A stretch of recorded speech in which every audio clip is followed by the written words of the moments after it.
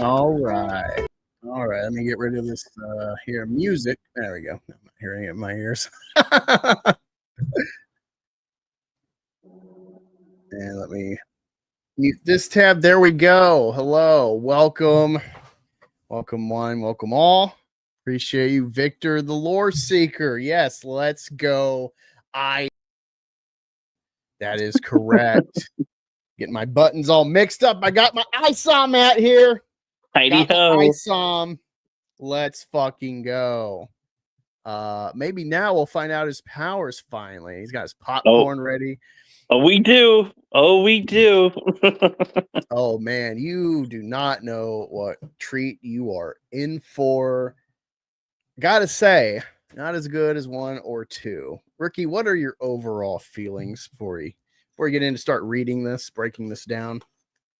Yeah, there's not as many memorable things as there are in the first two, in a way, as bad as the first two are. I mean, like the iconic, car falling from Yaira onto a car. That's like, forever and stitched in our brains from the future.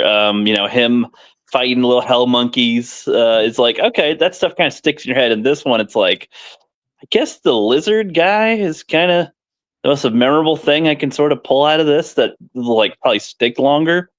There was more interesting dialogue in the other ones. As dumb as the dialogue was in the last two, like some of it legally, some of it not so much. And the little monologue, like a lot of stuff's kind of funny, but like it was like, okay, it was more manageable. I guess them being shorter helped too. With this being 144 pages, my brain is like, what? It's like reading it. It's like so much of the text bubbles is like repetitive information. A lot of it is like a lot of extra wording that doesn't help progress anything. As you already may know, it'll say things like that, or even I'm going to be honest with you, and then the next thing say I can't lie, and just like, no, you just said that. Hell yeah. It's a bit of a I did not like reading this one at all. The other ones were a lot easier to read, I think. Yeah, but, I was surprised at how little cameos we got. Like, why set up cameos earlier in this universe and then just basically drop it? Much like Isom falling onto a car, I know. I feel like maybe we'll get into it as we get through this this chore. Gotta say, this is not as fun as the first two, or Yaira, or Horseman, or Alpha Core. Man, that was a treat for us. We didn't know how good we had it. I think this is part of the struggle of beating Eric down. As you'll see, I think some of this book was written post detracting. I think he was sitting on this, and then we got in his head, and he's like, "I'll show you. I will address this thing." And it's well, fairly early on, we get to a pivotal explanation, a vague explanation that I called like a year or two ago. I put the piece together. I'm like, there's something here. This is the reveal. And then we kind of got confirmation. Like I thought. The problem is I took pictures of it just now to share with you, but I'm going through house because I can't rely on emailing it to myself because I won't send it in order. So I'm saving it shot by shot from Twitter messaging myself. And the hassle is I have to read Twitter, like from messages, you can't save images as like a JPEG. So you have to like manually enter JPEG for it to save properly. So I can show it. And it's not like a fucking empty file. So I still got like 100 pictures to send to myself.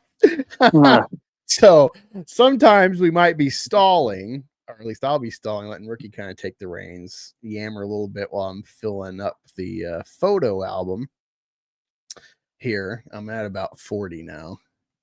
That's why I keep looking at my phone. I'm not like distracted texting other people. I'm doing the work for you people. Now, if you didn't see, this first time we're doing a super chat goal. It's not really a numbers count of goal, but hey, get me $35. I'll get Anatomic of Shane Davis. Support some Comic Skate because I've already got this, Rippaverse shit to entertain you guys.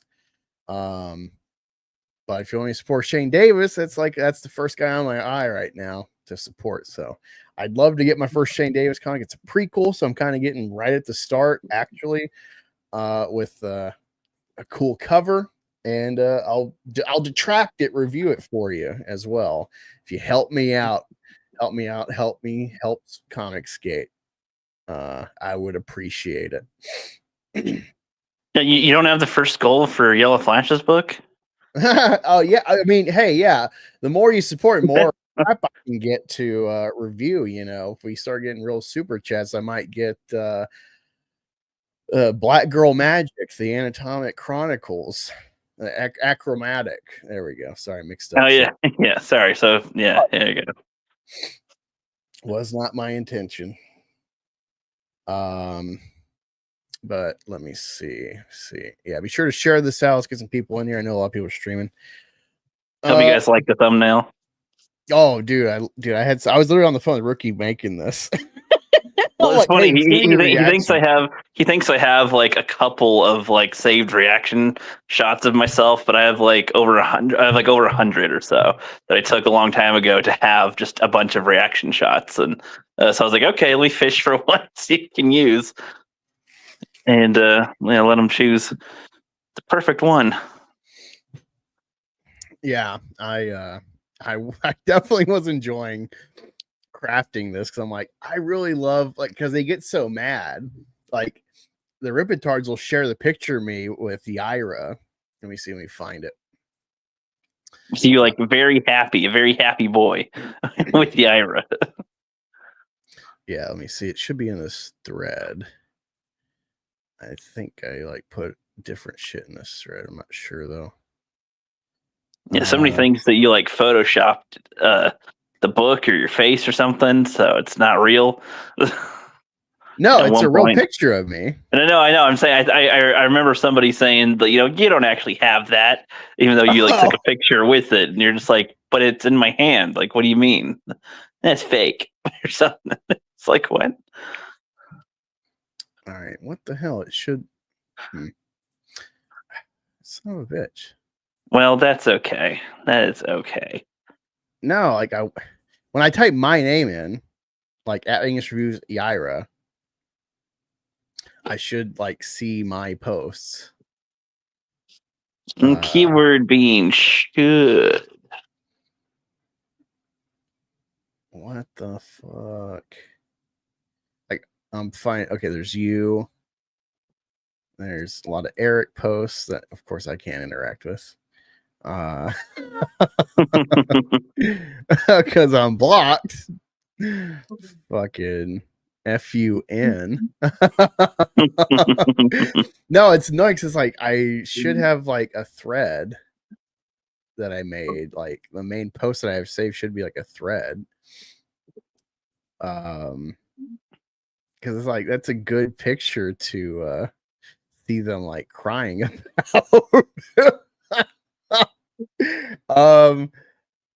Wait, I know a way I can find. Let me see. Trump assassination attempt. Okay. Well, just follow along to find your happy Ira picture. Number 1. They're very, very connected. All right, so this was July 13th. All right, so this is how I'll find it because I know there's someone that shared my picture in a reply. Angus reviews from 2024-07-13 to, we'll do the next day, 2024-07-14.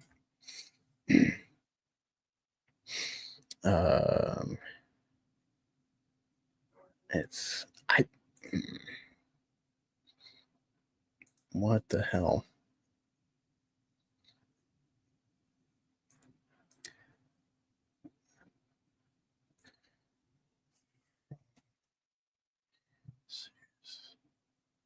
Okay, wait.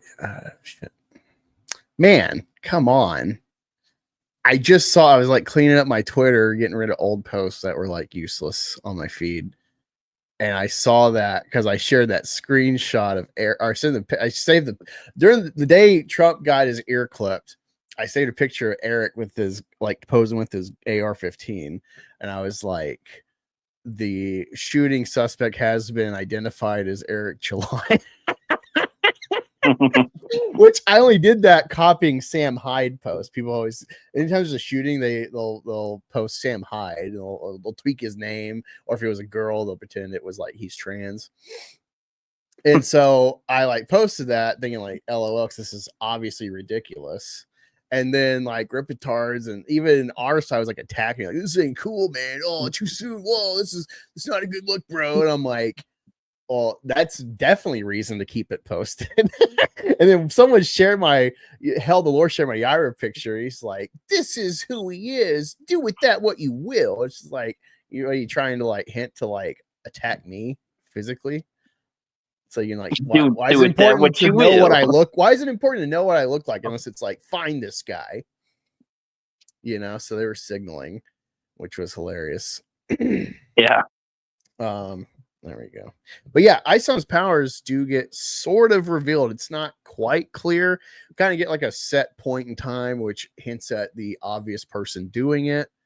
You don't get like a clear set of his like strength or weaknesses, but you get like sort of a hint at its origin, at least, like the cause of it. But that is what we shall find out as we get into the book.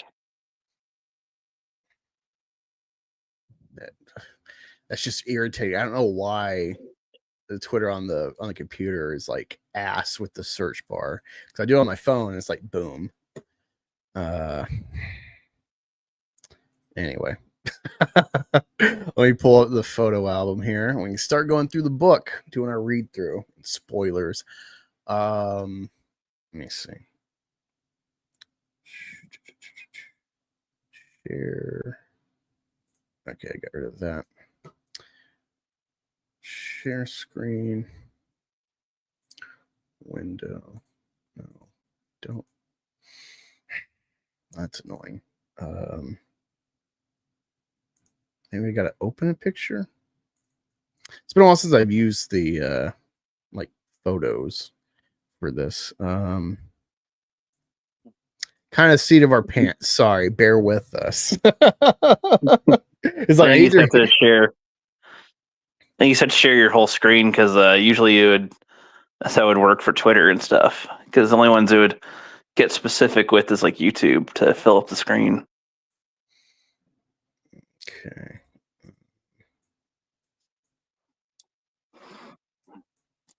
Dun, dun, dun, dun. All right, let me see how that looks on the screen. No, it's fine. It's all right. It's all right. All right. So what's funny here, and it's important to like have these pictures so I can like actually just look and not be like leaning into the screen. So I can just look at the straight book while you all have something to look at from the book. So you open it up, the inside's got the Rippaverse ethics, which obviously mean nothing. What's funny is you got this like odd pose. We're looking up at Isom, this heroic pose. And it says at the very bottom, let me zoom in for y'all. I don't know if I haven't watched EVS's review yet. I've been waiting to like hurry up and read this. So it says down here, the character Isom is not affiliated with Good Shepherd Ministries or the International School of Ministry. So yes, at least this is like we have confirmation post lawsuit or whatever being settled. That at least we know he has to disclaim any Isom appearance, has to have this disclaimer in the books. And we'll find out in the future about the symbology and stuff and his name. We might get like the amazing Isom or something like that. So that's a little funny thing there for us. Let me see. Can I go to the next one? Okay, I can. Perfect. All right. So this is his thank you page. You know how like Mike Barron and the Soskas, Chuck Dixon, they all like suck Eric off in the weirdest ways, and they like give all these weird vagaries about their own careers. All this embellishment. Well, this is Eric to us directly. And, he's made $6 million off the first 2 campaigns, not including other purchases of it after the campaigns, etc. And so this is finishing the first arc of his flagship character. This is the icon of the franchise thus far. And this is what he tells us. Markets are unpredictable. Nothing is ever guaranteed, and customers don't owe you their money. After Isom 1, I focused on scaling up the business to meet a level of demand we hadn't anticipated. He loves that word. Anticipate. This is one of his favorite words. Thanks to a shot every time he says anticipated in this book. After Isom 1, I focused on thanks to our incredible customers, we were able to reinvest in and strengthen our infrastructure. Even so, there were uncertainties. You see vagaries. Yep. It was tough to gauge how well Isom 2 would perform. I've often said that we can't simply expect to pull off consecutive 3.7 million pre-order campaigns. However, the success, they've seen success, of Isom 2 reaffirmed our business strategy. Now it's time to keep pushing forward. More books, more projects, more content. Once again, a huge thank you to the world's best customers. I know that Isom 3 was highly anticipated. Take a shot. Take a shot. And I appreciate your patience. That said, I believe you will find this to be a satisfying conclusion to the ill-advised arc. Eric July. And the opening pitch here on the page next to it is as Isom, Avery Silman only wanted a quiet life on his ranch. When a wellness check on an old friend takes a dangerous turn, he's forced to reconsider his path. After Sam, the operations manager of Silman Ranch, goes missing, Isom, alongside Sidney Bloodruth, uncovers a cave filled with mysterious beasts where Sam is being held captive. Though they manage to free him, Isom's troubles are far from over. Now he must face Darren Fontano. So he's fought Santuan, a goon hired by Darren Fontano. And then he has to fight Hell Monkeys. And we get like a dark side Thanos Hell Monkey. He's fought Chadran, some alien, and crushed a girl's head in front of him. And that gave him the sads. And we're left like, oh yeah, Darren, it's the big bad. Yeah. Okay. Sure, buddy. And in our mind, he's always the sometimes legally, sometimes not so much guy. Yeah. Oh my god. Yeah. So if you want to start walking us through these first couple pages, I saved some more, Ricky. Yeah. So it kicks off pretty much where we left off, I guess. I forget exactly where we left off in Isom 2. It's been a while since reading it, so I don't remember if he was still in the cave when the book finished, but I guess he was. I guess because he's out stomp. Going here, caves near Saddle Pack Mountains. Don't remember if that's what they called it before, but there's all these beating up monkeys here, the devil monkeys or whatever. He's like, yeah, they made it out. Sweet. And then one of them's getting up, I guess, and he just wants to punch it. He's just like, oh, I see one there. I'm going to punch it. And it just tanks the fucking punch, which is like, what?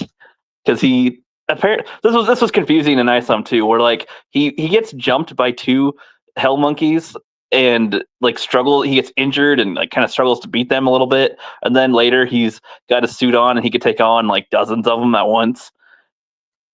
And then here, yeah, he takes on one, it punches it, and it's like nothing. The dude just tanks it, so he's getting his butt kicked. But in this story, at least in Isom 3, there is sort of a reason for why he's weaker, which we'll get into as we go. But that's this first couple pages here, really. Yeah, he punches him, and he punches it in the face, and then he has a question mark. He's like, "What? Like, I'm sorry, bro. I didn't mean to punch you," and then gets slammed, smack away. Yeah, I like how the Hell Monkey's like, grr. He's like, grr. He's like, well, sorry, bro, I didn't mean to actually punch you. It's just like, apologies. And then he gets smacked and almost getting the crap beat out of him with this one Hell Monkey guy, and then a whole bunch more start coming their way over here. And then he's like, "What's wrong with me?" Because he's like getting weaker for some reason. But I just find it funny because it's like, yeah, you didn't really need to do all this anyway. Just you're kind of overkilling. They're already all down, but whatever. He's getting weaker now, so. Oh no, he's gonna get beaten by just a simple, minion Hell Monkey or something, and it's like, oh no, and then Wolf Boy or Wolf Man, Wolf Bloodroots, Wolf person. Is it just a random magic wolf or something? That was there. Yeah. They kind of help him out in fighting off the Hell Monkeys and Isom too. I think I kind of forget at this point, honestly. Unfortunately, I haven't read Bloodruth yet. I started. It's really painful. It really is, because it's the language is so redundant. Where it's she comes in, it's like, they're not telling me something, and she's like, and then I wonder what literally the next panel and the same panel, I was like, I wonder what's not being said. They do that in this too a little bit, here and there. They repeat stuff all the time. It's like, you've already conveyed this. You don't need to do it again. But it's just mind-boggling sometimes. Yeah, yeah. So, but before he gets super punched by a Hell Monkey, the Magic Wolf comes in and chomps on its arm. And then he's trying to get up. He's like, whoa, whoa, whoa! Falls to the ground, trying to get up, and then Wolf grabs his arm, gets him on his back, and hightails him out of there. He's like, "Good boy, Sparky, let's go." As the army of hell demons were about to chase after him, so good thing he got out of there, I guess. It's just really weird, this whole wolf thing of let me grab your arm and then flail you onto my back with my wolf teeth. I guess this confusion I'm having is just out of how long ago I read Isom 2. I don't remember. They went through a portal, right? They weren't on Earth anymore. They went through a portal, right? Right. But no, they're just through a cave. No, okay, so they just go to a cave on Earth. I guess so. Because he's in a cave here, it seems, and otherwise I was going to say, who opened the portal for the dog to, because they already went away, Bloodruth and Sam or something. So I wasn't sure. I don't remember. I remember they talked about portals or something, but I don't remember if they stepped through one or if they just found where it was. And then it seems it's just by her castle, so there's a hole. Yeah, I'm just forgetting that detail. Let me grab my Isom 2 to just verify.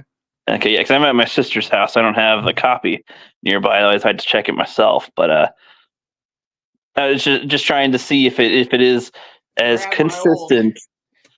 Handy dandy EVS cover, the biggest grossing cover of Rippaverse comics. Yeah. While you look at that, I'll address the chat here. So yeah, we got Victor the Lore Seeker here. We got Keely Chow. What's up, Keely again? Yeah. Got Hamilton Burger in the chat. He said, "I've read business books that talk less about business strategy, more like Brokeback Mountain." Hey, don't be hating on Brokeback Mountain. That's a good movie. All right. Okay, so they get on their dragon, and then Isom, I guess, sees he sees a Hell Monkey, and he just jumps off the dragon, then goes head first and hits one, and they just go into this cave. So it's they only get found. It's just a cave hideout. Okay, I gotcha. Okay, I mistook their dialogue before for them going to a portal. It's been a while. Okay. So what really gave away a lot to me of how shitty this world would be was his interaction with Bloodruth. Let me read this because there's some details here in this book that add what I've been talking about this whole time of how bad this world is, because it's comics. Comics have multiverses, dimensions, portals, time travel, whatever. Yeah. And so copies, duplicates. So he's if you're in this line of work, you know that there's only one hell. That's what Isom says.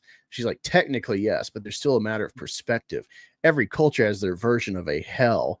The common theme is a fiery underground where bad people reside. So you know that hell is a specific, unique place, but not all the cultural tales are bogus. There are countless realms that fit these descriptions. Different planes, different realms that you can't just walk up to or visit. He's like different universe, and she's like, no, that's fictional nonsense. Nonsense. Instead, look at it more like dimensions, a pocket of space that the naked eye cannot see. And so it's like you start adding everything up. It's Blood Ruth. What I've read is like she's like from blood of Cain. So this world, despite aliens like Viltrumites being alive with Yaira and whatever the fuck Norfolka is, and there's Chadran, and you got hell monkeys. It's just there's one hell, there's one universe.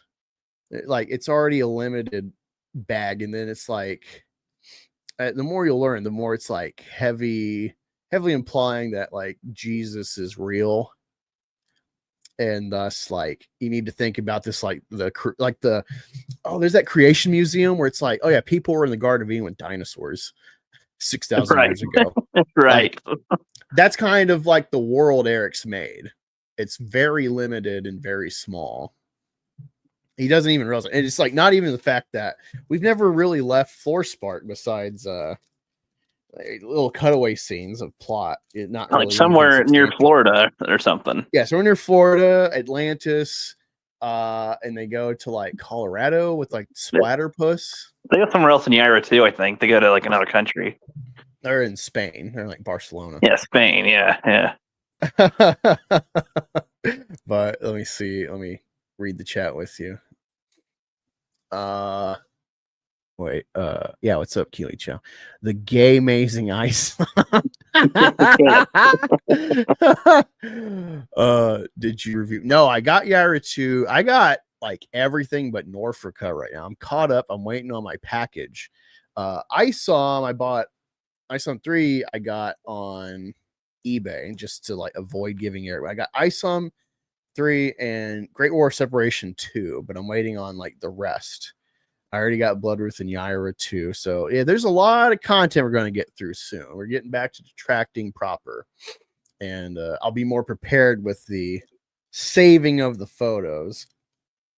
But again, help me hit that goal because I want to get Shane Davis's book. And, you know, more you fund me, the more I can invest to be like your avatar, be your ambassador to like read, be in the know with this stuff. You know, we can laugh together because I just go full bore detail with y'all, you know. Yep. But nonetheless, as Eric would say. But look at this. Okay, we're 1, 2, 3, 4, 5, 6, 7, 8, 9. So it takes 9 pages of just being in a cave and getting a wolf putting him on his back.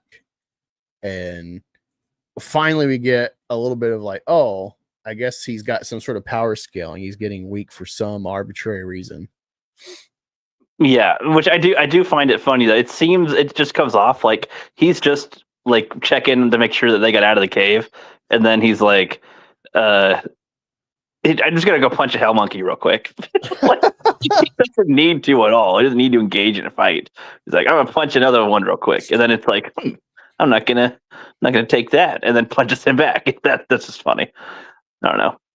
Like out of any exchange in this, that's another like unintentionally comedic moment. I think, like, to me that's funny, but I don't think it's meant to be funny. It's meant to be like, oh no, he's getting weaker now. Yeah, it's like needless black violence. This is great.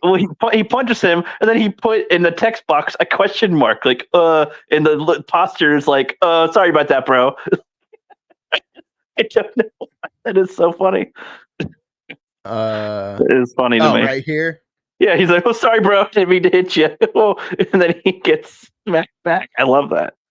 I love that little face. Question mark in the box, like, question mark. Didn't mean to punch you so weakly. Doesn't it, like Indiana Jones or like some action movie has that gag? Oh, definitely, yeah. Because he beats the crap out of like 3 guys, and then there's like a bigger guy that comes up and he punches him, and he just like smirks and punches him real good, and it's like, oh crap! And he has to like get him. I forget how he kills him, like an airplane or something. Airplane propeller. He cuts his head off. Yeah. Yep. But now we're getting to some characters, Angus. So I don't know if we want to still kind of breeze through like before or read. I'll be Blood Ruth. I'll be sassy. Okay. How should I be for Sam? Oh, I'll be. I know what I'll do. Okay. This is all I got laying around. Honestly, I couldn't even tell you where it came from. It'll do. Look, I can't thank you enough for the help back there, but I. Ginger and gay, is that what you're going for? But I best be getting back to the family. Wife is probably worried to hell. Okay. I was trying to go for cuckish. I haven't done one of those voices in a while, so yeah. Still you. Okay, yeah. So I saw his truck out front. I know where he keeps the keys and gas. If he comes back, I'll make sure he gets home. Follow one of my crows. It'll lead you to the main road. Follow my crow? Well, because like the cell reception, I think is bad out there at the castle in Texas. Right. Yeah, so she sends him out, and so he crosses the bridge moat, I think. Because I think she's got like a whole trench or moat or something. I forget, her little castle. And you got alligators around it. So sends him home. She goes to her little library. And then there you go, Angus. This isn't right. Kidnapping and depriving them of food. I need to understand the motives. But these families need closure. Who were they? She bleeds. See, this is what I was asking you before when I was bringing this up. I was like, so she reads the book and she's like, I need to understand the motives, and these families need closure. And she's reading some random book.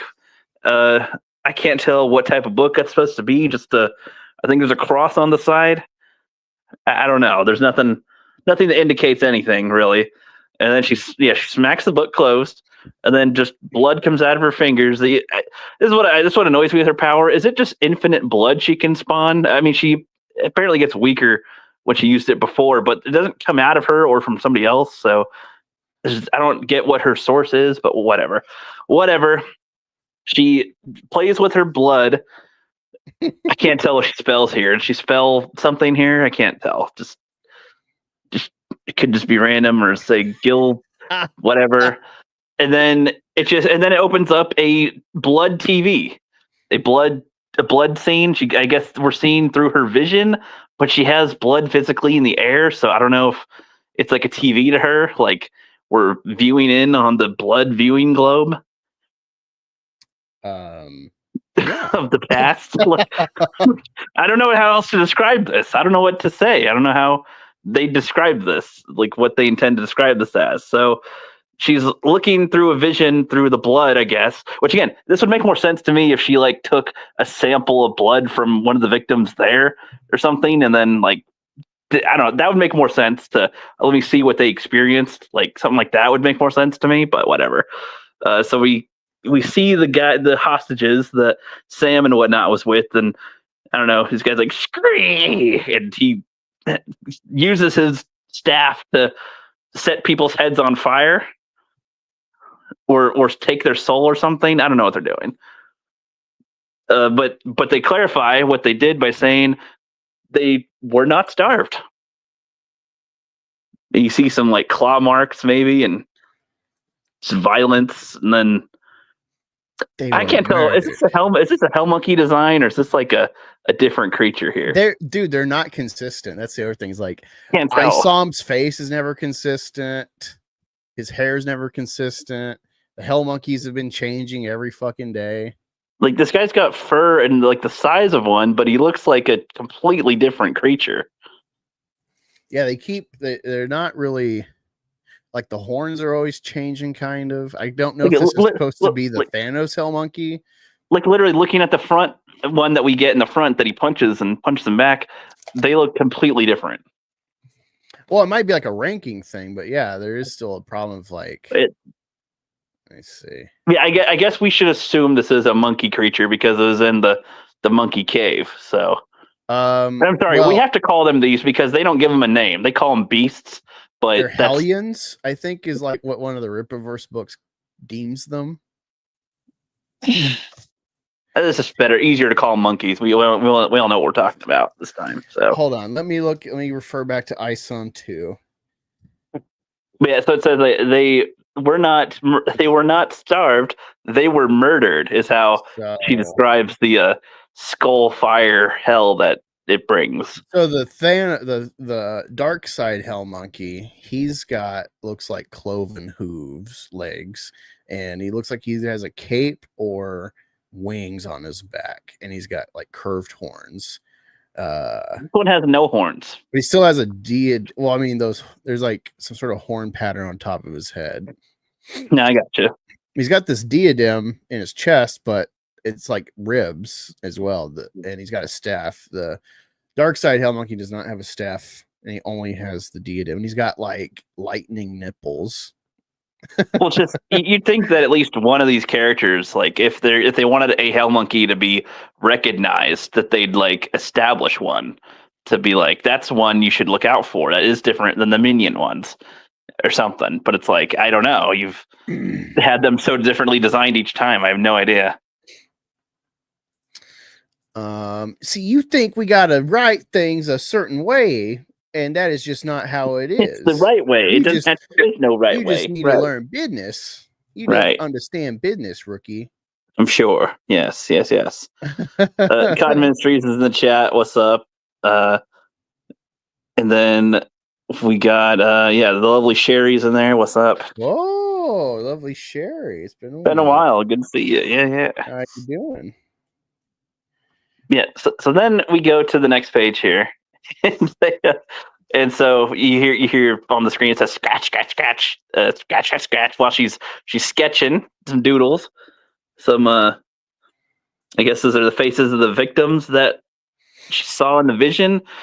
See, this is kind of what's annoying too. So it's like she says that she's trying to find closure and trying to figure out trying to find motives and give closure to the families. But it's like now she's drawing their faces. And it's like I don't know what she's actually trying to. How is this going to help you find the motives? I don't know. I mean, maybe is she a detective? Like, is she going to go and find like what is going on here with this? I don't know how. I mean, if you find the family, if you identify these people, find their names, and then maybe you can see a connection between them. Like if they're all descendants of Jesus. Of the stuff that happens later, like I don't know. You know what I mean? I'm trying to follow through. Her storyline gets dropped. Her storyline gets dropped after this, pretty much. So like, this is all we got to deal with it. I gotta wait for Bloodney. You gotta Bloodney. Skinny Bloodruth 2. You gotta get Bloodruth number 2. Yeah. Okay. But yeah. So I don't know if you have any thoughts on this or just want to keep going. No, I mean honestly, that's like a fine little deal there to sorry, I saw a notification reply of like Batman. He just like it zooms in on his face and he's just like squinting like You'll see later there's literally a money shot that is like, what the dude, what is the continuity of this world? You're in a new country. Texas is a country, mind you. That's like a big thing. Texas has a civil war, a war of separations, you may call it. And but I don't know. Maybe I'm just overthinking it after reading it. But okay, so scratch. That's so what is that noise? And that's the little puppy that saved Isom earlier. And then there you go. She's like, what that be? What that is? Hold on, let me. Is this Hour? Let me save this. Let me save this and I'll continue. Again, I'm going through the painstaking process of saving each photo and renaming it so it saves properly on my computer from Twitter. So fucking annoying. Gotta be big. The work process. I'm doing for you people. Fucking big. Money for this. big process. So you keep doing a couple of those if you want to. So no. I got like 46 pictures saved out of like 100, whatever. Okay. All right, just making sure I'm there. She does that, and she like, I don't like when you do that. And then she opens the door, and it's like, you survived. He's like, thanks to the pup. Sam left not too long ago. You can be Isom. Yeah. Good. He needs to get back to. Ugh, God. I was like, I was trying to use a voice panel. I was looking at what panel. Because it's 3 panels now. I was like, wait, okay, so there's okay, I got you. So yeah, he needs to get back to. You need rest. You fought through that whole horde. That's not it. Something is wrong with me.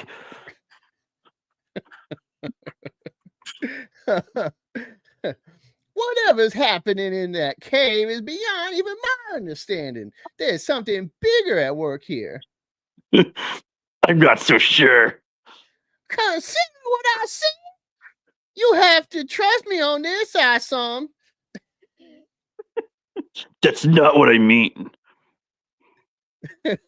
Oh, yeah. I recognize your wealth of knowledge, so let me ask you this. Have you ever heard of peakers?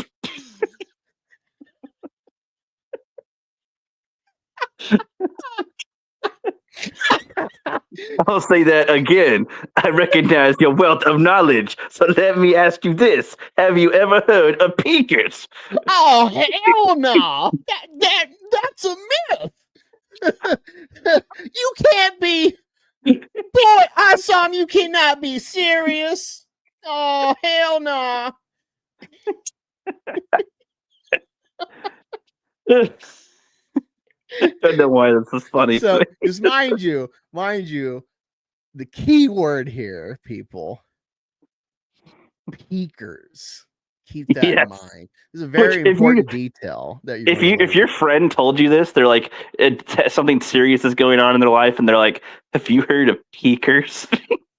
like what? Wait, like poppers? What? You mean the like thing that lowers your blood pressure so your butthole is more porous for gay sex? Did you say like peepers or like peek? Like you're taking a poop and it's peeking out a little and it's not going out all the way, like peeking? Like I don't know what you mean. You mean like the poop is peeking like a turtle out of your butthole? Exactly. Now that's exactly. I'm peeking.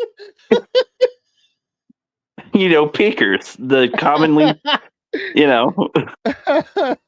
just find that funny. That's fine if that's for their thing, but it sounds fun. It sounds hilarious. It just does.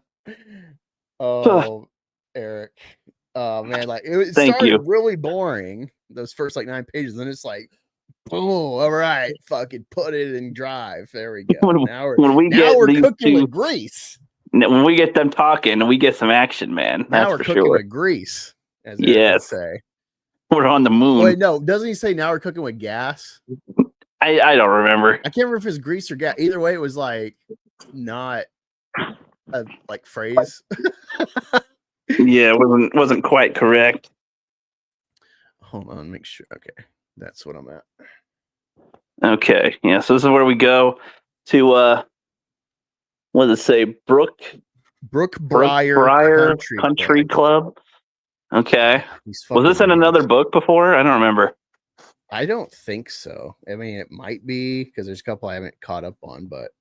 Cool, but you get some Darren Fontano coming up. Yeah, Darren Fontano, that's my nigga. Yeah.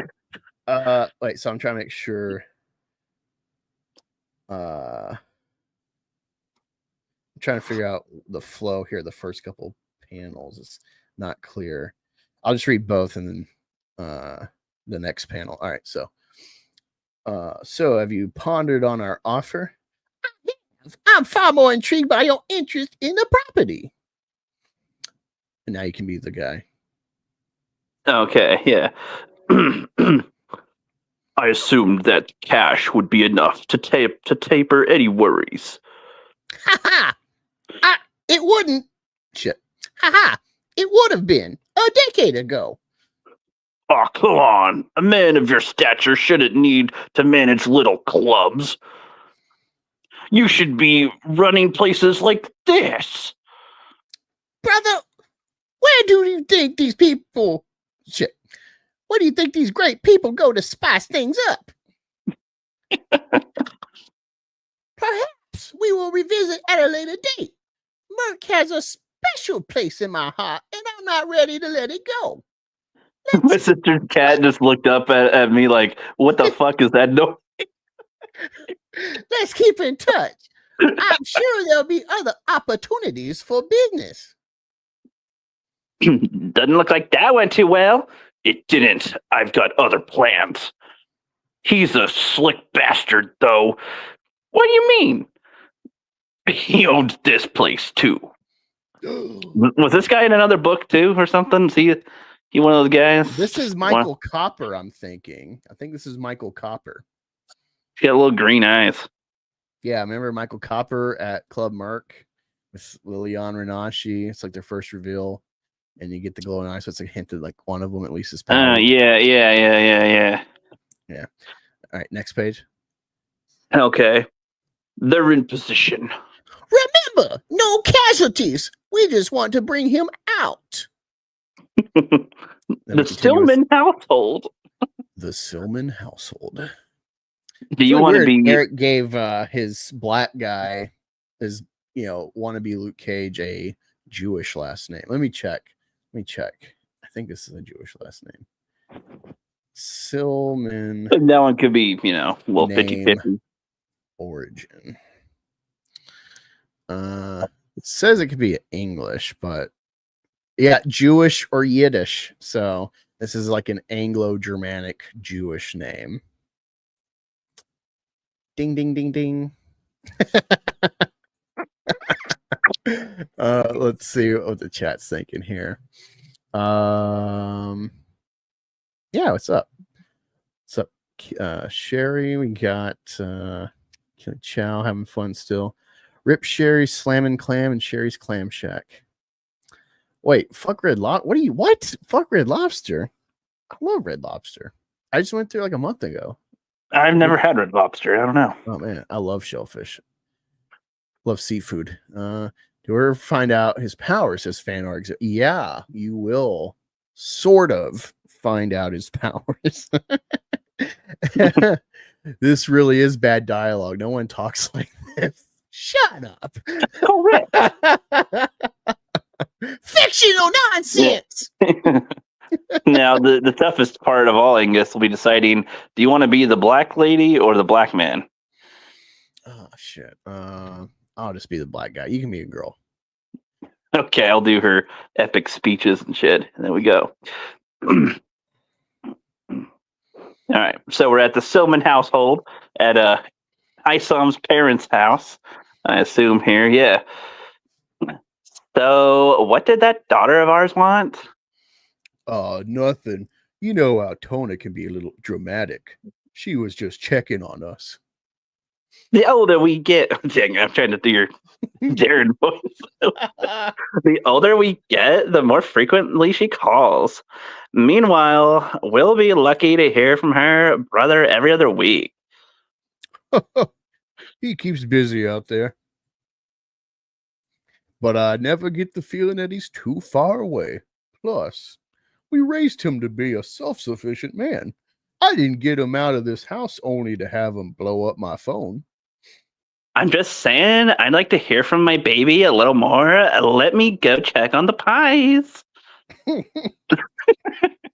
It's so funny. It's like, I didn't raise my son to be this and that. He's a self-sufficient. I want him out of my house. Like, who the fuck talks like this? I don't know. Like, this is and why is Eric writing his avatar parents talking white as well? That's like weird. He's imagining what they would have been like. Because obviously Isom is a stand-in for himself. Like, you need to understand, if you haven't already, Isom is like his idea of good Eric, and then Darren Fontano is like hoodlum Eric. You're seeing two shades of Eric. The past and future, the yin and the yang. Yeah, but then so she's gonna go check on the pie, and Pop-Pop's chilling, and then oh no, it looks like Black Bart and his gang are about to go get Ralphie. In the Christmas Story, they hop over the fence and sneaky Dude, I try to forget Christmas Story. Fuck you.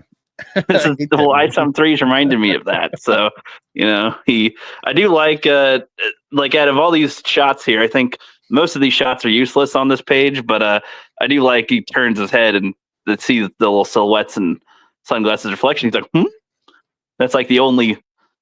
You probably only need 2 of these 6 panels here, honestly, but that's fine. Whatever. That's what's crazy is how much the extra padding is just fluff. It's like useless fluff.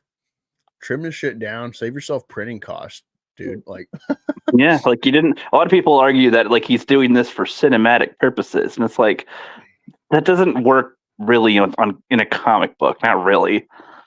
Like I'm a film guy. I know more about film stuff than I do about comic stuff. So like, come on, like, come on. Like look at this panel on the right here where she's got a closed oven, and then she opens the oven, and then it's the one that says what?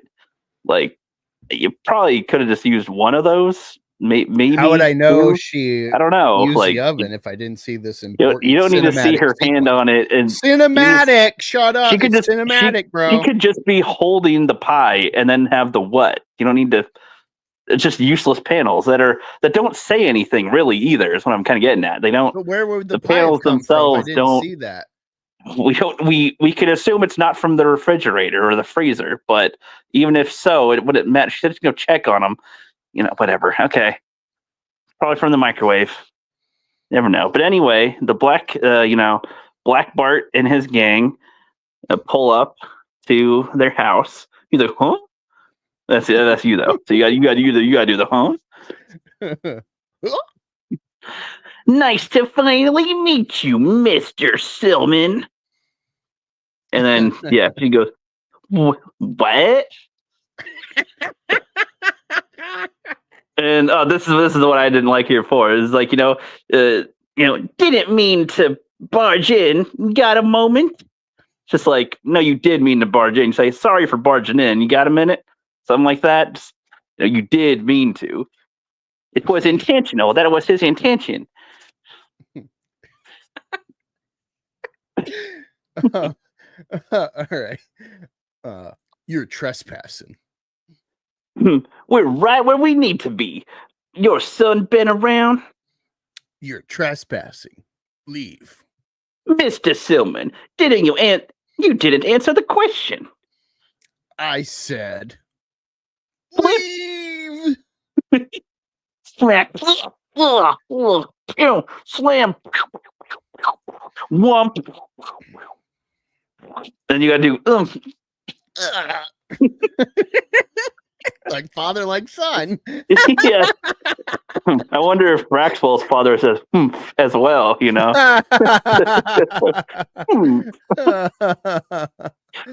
he say wump or something? Who knows? Hold on. I gotta save these. All right, I got that. And then let me go back to him collapsing. There it is. All right. Save that. That's just like a stupid post. Sherry the quotes me saying, "I'll do her, rookie." When I said I'll do the black chick. I'm doing her, right? It's okay. So you can be the meanie. The attack. You can be the attackers, the meanies here. We're looking for Avery, and I'm hoping you can assist with that. Jacob! You're not going anywhere. But if you want to make this difficult, consider this a parting gift. No!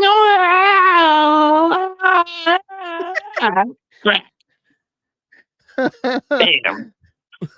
Crack. God, look how annoying this would have been to draw. All these fucking splinters. I'll admit though, like I'll give him credit for actually like having a woman get like chair smacked on her. You know, like okay, Hell yeah. I guess for his stuff, yeah, that's something. All right, yeah. Like, I guess out of all the pages, this has the most something going on, but I hate how shadowy it is. Yeah. Like I don't know. This is one I'd want to be a little more bright, clear, so you can see the like the blood or the expression on her eyes. Otherwise this is okay, but could be a lot better. But whatever. All right, some more useless panels next. Okay. They're all you on this one. All right. Again, I'm trying to get these pictures uploaded ahead of time. You can still upload some of your pictures. I'll do him on this because nothing really happens here. That's all right. So Harriet. he likes to do a lot of pictures of like people swing, like winding up to swing, and then like not getting punched.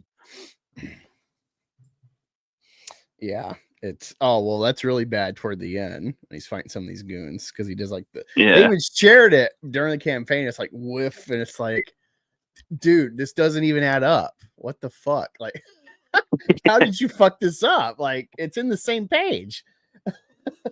But so they do.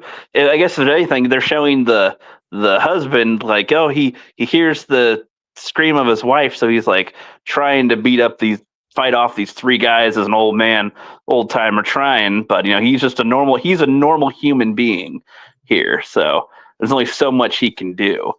So that's like as far as the situation that is in a book that Eric has created, this is a better one. Like, I guess, like, yeah, three goons ganging up on a somewhat older guy, and he's trying to get to his wife that, as far as he knows, is getting killed. I don't know. Yeah. Not much more to say on that. Oh, I gotta get ready for the big monologues coming up. Okay, hold on. Let me get one more in. That's what she said. Gotta get one more. I don't know if she would say that. Unless she has a cock, which I mean, not against. Yeah, but people do that all the time. People do that all the time. They'll say things that like wouldn't come from the girl's perspective. They go, "That's what she said." And it's like, no, this is like in regards to you could put that scenario up, but that's not really what's happening. So fictional nonsense. Yeah. So she's recovering from getting chair smacked. And then Angus has a line here. All right. Let me get my book. That way it's clear. Unfortunately, it's hard to take pictures of the comics. True. Sorry about that. You dared to step into our home, our place of solace, and though you will be unsuccessful, you're attempting to rob me of it all. The world is like already cruel enough. A person should at least find peace in their own home. How many families have you torn apart by taking that from them? All right. That's enough. Shut this. And yet you threaten me in my own home without hesitation. This isn't the first time you've done this. May the Lord have on you what I cannot promise. What the fuck? Hold on. May the Lord have on you what I cannot promise. Mercy. And so we get a reveal that she is a speedster. She literally whooshes. Whoosh. And slam. She's just slapping them. Slap, slap, slap.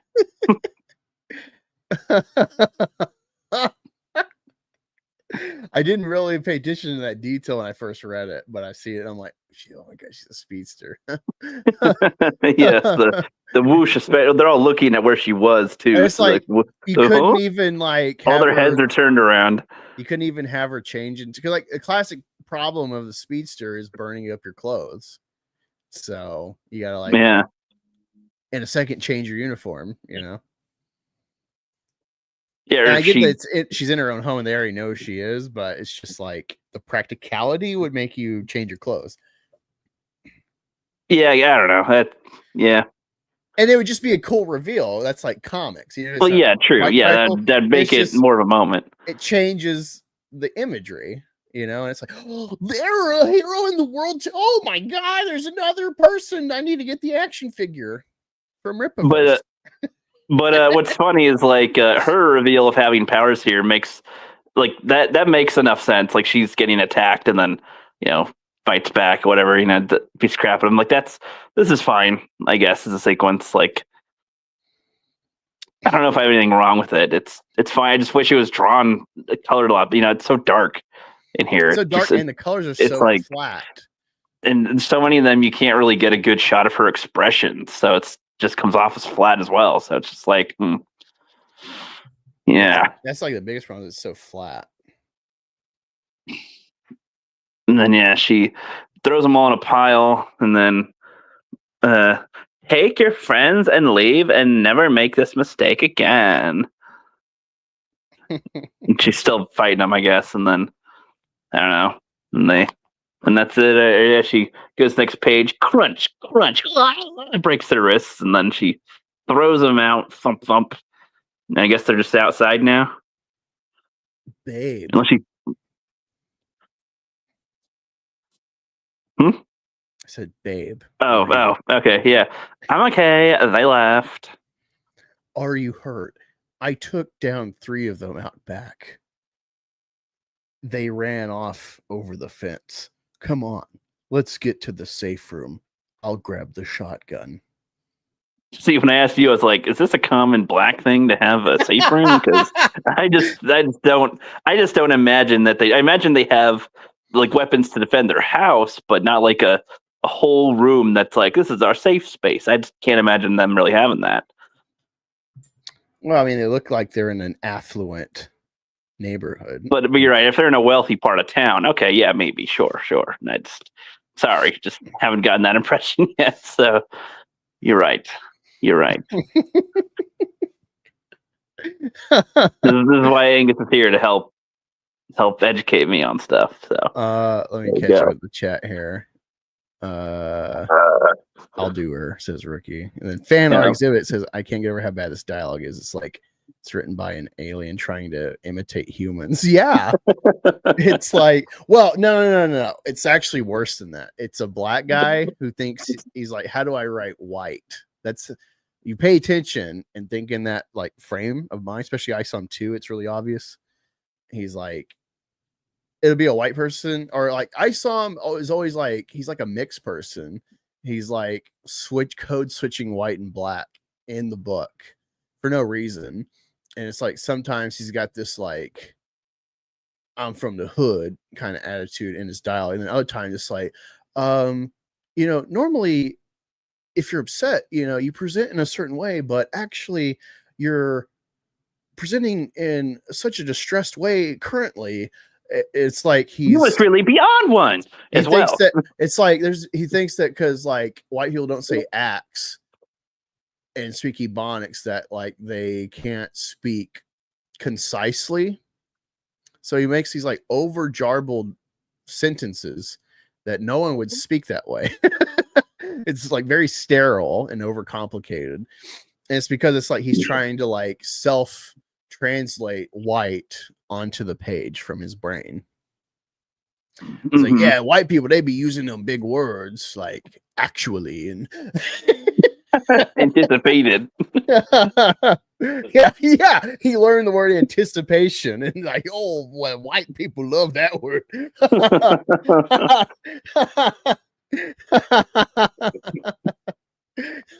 Like you really got to think of like, hey, this is like, you know what? I'll just hopefully I won't get a copyright strike, but let me show you. This is how you need to understand Rookie. Or not Rookie. Okay. Eric. This is how you need to understand Eric. Let me make sure I can find it.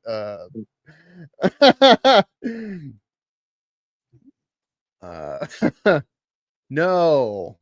Oh, fuck. Okay, booked. There we go. Here we go. Let me share this to y'all. So stop sharing. Present. This is what I'm talking about. This is how you need to understand Eric July. Do you see reading dysfunction? Do you have problems putting your words in a colostomy bag? I've cremated this new program called Book on Phonics. I'll teach you how to testiculate my way. To computate how it works, I will intersex with a perverted by using one of my own penile implants. Masticate the sentence. C, dick, angina. Angina. You know what Johnny is, don't you? Yeah. You see, you conjectulating your verbs and reaming your fibula. Impeach me.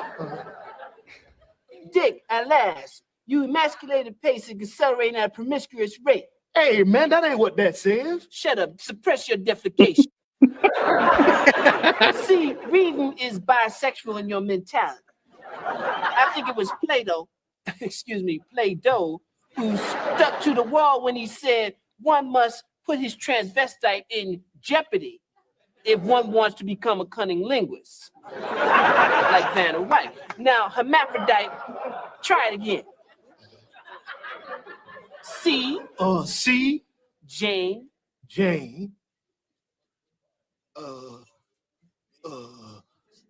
C, James, big breastises. That's it. Now you're expectorating your Sphinx distinct wedge. I gotta have me the big breast. Hold on, I ain't no venereal fuddrucker.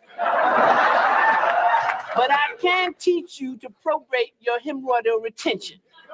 And you don't even have to be clairvoyant, Claire Huxtable, to ovulate this amazing program. But how big are James breastises?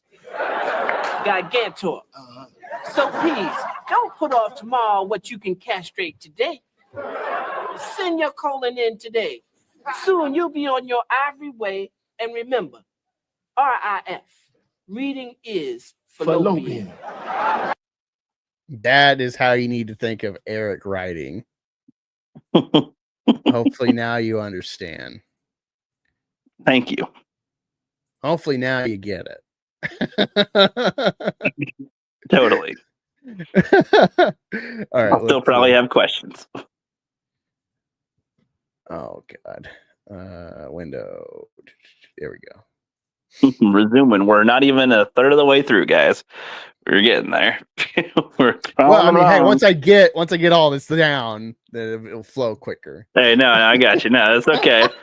We're good. We're good. I got like 10 out of the way doing that. It's tough to bulldoze. You can't ever bulldoze through these. These are tough to bulldoze through. You gotta ease people into them, and we're trying to bring them to life. I'll be young Isom.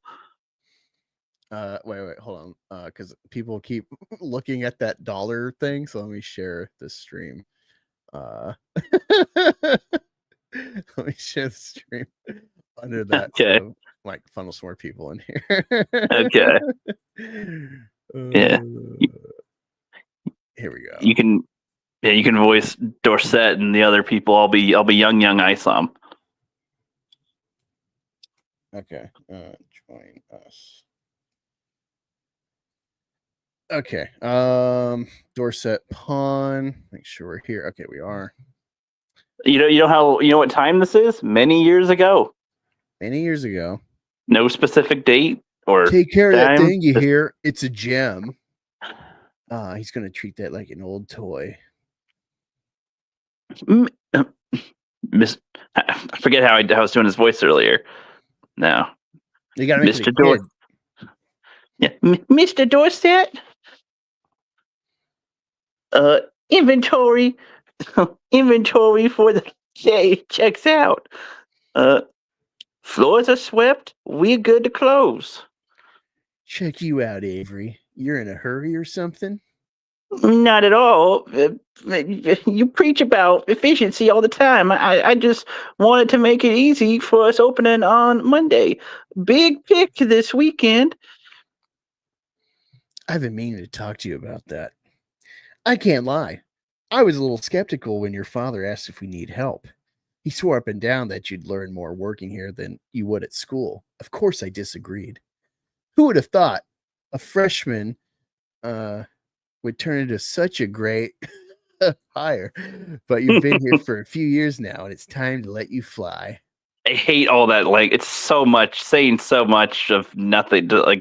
Just saying you're more It's than like, what I thought you'd be. I didn't think it'd work out, especially being a freshman, but wow, you've done really great. Okay, just really small bubble, but it's like 4 bubbles of just all saying the same thing pretty much. What do you mean? What do you mean? What them words is, you said. Yeah, what do you mean there? You've done several picks with me. You know the basics. I want you to go to the Shadow Valley tomorrow by yourself. Oh, no way, Jose. You'll be fine. Let's see what you got. Come back with a surprise on Monday. Here's everything you'll need. You've been doing this long enough. You're going to do great. Trust your gut. I need an adult. Okay. Okay, then he 3D assets over to place. I don't know. 3D assets over I- to.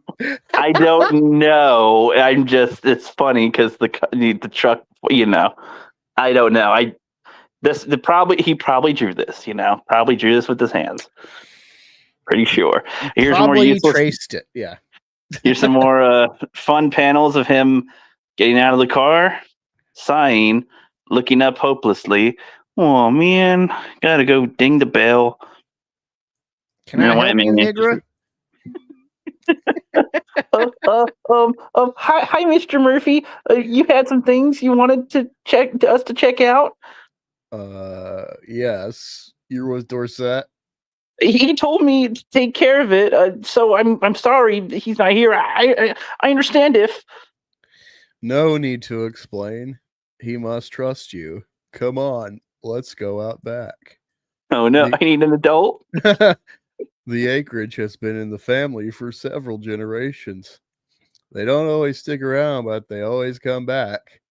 Everyone has things they want to part with, but can't bring themselves to just toss away. This became the family dumping ground. I've made the executive decision to clear this place out, and that's where you come into play. Have at it. There's some shit in here.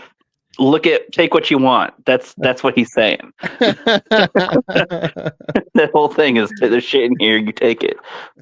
You're not gonna show me around. I wouldn't be of much help.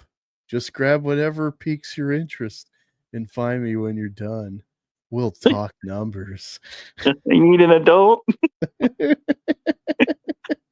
It's a Team 4-Star Dragon Ball reference. People don't know. So he goes into the spooky little shed in this old man's backyard or whatever, and these are all first prints. Are you serious? What? I can't tell what that is supposed to be. This supposed to be Superman. It's supposed to be Superman issue. Yeah. That's. It just says Superman. Yeah, it looks like. It looks like holding a car. Looks like Action Comics 1. Yeah, that's got to be what that is. And he says, "Oh, first prints." So, yeah, Mr. Morset, you won't believe this. I take it you had a nice pick. Well, I got a bunch of stuff, but check this out. Is there a problem, Mr. Dorset? Here's your first lesson. Don't be too quick to show off your picks to anyone except potential buyers. It sounds like an OnlyFans tip he's giving. Don't show off your picks. No. You post the lewds in public. You post the nudes when they pay, buddy. Like, what are you doing? I don't get it. I don't get it. Avery, I'll be honest with you. outside of owning this place and taking my job, there's not much mobility for you. It's gonna take forever to say something that could be done I in like a refuse sentence. to be the reason you don't reach your potential. Whatever is in this bag is yours. Just remember what I taught you when you have a buyer. Mr. Dorset, I don't know what to say. Are you sure? This is some serious. I couldn't be more serious. Just one question. Let's say you hit the jackpot with your findings. What does Avery truly want to do? Honestly, I kind of just want to buy some Rippaverse. I mean, buy some land. Really? Like, honestly, that's a weird, unless you like grew up on a ranch or you're like, I want to like raise cattle or sheep or horses. That's a really weird thing for a kid to just, I want to do that. I feel like a better answer might have been, I want to be my own boss. Like, I want to be in charge of myself. I want to be the boss. This is Something a like really that. shitty origin of like the ranch, because it's not like you're not giving us any insight of like, yeah, you know, I'm from the city and then I got in like 4-H. And so I got access to farm stuff and that just really took hold. And I, you know, worked or hard. like he met a girl that that like, I don't know, likes Even animals better. and Yeah, some even better. like, and she likes animals, and so he never really caring, kind of, you know, sees her perspective. I don't know. You can do a lot of things here, but you know, whatever. Just that's a good idea, actually. Yeah, I guess he just feels like owning land. I have no idea why, but whatever. Yeah, it's not important. Not important, Angus, as we discussed many times.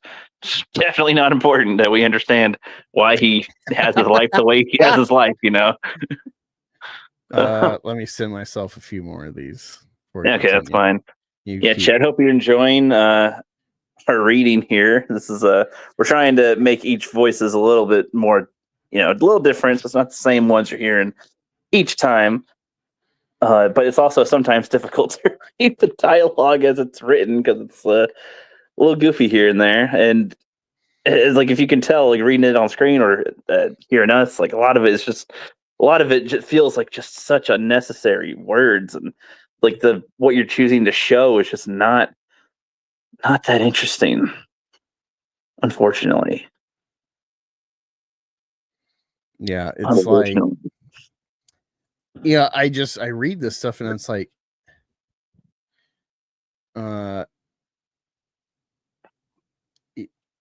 what? Well, so like part of this, like with this flashback here, is many years ago, and it shows young Isom working at a store, and all that it tells us is that the owner thinks that he's extremely amazing and is going to have an awesome future, and then gives him access to a thing that where he can just sell stuff and I guess get rich and own land now. And it's like, we're not shown 1 ounce of what makes him good or amazing or what's anything. the connection besides like, oh, well, the dad, like I said this in the first book in Isom 1, he has a perfect opportunity to like through the character talking, convey like big ideals about who is Isom when he hires the black kid to join the farm as like a ranch hand. But he offloads that onto Sam, and Sam gives him a lesson. So Isom has no connection to any of his workers besides Sam. He's like, Sam's the middleman that dissipates any involvement, you know? And Eric, by doing that, misses the chance to grow Isom for the audience to get like, what's his mindset? Because one thing you're like, oh, he punches, he's got power. But like, Spider-Man has lasted for 60 years. Batman has lasted for 80 years because we get like the character. Even Superman, I hate Superman, but Superman endears because of legacy, but also like the idea of the most powerful entity on the planet, arguably, with like just strength, hides in plain sight and fights for the little guy. And you know, he wants to assimilate with us, be one of us. It's very endearing, you know. What is the drive of Isom? And even once you get this reveal that comes pretty soon, it's like, what? That's Well, so even more so, looking at these pages again, like where he drives up to the guy's house to get the card, to get the comics, and he's got the 3 panels of him looking sad. He sighs and he looks all depressed. Like, why? Like, what happened? What? Like, he's just tired of being a kid or something. Like, what? I don't know. Well, nothing's told to us other than the guy says he's great. be great. The guy thinks he's great, and Isom just is like, I don't know. I want to own land, I guess. Like, I guess I want to be an astronaut, Angus. I don't know. Do you know why? I'm not going to tell you why. They just assume whatever. I'm going to be a philanthropist now as well. Fictional nonsense. I don't know. It feels like there's like a few pages here dedicated to younger Isom, and you could have easily shown him do something that explains how or why he gets the way he is. But you just don't really show us anything other than this guy let him find. These 2 guys pretty much let him find a book of really rare comics and then keep them and sell them. What did he do that was great? What did he do that's like amazing? Did he like help the shopkeeper with like keeping hoodlums out or lifting things really well or like solving a problem that he couldn't solve or something, or like identifying that those were really rare comics that he was about to sell for way cheap? And no, those are first prints. You can't sell them for that cheap. Oh, you got a good eye, son. I think good. You got some skill and knowledge around. I don't know, something, but there's nothing we're showing that he does that's of anything. Like, good job ripping off that sucker. You know, like the guy just literally gave him a fortune. Pretty much, the guy just gave him a fortune. A white man gave this young black man a fortune. Like, well, yeah, that's what I was going to get at. Is like that good? He has no like growth from this interaction that is, in hindsight, very pivotal moment that like he enabled, and it's like it's just his employer. There doesn't seem to be any real depth, and this is thanks to the dad getting him the job, and then there's never like, hey, Dad, look what because Eric never had that, so he doesn't. It never crossed his mind. Like, here's the thing. I think Eric forced this dad plot in, like, when you read Isom 1, it seems like he's only thinking about Mama. Because he's probably mom's friend from single church. Mom's child. But then I think because of the downward turn and, you know, commentary and us laughing at him being a fatherless child. Governors says, you know, it's not funny to laugh at, you know, fatherless children, but it's funny to laugh at like the behavior that is obvious when you are fatherless. That's the distinction. I think that really stuck in his craw. So I think he rejiggered this story to have that element that I don't think is organic. I think that's like a rewrite post detracting, post mass detracting. But regardless, this feels like even if he didn't have that, like he still hasn't like created any reason why Isom is anything or does anything, because that's just he wasn't good at doing that in the first place. Like in the first one, it was like he's working out with like gym equipment on his ranch, and yeah, there's no scenes with like him helping somebody or assisting somebody with something that tells us about him or his skills or knowledge. It's just I don't get how you can miss it so easily. There's things right here for you. They're right here. It's just no. and like with this workshop owner guy, like show him do something that like impresses the guy. Like again, like making a really good sale or saving him from making a bad one or lifting something really heavy or preventing it from falling on somebody or something, you know what I mean? Just something that shows that you've got potential here, or that he's getting spat on by some bullies, but he like, you know, tanks it and whatever. And it's just like, you know, oh, wow, you got some restraint there. Yeah, well, I could unload on him, but that's not what I'm doing. You know, Mama wouldn't like that. Something that shows some type of humility or character.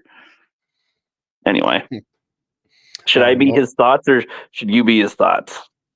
Yeah, you're Isom, so that's fine. Yeah. I love being in the valley. I wanted to carve What is this? Okay, whatever, go with it. Just a happy little boy is what it is. I love being in the valley. I wanted to go carve out my own path and build my own legacy. Present day.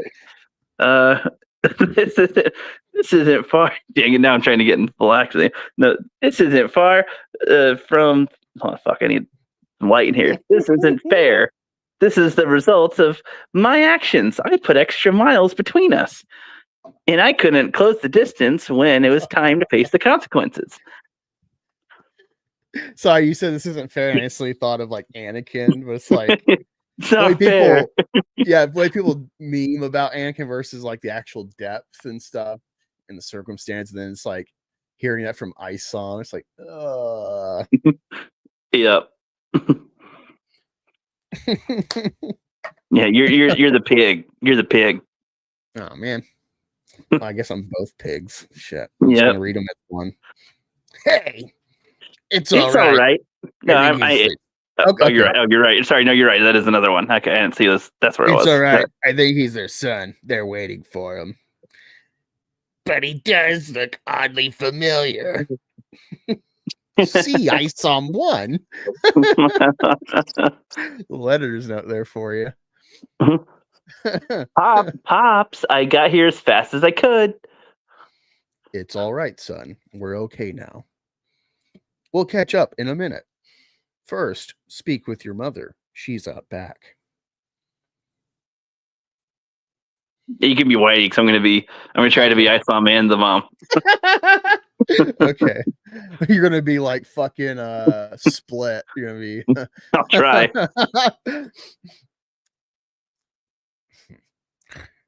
I think we have all that we need. We're going to have to keep a unit to watch in this area as the investigation continues. Please contact us if you suspect anything. Just reading it. Moms, are you okay? I don't know why that's such a funny thing. I don't know. I just don't get why people say moms. I just don't get that. It's just like mom, and then they go moms. I just don't get that. That's just funny. Anyway, whatever. That's just a funny thing. I have trouble with. That's the personal gripe. I don't know. Moms, are you okay? Honey, I can handle myself. I'm far more worried about my children. I spoke with Altona, and I understand why she cannot be with us. Those were Darren's men, weren't they? They had to have been. This is entirely my fault. Say what now? I must confront him. But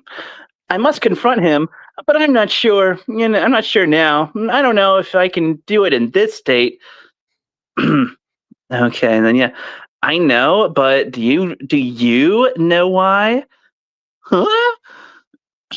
I could tell from the hug that you are far weaker and much more pathetic. Sit down. How's Jasmine? I think she's pretty good. But you don't actually know, do you? You did the right thing for the wrong reasons. Not only did you peak at an early age, but you can also do things I've never been able to do. That proved there's still a bit of ignorance about what we are. That's partially why we conceal it from your sister and father. I read that backwards, whatever. See the Great War of Separation too, I guess. All right. I don't think that was out yet when this came out. That's what's weird. Yeah, so this is kind of some of the reveal bit of like the powers here we kind of get.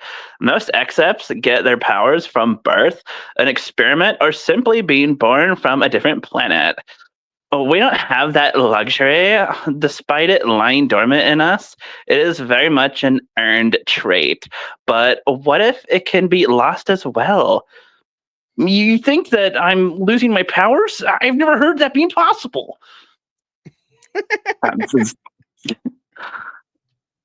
But doesn't it make sense? I didn't push you towards being a hero, but I was disappointed that you stopped. Maybe you never lost your abilities because your heart was in the right place. Ma, I don't think that's it. I haven't had a chance to tell you, but I put the suit back on.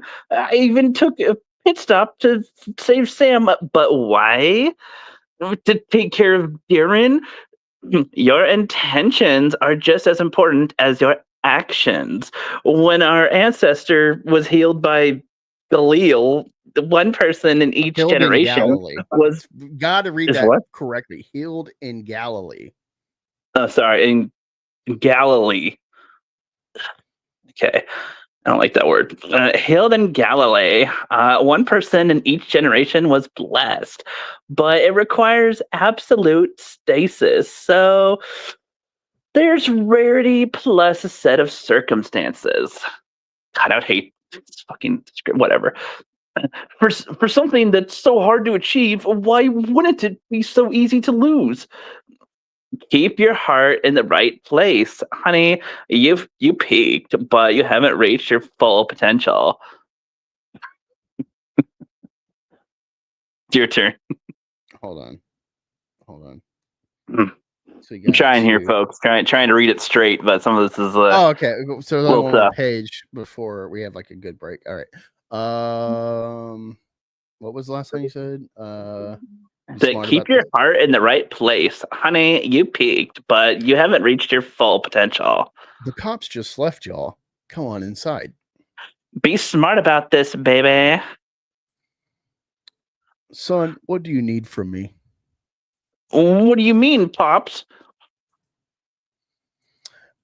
You're a bit of a complicated situation. This is something serious. I need you to do what I've prepared you to do. Lead. I need you to do what I have prepared you to do. Altona seems to be okay. We'll be fine. I just need to build a makeshift for the front door. How do we fix this problem? Well, I'm sorry for all of this, but do you trust me enough to make it right and let me handle this? I don't need the details. Should this get out of hand, you know how to reach me. You're not my baby boy anymore. You got this. It's like, what the fuck? Like, people trying to kill y'all. Thanks, Pop. What a This piece is how of shit. this is how he imagines his fantasy father would behave. All right, so now we got a break. All right, so let's talk about that a little bit, because that's the pretty much the reveal of his power. Let me show y'all. Because Rookie's like, I don't like that word. It's like, well, it's in the Bible. It's a pretty important place. And that's like the huge hint. And still, like I said, it's vagaries. You don't get any explicit like depth or definition. Like, does she, when he does things that she can't do, we have no idea what that means either. Like, did she use super speed or not? We don't actually know. We see a whoosh, and they're like, "What?" So I guess, whatever, you know. Let me see. There we go. I'm trying to find my tab. All right, Rookie. Why is Galilee important in the Bible? Galilee holds immense importance in the Bible, particularly in the New Testament, as the setting for Jesus' early ministry.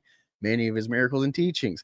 It was the region where Jesus was raised, where many of his disciples came from, and where he performed significant acts of healing.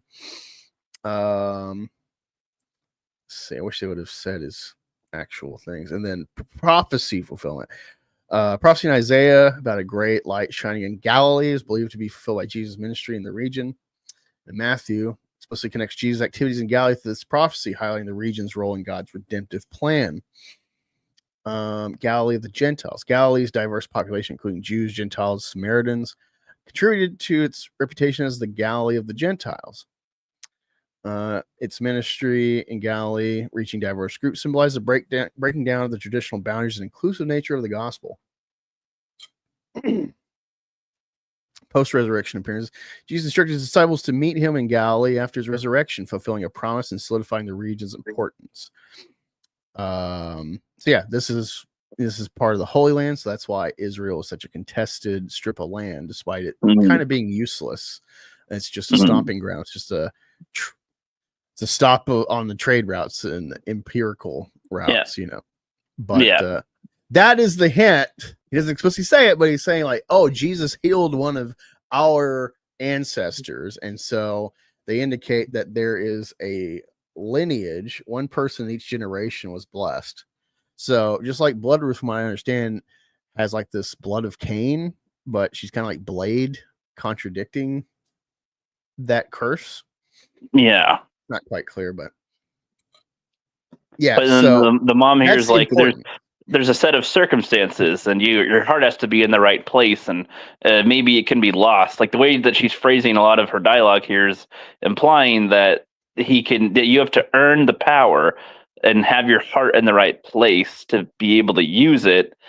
And if you're not in the right headspace, like you said, you're doing the right things for the wrong reasons. That's like I'm implying that this is why he's feeling like his power's weakening or something. So I don't know what else it's telling us otherwise. Well, it's a plot hole for the story because retroactively you realize, oh, well, he has God powers. Not that he is God, but he has God-derived powers. God-given powers, essentially. And so it's like, well, from the get-go when he attacks and fights Santuan and gets thrown out, he should be at like max or like 95% because he's trying to do good on behalf of like, oh, mom would be mad if I didn't help the church lady's daughter. So it's like only good.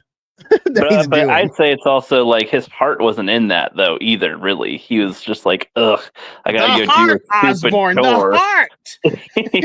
He's like, gotta go do a stupid chore for this stupid lady that his mom knows. What's that got to do with me?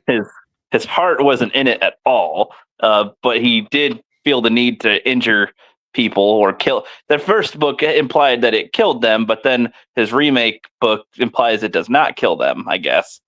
That he injures them. And it's like, okay, whatever. Still. I don't know. It's kind of weird. Yeah, it seems contradictive a little with the way the powers work, and his power scale is still very undetermined with stuff. Like Yaira can tank him, okay. Chadran, I guess, is either equal to or way better than him. Santuan, like you said, is equal to or better than him. Well, it's just like I was telling Ricky, in like newer X-Men, they like explicitly made Jesus. They actually acknowledge Jesus' existence. They make him a mutant in the history of mutants. So his miracles are like mutant powers. And Christians are triggered by that. And it's like, what they usually don't ever really explicitly include Jesus in the mythos of Marvel or DC to begin with. So, like, what's the problem? You're getting representation now, but you're triggered by that. So it's like, yeah, you don't directly acknowledge real world. Now based on this, Jesus is a physical character in this universe that he has. That Jesus gave him powers, essentially. And the reason that matters, why it's like a negative for Eric, is like I said, all these factors have limited the world. Like his just outright, there's going to be a reboot or multiverse. That's stupid. No time travel. So he's like already cut the legs out of his comic universe. So, do you want to hear EVS's pitch for what would have been a funny idea for this thing? He was like, so the Peaker or whatever, the guy who gets healed by Jesus, gives him powers, essentially, tries to save Jesus when he gets hung up on the cross. And so he saves Jesus from dying for our sins. He's punching all the Jews. Then he saves Jesus. and then he damns humanity by doing this. But he's like doing a good thing. I got you, bro. You saved me. I'll save you, bro. I got you. I'll save you, Jesus. It's like, no. You're supposed to let him die. No. That's CBS's idea, which I think was hilarious. I've been waiting to tell you that one. I'm so glad I didn't hear that until I read this. That's hilarious. It's like, that's a good one. I'll use my powers. I'll save the guy who gave them to me. He's our savior. Okay, yeah, I'll save him. It's like, no, he's supposed to die here and for humanity and all. No. It's like you rig something to like electrocute people when like water hits the wire, and then someone's like, "Oh no, it's flooding! Can't leave this wire." laying around like, well, damn it, you ruined the plan. Like, Then now I gotta Jesus kill said- myself again. Now Jesus has to keep on coming up with ways to get people to try to crucify him or kill him, so he can get his sacrifice, and then he keeps on saving them. No, I got you, bro. You might keep It's like- on finding yourself tied to crosses and in all these situations. What's going on? It's like reverse Coyote and Roadrunner. Yes, I'm trying to get killed, but I can't kill myself. I have to have them kill me. Well, that's not cool. I got to kill them for trying to kill you. That's mean. It's just like, no. You know, it's funny. My dad, he told me before the insurance he had at the time, at least, it's like it was like it hits a peak, and then the older you get after that, you lose money for the payout after you die. And so it's like the joke's like, no, you don't get it. I have to die. The only way I'll get the money.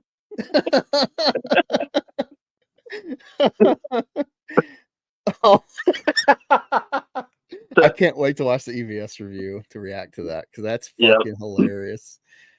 I guess I'm a little sad he spoiled it because it'd be great in the moment to hear that, but fuck, that is great.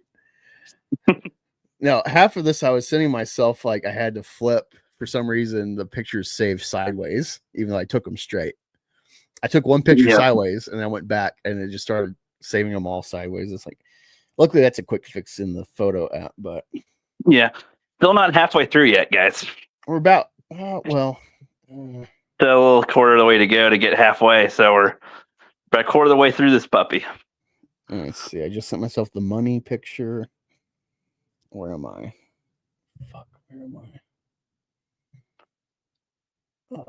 Come on. But the whole like, you know, a person getting powers for being healed, like that's not a bad idea. Like, that's a okay idea. I just feel like it's not really represented well in his books that that's the case, or like the parameters of the rules of that. Even if you're not explicit with how it works, like I don't know, it doesn't feel like it. If his powers were leaving him because his heart's not in the right place at the beginning of this book, like I don't know, man. It's not really making as much sense. Well, it just shows you how unthought of Eric was. Like, again, my big thing is I'm from Oklahoma, so I understand Floor Spark's basically Dallas, where Eric's at. He even has the Dallas, like the ball tower, that's in Dallas, downtown Dallas. He put that in the book, and it's supposed to be Floor Spark. So Floor Spark is just Dallas, but he fictionalized it and renamed it. Yeah. Maybe Dallas is renamed now. Maybe that's the idea. I don't know. We'll have to see, I guess, or ask him. But effectively, Dallas is Floor Spark. And the reason I mentioned Oklahoma is that you turn a lot of people that live along like Texoma area will have jobs in Texas and live in Oklahoma or vice versa. Now you've turned this into federal land. Also, there's like 3 major military bases in Texas. There's Fort Bliss out in El Paso. There is Fort Hood in like Central Texas, and there's Fort Sam Houston, which trains all the medical for the military. All the medical jobs get trained down there for all the branches: Air Force, Army, Navy. So, I guess got to read Great War of Separation and see how he handles it, but I assume not very well at all. And given that Brian Solari was a general, now he's just a cop. Like, there's big no downgrade, thought. man. Yeah, and like you turn Oklahoma has a base close to the border in Lawton in central South Oklahoma. And so you got, I don't know how many hundreds of thousands. I think Fort Hood's like the biggest army base. So you're talking about, I think, probably over 100,000 people, just military personnel at that one base. You have a civil war with multiple bases that are federal. So that doesn't mean they're Texas citizens, you know? And so where would their loyalties lie? Because they live down there, stationed there. Maybe they're from California or whatever. What would be like would there be a racial element? Because I'm like a lot of Californian has Mexicans, you know, Texas is old Mexico. So all sorts of little factors, like just the idea of Texas going independent with just any realism you're aware of. Like, Yeah, no Confederate flags either, nothing. No. Yeah, Texas is one of the Confederate states. And so Confederate flag, especially if you're like indie comics, like fuck the mainstream. Like mainstream won't put Confederate flags unless they like explicitly want to do like some racist character. Like they make fun of setting up in South Park with the nigger guy episode. Yeah. Where the Confederates get out like, we don't take kindly to people and sensitive to other people's cultures. And we don't take kindly to social ignorance. Yeah. But like if you're indie comics, like Meth Gator, he's going to take place in Georgia. So there's going to be Confederate flags here and there because that's just a natural thing to have down there. It's like it's an eternally contested issue, whether it's on the Capitol grounds, at places, or they strip them down. It's always a hot button issue because you know, like the heritage of the land. It's a battle flag. It's not even the representative flag of the Confederacy. So there's that. If you know, so it's just shit like that. It's just like you get flabbergasted. You like scratch your head. Like, who thought? Like, okay, the first book, 3 million. Okay, it's like Jawbreakers. It's a political purchase, but people pretending they like this shit and not being like ironic or like, yeah, I love it because it's stupid. Yeah, that's why we love it because it's you. really stupid. It's really stupid. So it's like funny. As we've been reading this, it is funny. I don't believe you. Yeah. Okay, wait a minute. So I sent myself. I'm like really lost on which picture I'm at. Oh well. 1 second. Let me. Oh well. You know, we don't need to dance on that now. We can just finish up with what we got and leave it there. You know, we don't need to get every single page from this 144 page comic book. You know, this is a monument. This is a monument in comics. So you shut up. I feel like what's his face in Jurassic Park? You know, it's one big pile of shit. Just there you go. Right. But yeah, again, I don't hate the idea of like, yeah, the peaker thing, but I feel like a better name for that would work. Why did they call him a peaker? I don't know. Is that a religious thing I don't know about? Not that I fucking know. The infamous peakers, you know, in their peaking ways. That's not a thing I've ever. Yeah, never heard that at all. Peaking. No, that's just like Eric trying to make something new, which is like, hey, it's hard to make names, you know, when they've already made mutants, metahumans, yeah, etc. It's like, I'll cut you a break, I guess. Yeah, like, we'll cut you a little slack, but it is still kind of like, that feels like the draft word, not the real word. Yeah, it's like the Excepts, the Taylorsville, the Taylorsville, yes. Forgot about Taylorsville. It's a lot of it. It's, even like Norfolka. It's like a lot of these names feel like, when I used to try to come up with like names for a lot of things, I would have a lot of just combined names. I called like a creature I made an octoquadrodon because Dawn is like, you know, out of some dinosaurs had Dawn at the end of its name. So, okay, Dawn, whatever, something Dawn could sound kind of cool. Pteranodon or something like that. Okay. And Octo, because it had like 8 legs or something, and Quadro, because it had like 4 middle body parts, like a bug sort of thing. You know, I was like, okay, Octoquadrodon. That's a placeholder name, not a real name. You know, it's like, I can't think of a fucking name. So here's a name. Yeah, no, I get it. I called one legitimately. It's hard. I called one a tentacloid. You know, tentacloid. Tentacloid. Yeah, I really didn't know. And then one, you could tell I was really low when I called one just a squid cow.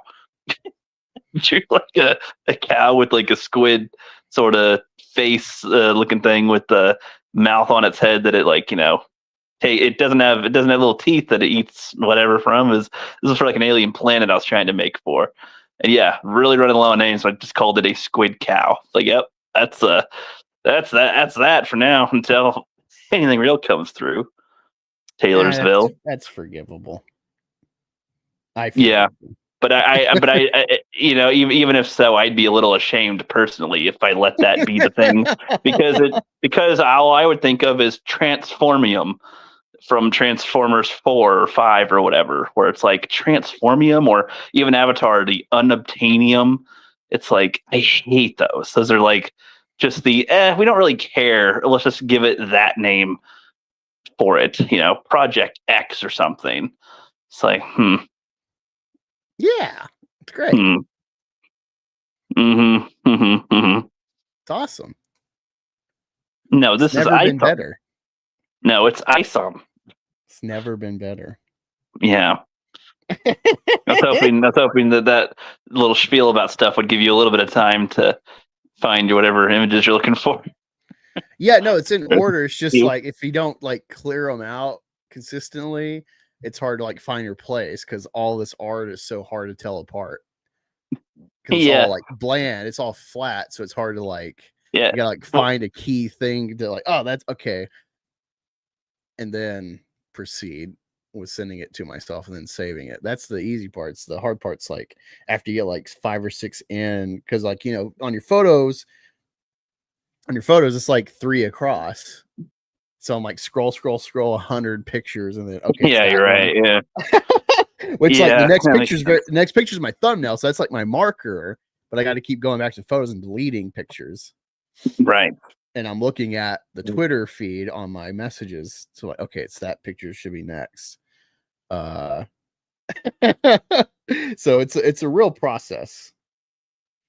It's a real process. All right, I'm at 81. I got like 50 to go. Get in there. EVS went live like an hour ago, so that's like partially why. Where a lot of people probably are. We'll have something to watch afterward with this. My God, we still have so much to go through, Angus. Cool Hand James says you are mistaken, sir. They are freshly minted Hibbity dollars.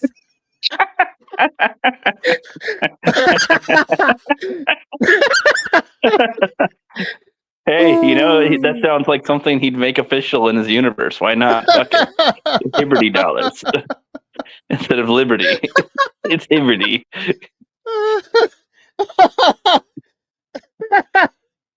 That's good. Oh man. Oh my God. This is I can't wait to hear EVS like with his like nonchalant way spiel that whole like, wait, I'll save you, Jesus. Yes. That's great. I don't know if Katie's clipped that or not. I don't know. She should, if so. That's a funny one. Snag that. That's one that you probably just wouldn't catch as like, oh, that's a clip, you know. It's like, that's just a funny. To me, it's hilarious. The idea. No, I just now got the idea to do tags on the stream. Slash to Mighty Golden Patriot. Wow. Friday Night Tights. All right, we got a few tags in here now. Maybe that'll help a bit. All right, let me pull back up the. All right, pulling up sequence activated. But yeah, I had to explain Galilee for you people. Or really for Rookie, because he's a fucking retard. Yeah, mostly for me. Yeah. Share screen window. There we go. All right. We're at a gun range now. So we get the brightest the pages, I think, in the whole book that stand out. It's like daytime and it's not full of shadows, though he's insistent on all these really weird low angles. These low tilted canted angles, and I don't know, whatever. Yeah, so you're both of these. You're Sam and Isom. Yeah, great. Okay. Getting a lot of doubles here with me. So Sammy boy is at the shooting range at the ranch, I guess, and Isom's like, "Go!" And you give wham, blam, fire, blam. I'm Keanu Reeves. Click. Pew, pew, pew, pew. And then he's like, all right, that's cool.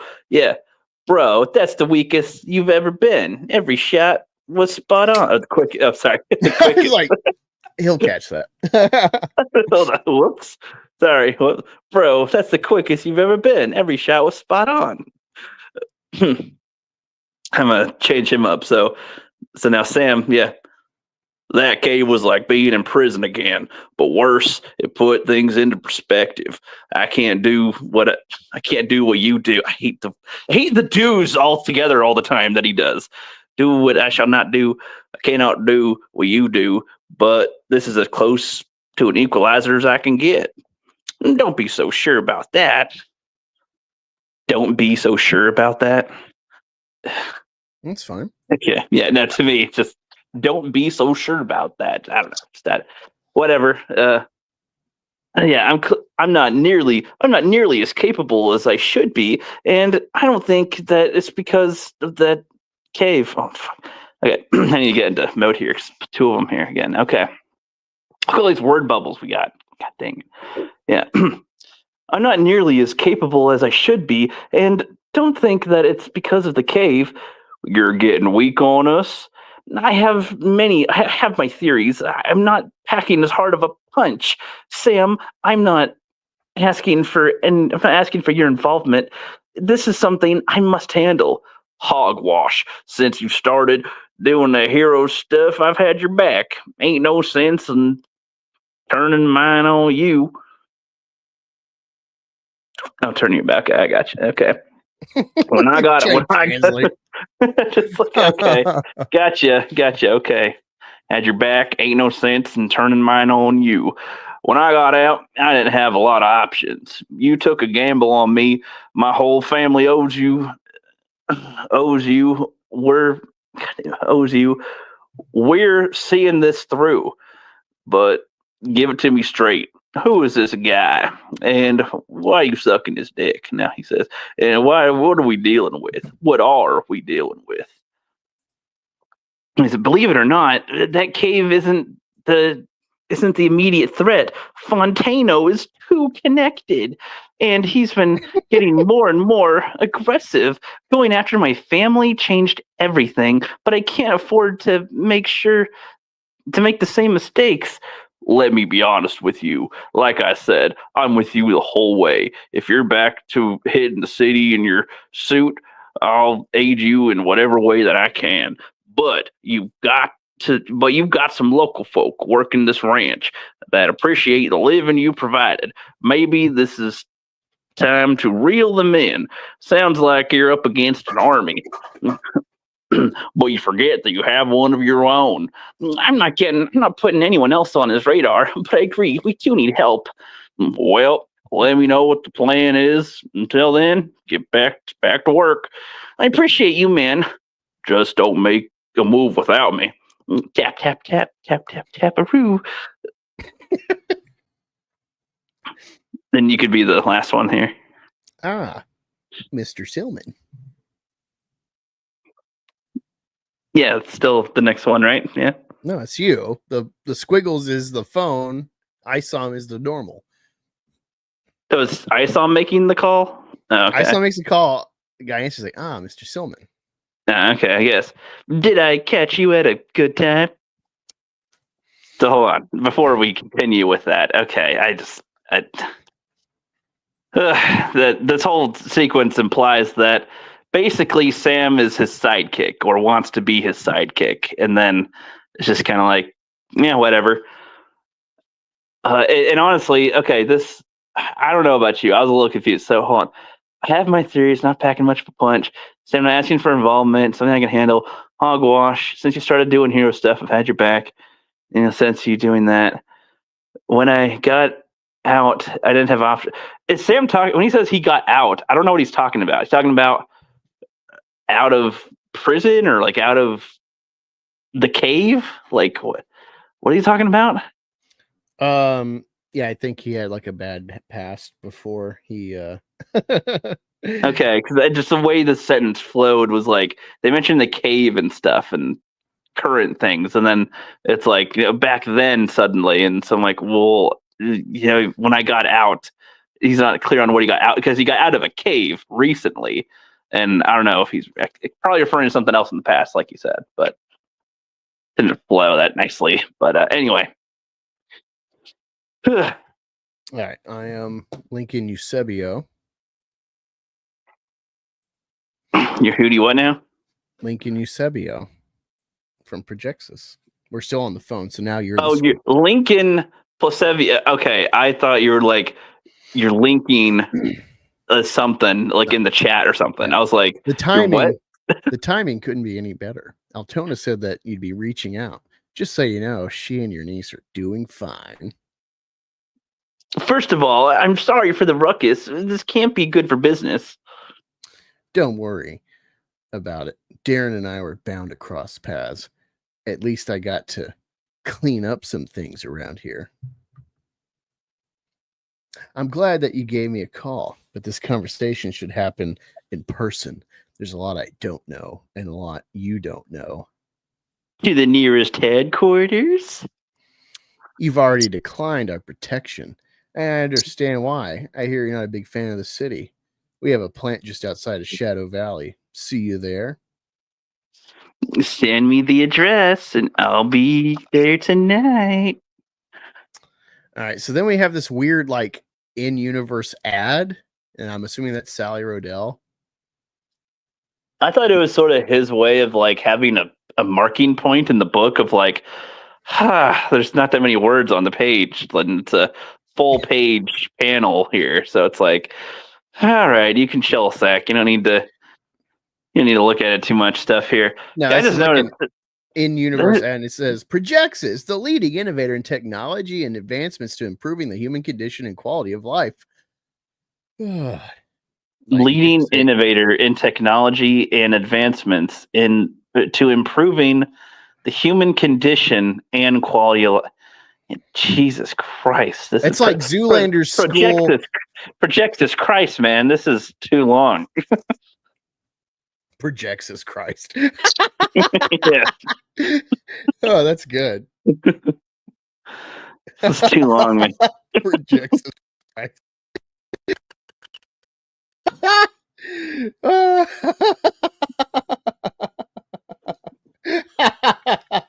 That was good, Ricky. Like that was Thanks. Yep. The leading innovator. They need to have a much quicker sales pitch or whatever. This is like, bro, ain't nobody got time for that. You just say leading innovator technology. That's all you got to say. Yeah, what is saying improving the human condition and quality of life? What does that matter? What does that even mean? You give me a better sofa or something, or what? I don't know. Like, I don't know. That could mean anything. I don't know. Technology advancements. So you can have like a better TV. No, it's about the human body. Why? Whatever. Remember, Sally Rodell is got doctorates in architecture and biology. Two whole lifetimes. Two whole things. Right. Now we're gonna hop on over. So okay, you're right. Okay, so that confused me. I thought the following panels were like at one of their bases or something. I didn't see the Sully Ward at the top here. So I thought this had to do with something. This is nothing. That's doing nothing. This is okay. So J. Sully Ward, if you remember in Alpha Core, this is their prison. Right. Yeah, but I didn't see the Sully Ward up there. I just like went from the Projexus ad and then just went to the next lines of dialogue here, so I didn't see that. So I assumed that the Projexus thing had to do with.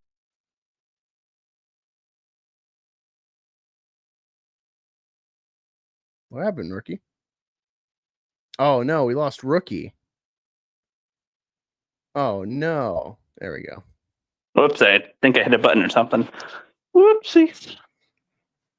Idiot. Yep. All right. Well, anyway, I guess I'm ready to read, and if you are, I don't know. Hold on. I just gotta make sure I didn't accidentally delete one too many because of the flow. Mm-hmm. 1 second. Let me get out of here. We'll let you all know now. There is no Larry Shungate in this book. So dude, that sorry really pissed me off. That actually really pissed me off because I love me some Larry Shungate. He had 7 pages of like time in Isom 2, and I think Eric even said it is not there for no reason or something. But it's like, but it isn't here for a reason. So what? Like, what are you talking about? Well, when you get to book 50, there's then it continues. Like, that's like, because that's like the type of thing that people would say when like with the MCU for a while. They were like, it may not make sense now, but just wait until they make a movie where it does make sense. It's like, that's not how it works. So no. I mean, if you can do something that corrects a previous plot hole in a different movie, that's great, but that's more so great for this movie, not that movie. That movie still kind of failed at, having something that made sense or whatever. Yeah. But this is great. This is great because you're going to deal with this sequence and you're just going to scratch your head. Even when I inform you that, hey, you may have forgot, but J. Sully Ward is the prison that Yaira murdered that guy for hitting on her. Right. Oh, right. That's that prison. Gotcha. Well, wait, okay. Yeah. So possibly that might be a blackout base of Alpha Core, but J. Sully Ward, they identify at the end of Alpha Core, like that's like their main place. It's their main prison. Oh, okay. Well, because it was the same place. It's like, when does that take place then? And when does this take place? Because one is destroyed with inmates escaping, the other one isn't. Yeah. So, here we go. All right, I'm still sharing. All right, so the J. Sully Ward. I'll be the lizard man. You can be the henchman here. Or you can be one of the henchmen. You want to be the black guy or the white one? I'll be the white guy. Okay. It has been a rather quiet week. Not a fan. Speak for yourself. This is easy money. This is easy money. But you're right. Something is brewing. Who's our special agent on duty tonight? Max Salient, I believe. Who in the hell is that? All right. Max Salient. Man, that is an awful name. I am killed. Oh, thank you, Eric. Kaboom!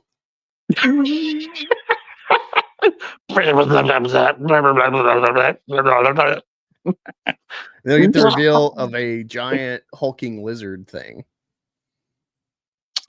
Correct. Which honestly I think is it's not like a super amazing design, but I think it looks good. Looks okay. I think this looks okay. It's like fine. Yeah, good. You got a creature in here. I'll tell you this, like when I started seeing some leaked pictures, didn't have any context.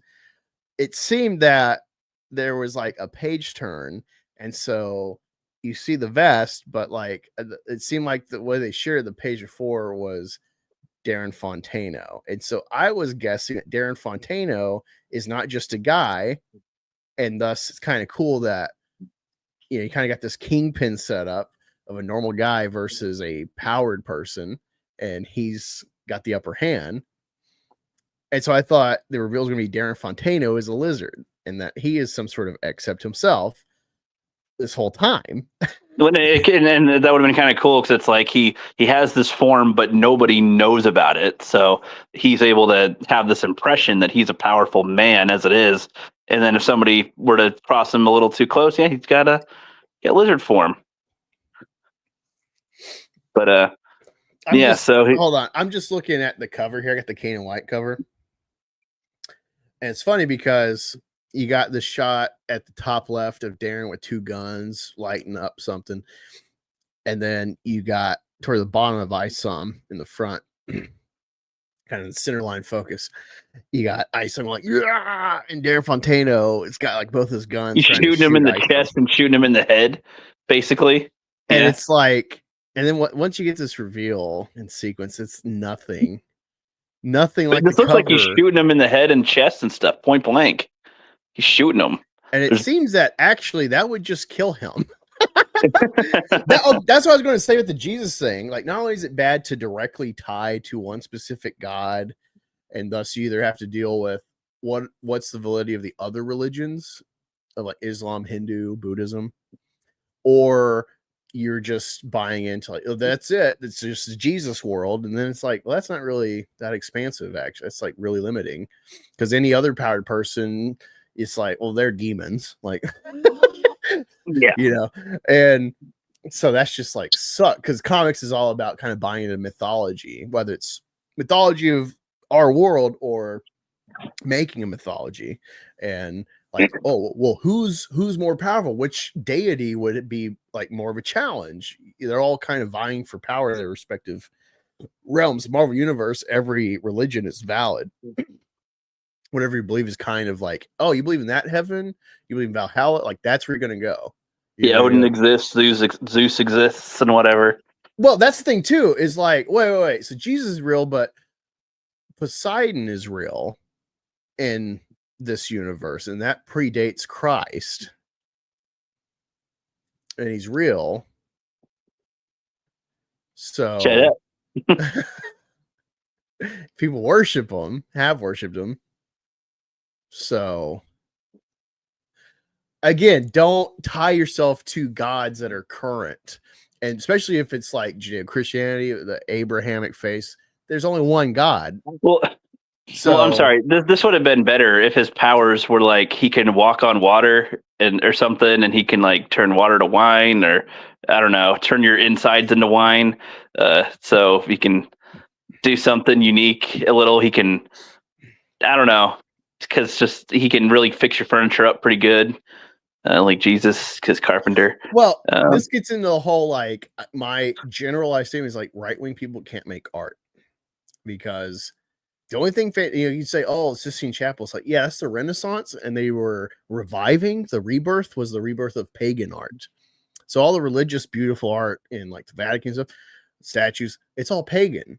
That's the root of the art. They're recontextualizing some of like the iconography and making it Christian. It wasn't that they found their own thing. You could be like, oh, what about the Orthodox? And it's like, I don't know. That's even that was like limiting what was already there, you know? And like that's the problem when you buy into like a god, especially when it's Abrahamic, there's only one God, everything else is a demon. So what's the expansive nature? What's the fun? Because it becomes everything is a dichotomy of good, bad, and not like a spectrum of entities vying for like their spot in the universe, which is the whole fun of comics. So there's a huge difference between Matt Murdock being Catholic and that being a huge part of his character, or Nightcrawler. Big difference from that, and then actually validating the existence of that God as legitimate in the world, and not just like, well, you believe that. Huge difference. that'd be an interesting team up to have, like Daredevil, Nightcrawler, and Hellboy, like these three religious superhero characters, and they're all kind of demon coded too. All very different. Yeah, with the blue and red and just a regular human. I mean, red suit, but still. I don't know. That'd be an interesting team up. They're all religious to their different degree, perhaps, and whatever codes they have for fighting different. I don't know. One being an actual demon, one being kind of a demon spawn looking thing. The other one having all the sins that he does, but fighting with the morality set. Like that'd be an interesting combo, like a little Avenger, the Christian Avengers or something. No, Christian Avengers. God, and Millie Matt can review it. That's as lame as like the fucking religious Bible man knockoff in Super, where it's like by the power of Jesus Christ. Like it sucks. Also, here's the other big problem of Eric doing this God power, this Jesus power generationally, is like he gets his ass kicked by everyone. So it's like, man, Jesus really sucks. His power doesn't seem to be all that great, I guess. I'd rather can I meet like Yaira's God, because that seems like more powerful just by her existence. Well, that's what I was saying. That'd be interesting if it's like if like our God is like the weakest on the totem pole to the other planets' gods that they have, like Yaira's being one of the stronger ones or something, Chadran having one, the North Africa or whatever. Yeah, there. I don't know, something like that, like the Greek god system, but with space and alien planets. And ours is like low tier, but it's they can be scrappy, whatever. Sure, Scrappy Doo. maybe yeah, scrappy dappy doo. I fucking hate Scrappy Doo. Yeah, your favorite. Anyway, let's chug along here. So Lizard Boy is getting attacked by Humvees. So I guess they're prison guards. I guess is that right? It seems to be the implication. You can voice the henchman. I'll voice him. Yeah, I just got to get back to my page. There we go. All right, so, okay, so these are just nameless guards, faceless guards, like Lepredo, stand down. I repeat, stand down. We will use lethal force. Blam blam blam blam blam blam blam blam blam blam blam blam blam blam. That does sound like Scrappy Doo. I'll hit him. I'll punch him. I'll kick him. Wham blam blam. All right. Blam blam blam blam. Bulldozes them. Now it's you. Yep. You're the lizard. Yep. You knew that I would return, but now give me what I want. We've got our sights on the suspect. Where's the special agent? Yeah. He goes, ah! And ah! Wait, so he tongued through a fucking Humvee into a Blackhawk. Oh yeah, tongued right through it, baby. He got a powerful tongue. Abort! Boom! But then someone's flying in a. Wait, hold on. So the implication here is that he throws this. Wait a minute, hold on. We got to look back at this. He throws the Humvee at the helicopter. No. I get the mechanics of that. We got to look at the environment around them, Rookie. All right, so we got a couple of buildings to gauge the size. All right, so looks like with the attic, it looks like the barn house, which I'm assuming is like the police station because it was like a barn house, is 5 stories in total plus whatever's in the basement. And so the buildings to the next one are about the same size, but they have 1, 2, 3, 4, 5, 6, 7, 8. Looks like 8 stories, maybe 10 for the other one. So that's like 100 feet, more or less, to the top of the building. 80 to 100 feet, generally speaking. Yep. Airborne guys, like I think the lowest airborne guys jump is like 1,000 feet when they're doing like their incremental testing, their stages of training. So you're not going to airborne jump out of a chopper at 100 feet. Like they train these guys on like towers. You get up on a tower, then like you jump off and learn how to land. Because like when you're Army, it's not like a nice skydiver parachute. Airborne, Yeah, you don't typically have a parachute. No, you got a parachute, but airborne Army parachutes, you're still coming in like 50 miles an hour. So you got to land right. A lot of guys tear up their knees in training and get med-boarded out. It's a short training. It's like 2 weeks, but it's a lot of guys get hurt and they have to like recycle or they end up getting med-boarded. They might be in the Army for like years just through the med-board process. But so like you would air assault, but the chopper's going down, you're not going to clip onto a like that height. You air assault out, you don't airborne out. So it's just like the lack of awareness. And it's like I know I might have a little bit more insight, but Eric has more access to people that could tell him this shit than me, as a writer. So it's just annoying. It's annoying detail. Like you're not going to airborne 100 feet. I don't think you'd catch enough air is like the point. This is why you don't airborne at 100 feet. Like not that you wouldn't try the desperate move, but I don't think it'd even be effective. Right. You just fall down. Or if it was, it would just be so quick. You'd still be gumming too fast. No, you just fall down before it even gets its shoot out all the way. So yikes. But anyway, someone airbornes and then just so I thought this was going to be Gooding. I thought this was Gooding for the rescue or something. Because the pose, I guess, I don't know. He swooshes in. Gooding's our hero. So, but no. Yeah. So yeah, again, they set it up. So like, who's the special agent? Like Max Stallion, I believe. Max Stallion. Yeah. All right, so hate that name. Jumps out from the crash plane, saves a guy, throws him out, and then we get this reveal. And the guy's like, Rough landing. You're lucky to be alive. Neutralize the threat. He just jumps into action. He, So like, it's like- he has like a superhero dismount. So he just like he's on the ground. So now he just flies into the air to then come back down. It's He like, doesn't even punch him. I thought he was going to punch. See, his arm is swung back like he's going to punch him, but then he just lands normally. so it's like, what the fuck is this? He's not even dive bomb punching him. So you could have just ran at him. What was this? Yeah, I don't know. Just walk toward him. But valiant. Oh, yeah, sorry. Yeah. Well, I'm trying to find my place on the picture here. You're right. Yeah. Valiant. So they're calling you Lepredo these days. Stupid name, if you ask me. Such a sellout you are. You dare to protect this place that caused us strife? Speak for yourself. It was a prison to you. For me, it was therapy. Shut up.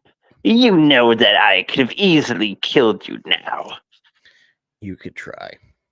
You're as stupid as you are naive. Be thankful that you didn't get here sooner. Huh?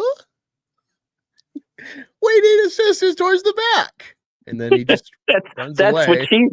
what she said.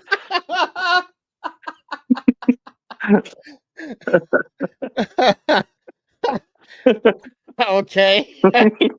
We need reinforcements.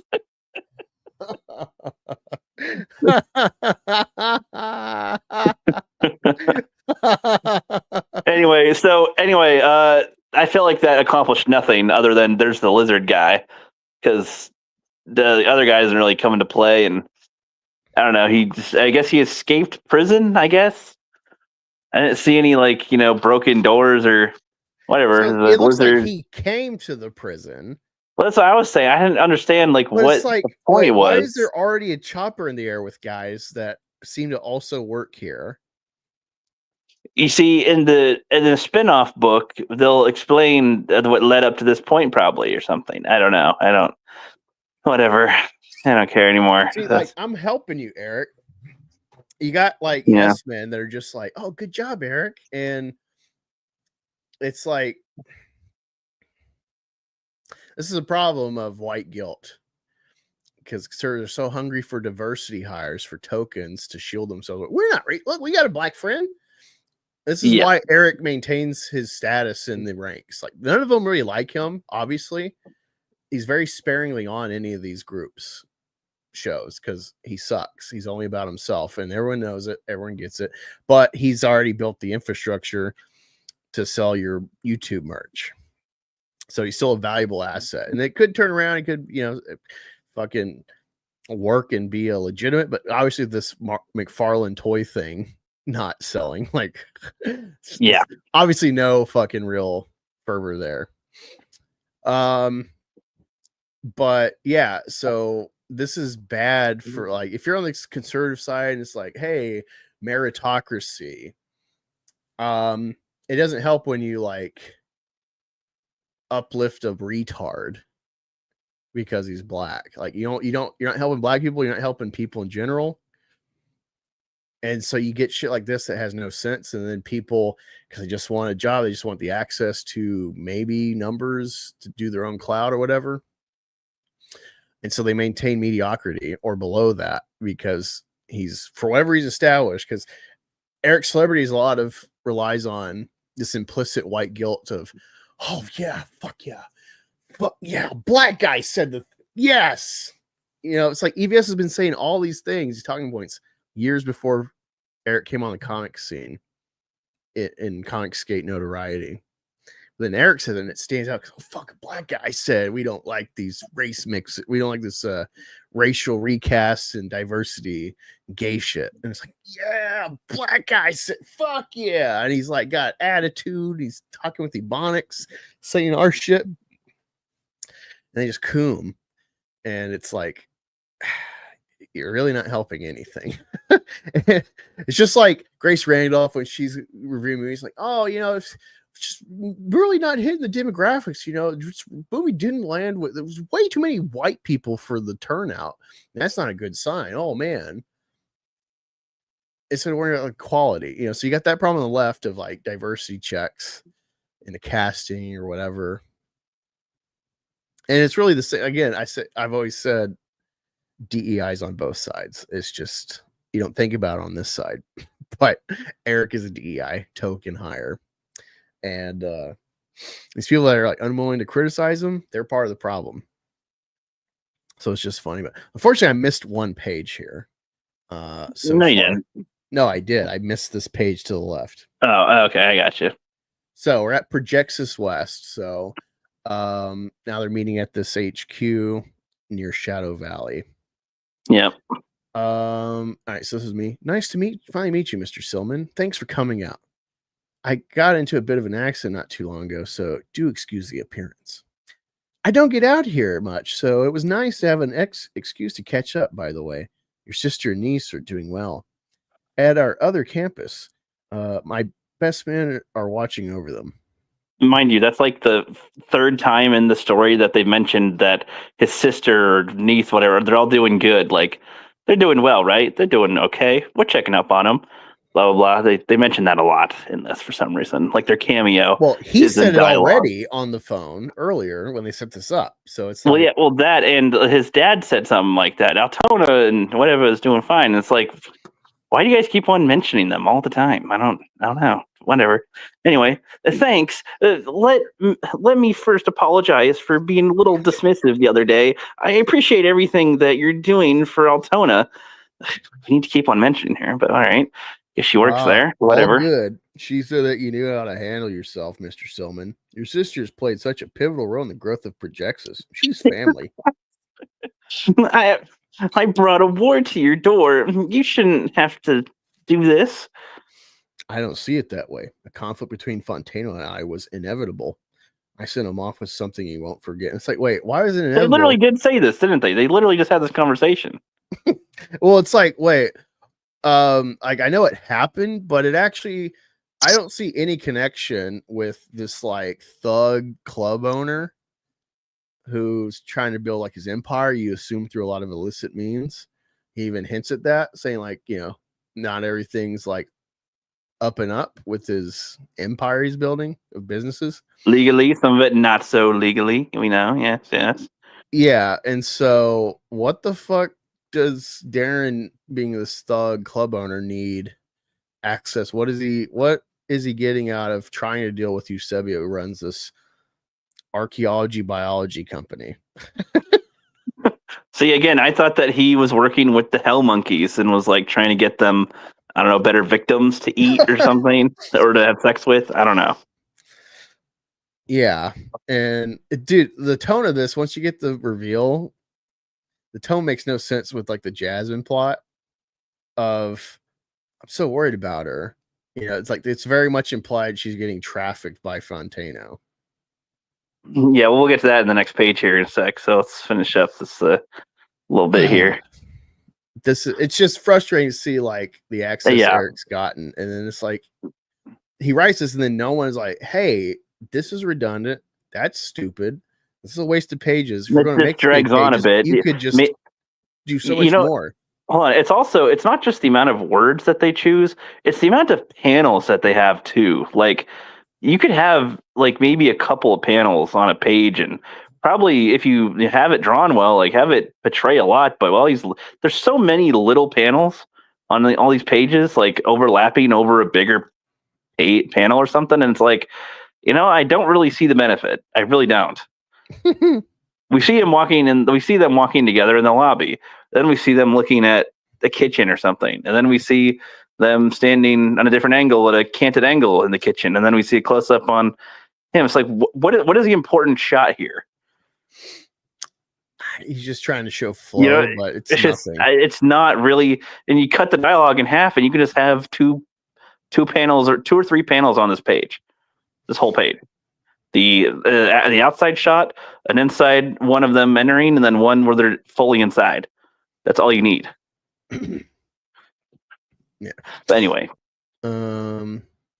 I don't see it that way. A conflict between Fontana is inevitable. I sent him off with something he won't forget. Anyway, Altona filled me in, but I feel there's more information to gather. You are correct. You are correct. I went to Merc twice. I caused a bit of a scene and even bested his accept. I admit that was foolish of me. Wait, did he ever reveal that he's Isom? He's an accept? I don't even know anymore. He's just like around. He's also Avery here, like this whole time. So it's like whatever. I don't even care. It's just Well, it's like he's you say, like, Avery. I bested an accept, and you're just like it does. I don't think the boss knows you're an accept or whatever or a peaker. So well, yeah, because the guy just acts like that's. Well, he should also be. You're Isom. Like he should probably be like that should be his reaction. Like what? Wait, you bested an accept? Like who the how fuck are could you? Yeah. Oh, you're Isom. Oh yeah, you don't have a mask, neither does he. So duh. But like whatever. Yeah, there should be a reaction. But he goes, now the reaction makes sense. And it's like, so Eric, I think he wants to imply that all these people are smart or that everybody, I actually don't know. I don't understand. No. He's saying the reaction makes sense because Altona is tied to him because he's her brother and he caused a scene. So it's like, well, that explains why. Oh, right. With the sister getting punched. He won't leave this alone. Right. Because like now he's got a score to settle with Avery, so he'll cross any line. That's the implication that Eusebio's saying. Right. So there's no but he should still have a like, oh yeah, wait, so you messed up his shit, and you beat his accept, so you have powers, right? Like there's no, and the fact that they're Projexis, if they didn't know that he was Isom, well, that's actually something interesting. If they know he's Isom, wouldn't they like be extremely interested in him? It doesn't seem well. I haven't finished Yaira too, so like they go to. She finds Atlantis, and she's like, "Yeah, I found Atlantis. Here we go. Let's go investigate." Well, I guess this confuses me a little. Okay, so the point of their project, and even Sally Rodell, I should say, instead of Yaira, like Sally Rodell and all them at Projexis, they all want to like advance humanity and improve things or whatever. But it's like, and so they're used to accepts being around, aliens, whatever. But like, do they reach out to any of them, and like, do they want to medically study them? Or I mean, it just seems like you could find out more answers to whatever they're trying to find by having volunteers. You could probably pay them to get a blood sample or something. Like even Santuan, he'd probably do it for money. You want some blood real quick? Okay, fuck, I'll just get you some of my blood, whatever. Oh, you don't want black blood, Ricky. He's probably got diseases. Well, yeah, but I'm just saying, they have Altona working for them, so that's ahead of everything. So, but okay, yeah, we'll continue here with so what he says here. Like what a problem! Like we're able to pick this apart because we're following what you gave us, Eric. No, we're doing. You set the parameters, and we're playing in your sandbox, as you would say, and we're trying to play with having toys. So much fun in your sandbox. Yes. I saw her briefly, but she ran off. I think she's caught up in Darren's clique. I ain't no detective, but I don't think she's got much of a choice. Oh, they keep talking. Yeah, I'd like to get a better understanding because her mother's worried sick. On the other hand, he wants to get to me. You have more pull and wealth than he does, so I doubt he handles you the same way. 1 second. You're not entirely wrong, but not entirely right either. God, I hate it when they talk like this. It's so dumb. It's only funny when Darren says it. Sure, I have resources, but I think you're underestimating his reach. He's involved in more than you can even begin to imagine. That whole sentence is like, yeah, I don't know if you're right. He's got some resources. I don't know what to tell you. Like, doesn't need it. Whatever. Okay. I'm the guy school teachers warn their students about. Work hard, get good grades. Pedo here. Hold on. Don't get into his van. Don't get into his van. Biotech company. Yeah, right. But Fontano is far less honest of a man than I am. Still, wealth is wealth. So, what's your plan? I hate all this dialogue that he says in these last couple of bubbles. I don't like it. It's so unexciting. This is the finale. Imagine hearing this on screen. You're not entirely wrong, but you're not entirely right either. Sure, I have resources, but I think you're underestimating his reach. He's like, Jesus Christ, can you sound more boring, dude? And the scene is they're just sitting and talking as well. They're just like sitting around and talking as well. Just like, yeah, I'm staring at a blue thing, a water or window. I don't know. A window, yeah, I guess, or a computer screen, a monitor. Yeah, okay. Whatever. Yeah, Montano's far less. Okay. Maybe I go back to Merc this time through the front door and I'll deal with the consequences.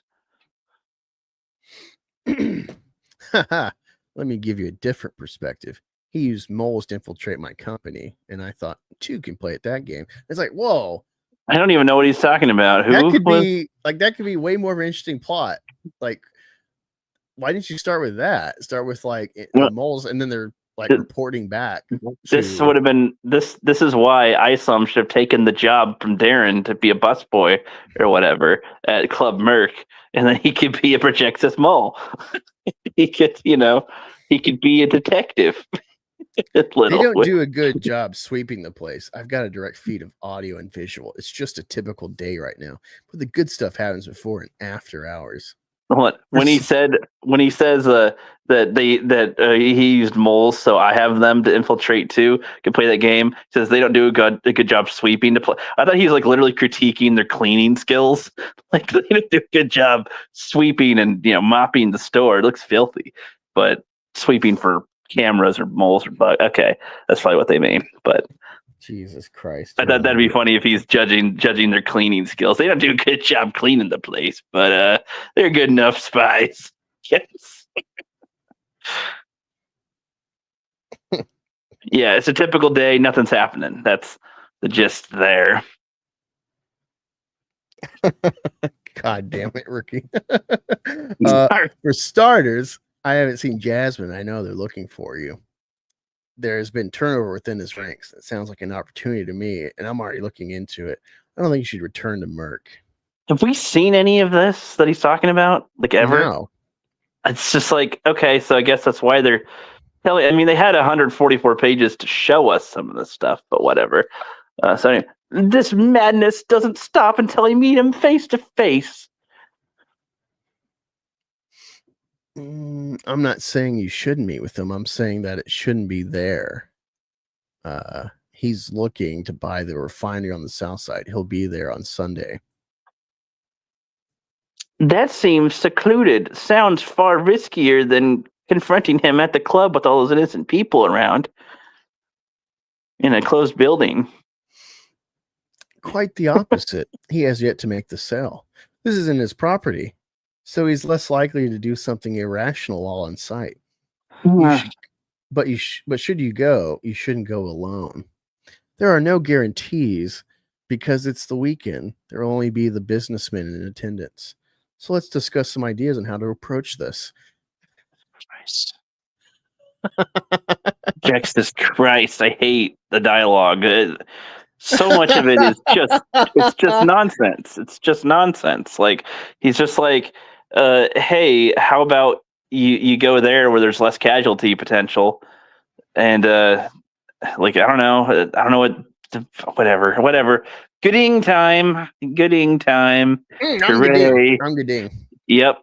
Thank you. We get a fun break from the boring ass Projectus detour.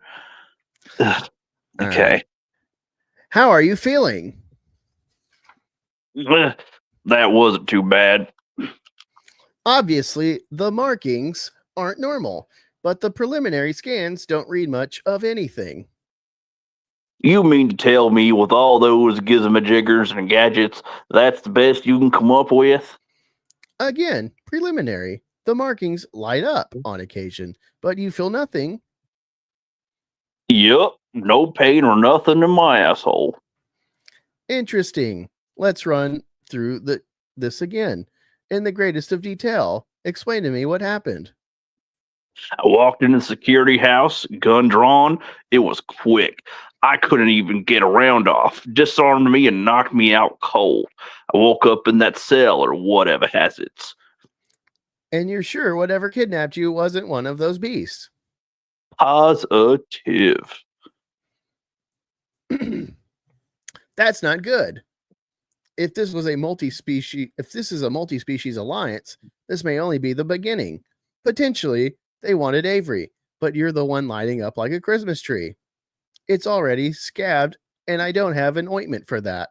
I've taken my samples, but I need to have a talk with Sydney. I spent the last couple of days refamiliarizing myself with that species of beast. I'm going to be honest with you. Nothing good is going to come from this. I can't lie and tell you it'll be fine. I don't know, but I'll do everything I can to help. If you show any symptoms, contact me as soon as possible. Well, that seems serious. This way, Mr. Willard. Holy fuck. This is like another set of like, he just says, I will be honest with you. Nothing good is going to come from this. And then his next line of dialogue is, I can't lie and tell you it'll be fine. I don't know, but I'll do everything I can. What in the fuck was the point of saying this? Like, what? What? You just repeated yourself with different words, but you said the same thing. And it's like, I don't have an ointment for that. Like, that sounds...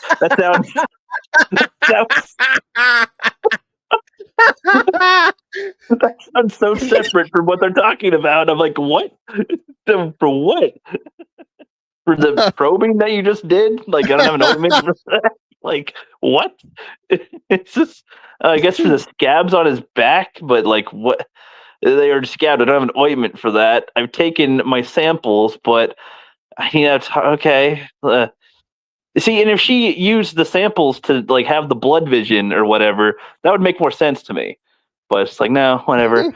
I spent the last couple of days refamiliarizing, that wording too, refamiliarizing myself with that species of beast. I took the last couple of days getting to know the monkeys, That's pretty much what he meant to say, which is like, yeah, okay, but I guess he's Gooding, so he'll say it this way. But so you see what works reading so that like means a robot? That makes sense to me that you're reading like a robot like that. He's like 3PO essentially. But like, so refamiliarizing. So this is a known species, like a known species that they know about. I think in Isom 2, let me find the Isom. Yeah, I think Alpha Core mentions them, right? No, I think Gooding in Isom 2. Oh, right. Oh, he's in there too. Right. But also, at least this cameo like somewhat makes sense-ish. So it's like, okay, like, yeah, he's gonna go get checked out by the rich boy vigilante that you pay a subscription for or not. I forget if this counts that or not. So he says, after catching some samples of the blood trail you left, I did a quick analysis. There was a trace of terracinogen. What the hell is that? The beasts were some hairy mango looking things. They packed a punch. Let's see. It's like a molecule. It isn't present in human DNA, but every time I've come across a peculiar type of being was involved. And then Isom says, you're losing me. Okay. There are things that we can scientifically identify that help us understand life. With human DNA, think of it like this. We all have our own unique scripts, but the actors are the same. And this guy's from a different studio. He's in a completely different industry. The last time I saw this, I was working abroad. We found traces from the remains of a creature that had to be from the under earth. Look, we're DC. He's Marvel. Okay. That's all you need to know. And then he's like, we were both very young during the Great War of Separation. How much do you know about the factions? At least one of them I can personally confirm. Paranormal subjects took advantage of this turmoil and made moves. We were both young during Superman 4, The Quest for Peace. That's what that sounds like. Gooding says there are other creatures that are near identical to this. We believe dozens of them appeared during the war. However, the sightings were concentrated near the old Carolinas, at least until they weren't. They were there until they sometimes weren't there as much. very much. Yeah, so you really don't get anything of merit, of value. Yeah, so business as usual. Why do you have the zoomies, cat? Oh, your cat's got this. I was like, zoomies. What the My sister's cat just took a shit or something, and now he's like spazzing around. Yeah, spazzing around now, and he's all fat, so it's kind of funny to see him bounce around and stuff. But any who's it's, we get some. Oh, I get to do some Isom inner reflection dialogue here. Back at the Silman Ranch. Thump, thump, thump, punch, punch. Yeah, look at this. More 1, 2, 3, 4, 5, 6 panels on the over another panel, like a 7th panel. Like whatever, man. Whatever. Punch. So I'm not the same half of what I was, if that. The fault is my own. There's no guarantee I can even make it back. This still puts me in a rough spot. Saving Jasmine is straightforward. Getting Darren off my back is the opposite. The ones that I can help, or the ones that can help me the most, are the ones that I jeopardized. No matter the outcome, I'm not the hero. I'm solving this alone.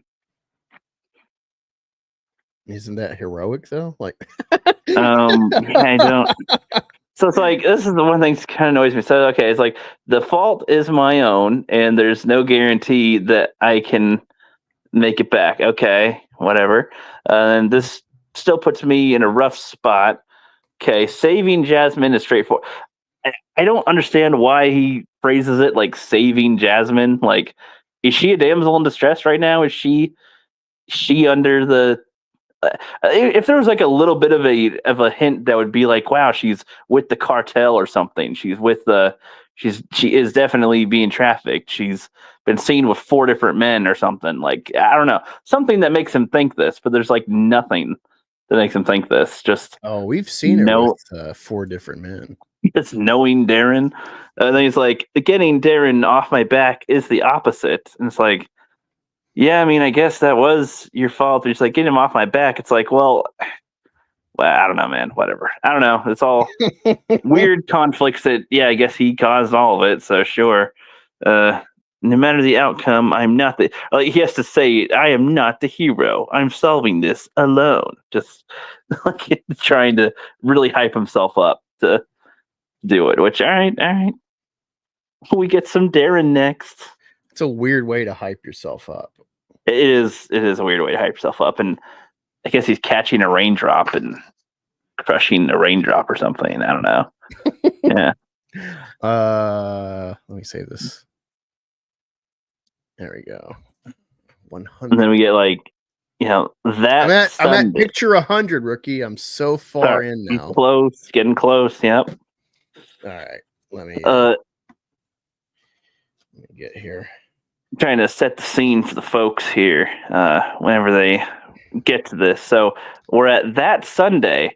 Hey, folks, can you tell us what year this is? Because I have no idea what year this is. I have no idea what time of the month this is. I have no idea. We know it's a Sunday, so there's that. But like, hey, Sigma Centurion. They could have got most of the word count. He is moist. Yes. Thanks. I see you doing some good work with a certain kind of individual in the Rippaverse. It's funny. I'm watching you with great interest, as Palpatine would say. That's good. Anyway, what were you saying, Ricky? But the point is, we have no idea when we are, do we? No. It says Sunday. We're on Sunday. This could be year 2005 or like 2095 or 2020. Like, who knows? Who knows when we are? I assume we're 2025, but I have no idea because they're never specific on anything. So it's always many years or weeks later, weeks ago, days, whatever. And nothing's like ever established as a point in time. But whatever. I'll be white guy here, so you can be Cat Williams, which is fun to get back to. So many corporations have tried. Gotta try to find the right voice here for this. Many corporations have tried to take this place off my hands. My father and his father said the same. But Brant, Yeah. but Brant Oil, brand T. That Brant. okay, yeah, but all right, but Brant Oil remained the same, remained family owned for over a century. So I have to ask, what makes you want to get in the oil and gas industry? Brant is from Old High German, meaning fire or torch. Oh, okay, I just never saw it like that. I wasn't sure if that was like a typo Yeah, error or right. something, like accidentally put a T on the end of that. But all right, cool. All right. So I'll repeat my line. So I have to ask, what makes you want to get in the oil and gas industry? Come on now, Jack. You know that this is where the money is at. It's Texas, baby. You ain't want to go drilling yourself? Why do that when you can just get a place that already has infrastructure? To your point, I'm a newbie after all. Fair enough. You brought your whole squadron with you, which I respect. But we can't talk business until I show you around this place. Please. Trucks. 3D asset trucks. Yeah, we got a bunch of them. Yeah. Bunch of All 3D asset trucks. So you're Isom. Sorry to bother you, sir, but mind if I ask you something? Never seen you around here, to be fair. It's not like I know everybody. How can I help you? My boss is in there meeting with Mr. Branded. I'm one of his engineers. I heard there was some big meeting today. Explains why there's so many cars in the lot this weekend. I'm running late and rushed over here, but I forgot my gear. It's so embarrassing. Can you imagine? I don't want to go in there totally unprepared. You happen to have an extra jumpsuit on you? Of course I do, but you're crazy if you think I'm just going to give it to you. They charge like hell for those. But I bet it isn't worth this much. Jesus, that meeting must be a big deal. I can't afford to get another uniform and a nice steak dinner with this. Hold on. With your nice American money in our un-American country. This is Yeah. really, Well, this let's is great. let's go through this scene and then we'll start digging into some of the responses because I shared this picture. This is like the, Okay, this is yeah, like yeah. the first thing. It's like, hey, look at this. Yeah. Well, and it is funny. He drove up here in his Isom outfit. It's just like In a truck in his POV. whatever. It's just like whatever, man. Okay. So, okay. This next part. Here you go. Here you go. Hope that meeting goes well for you. Oh, don't forget one of these too. Well, thanks, Mister. You're a lifesaver. I don't want this. I don't want to mess this up for the boss. Plus, safety first. No problem. Your college educated hipsters dress weird anyway. Good luck. Wait, so this guy works outside of Floor Spark at a refinery, but he's never heard of Isom. Well, I He guess doesn't it's been ever- years and whatever, but I don't know. But it's like it is. I do. A job I do like find it this, fun. people like you do have a high turnover in a job like this, but you also like it seems like this guy's got some charge to him. He's working on a Sunday when no one's fucking working, like essential skeleton crew for the weekend. Yeah. And so he's at like a checkpoint letting someone in. So this is you assume there's some seniority, like having worked any kind of job like this, there's some seniority here. You don't just put anybody, Yeah.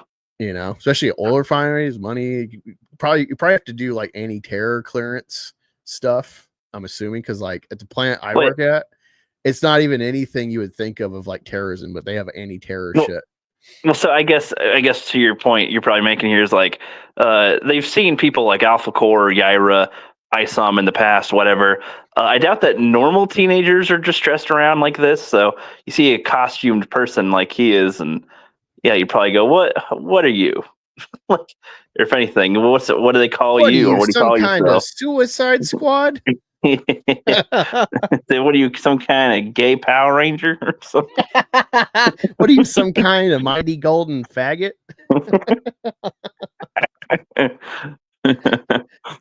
Well, this is how we run the place. Any questions? All right, so let me pull this up. Because I posted this. This is like actually a big. You have one more Darren line before it finishes. Oh, no, The page. the scene's over for the hipster. It's fine. Oh, you're right. Okay, you're right. Okay, yeah. It's a break. So I want to show this. Let me pull up. Pull up.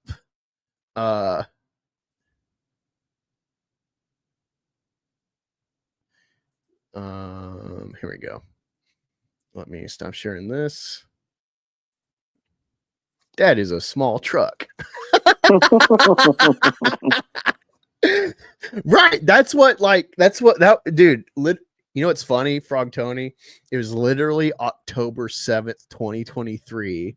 He posted the truck picture at the castle. And he's like, he said something like, "What is up with this picture?" And then Lathan Devers, whatever. He's the one that started investigating and figured out the 3D assets. And then it's like that. Oh my god, this makes so much sense why everything's like weird. The art is so weird in this. You know, because it is like realism art, but like it just always looked weird. And then that made complete sense once we figured out. Yeah, or like when he's laying on the couch, he's like, something's weird here. The way it looks. Okay. All right, so I said Texas is a new independent nation, yet they still use American money. Eric, you retard. And so let's see how some people have been responding to this. It's getting a little attention. Someone says it physically hurts seeing this garbage art. Driving in a car wearing a costume is top tier. That's what I was gonna say. It's like he doesn't even think to like have a coat or a blanket or like just wear a t-shirt over it. Like, I don't know, like have the top part covered. He's Cool. And James says, "You are mistaken, sir. They are freshly minted Hibberty dollars." It's funny because we think hibbity jibbity, but it's like, it's also play on Liberty right there, I think, right? Ethan Ralph saw this. He says, "To be fair, several countries do that, but I doubt he knew it." That's funny. You don't ask too many questions. Isom. Someone actually went full autism here. He says, based on the thickness of a dollar bill, 0.0043 inches, and an estimated thickness of that stack, 1 inch, Isom just handed that guy around $5,000. And in the independent Republic of Texas, that gets you a new set of coveralls and a date night with your wife at Texas Roadhouse. Because if you see, he's like, I can afford to get another uniform and a nice steak dinner with that. Right. Like, it could be like, wow, I'm like living big now, but how he states it gives us a parameter. Also, if you remember in Florida Spark at the old folks home where Yaira visits, it costs $20 for a box of Q-tips. So the economy is completely fucked in Texas. No, you're right. Yeah, you're right. The economy is horrible there. Right. How come that's not been a plot of any of this yet? Like, I feel like the average citizen is like suffering, right? It's like, what? Or are they all making so much money? So when he's making $5,000 is worth like $1,000 in real time, right? Like, it's not that much money. It's just they make so much money, but it's so worthless that that's why it's like $20 for Q-tips or whatever. Like, it's not. All right. I'm trying to look up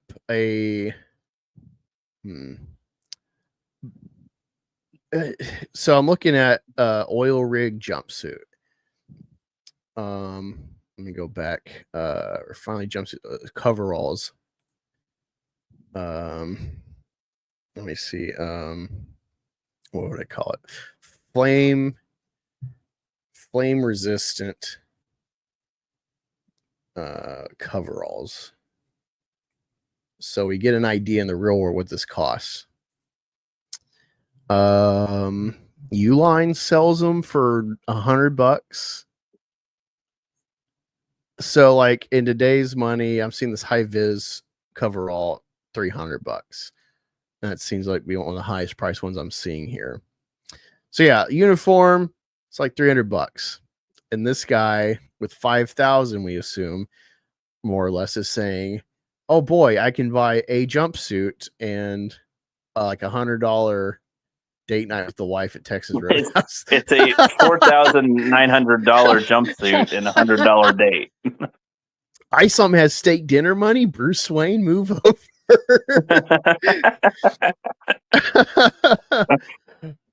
What it is you be talking about subjectively? Where do you see U or S or any form of America symbology that is on that money? I think it is your vision that might be off. Be great. Where does he keep the money on his suit? Just have it in his car? You have money in your car like that? Eric's artist trying to get the Isom model in the truck model. Stanley cramming the thing into the Batmobile.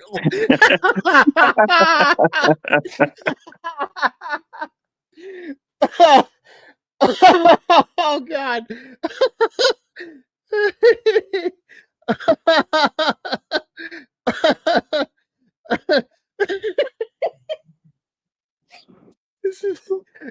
This guy, you'll see in a second, he literally takes it off like right away. So what was the point? The fact that Ethan Ralph saw this and is like, let me comment about some Eric. Yeah. Well, he takes off the uniform right away because he's not a detective. He tells you that. Trucks me, bro.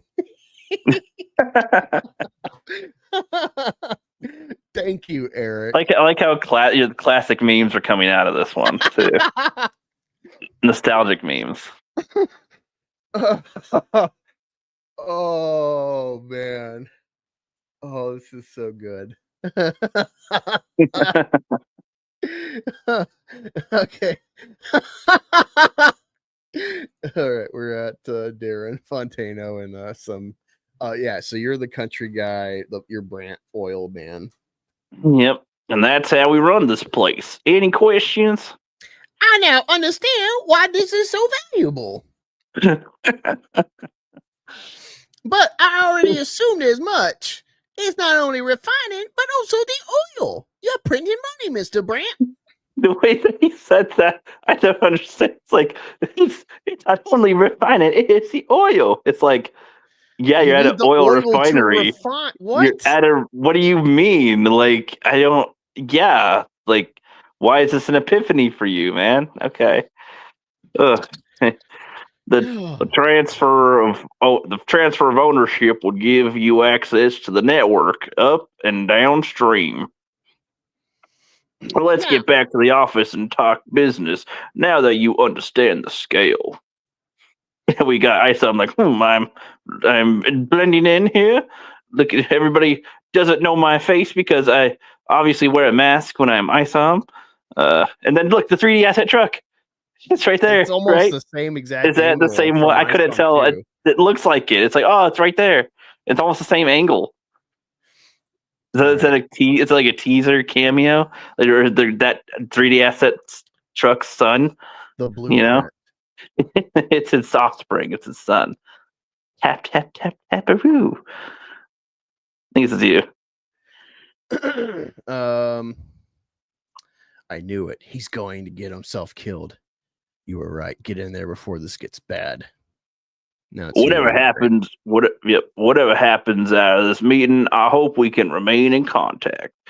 Perhaps there are some other opportunities. I'd love to pick your brain, Darren.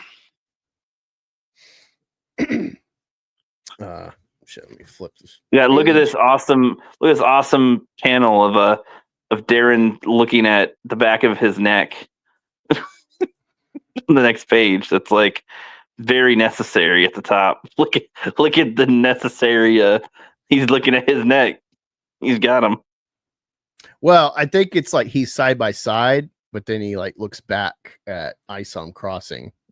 I guess, but to me, it just looks like he's dead eye staring at his neck, like I'm behind him and I'm looking at him. Yeah, I know what you're saying. He turns around in the next panel, but whatever. I feel like you just don't need that one. You can just have him looking back.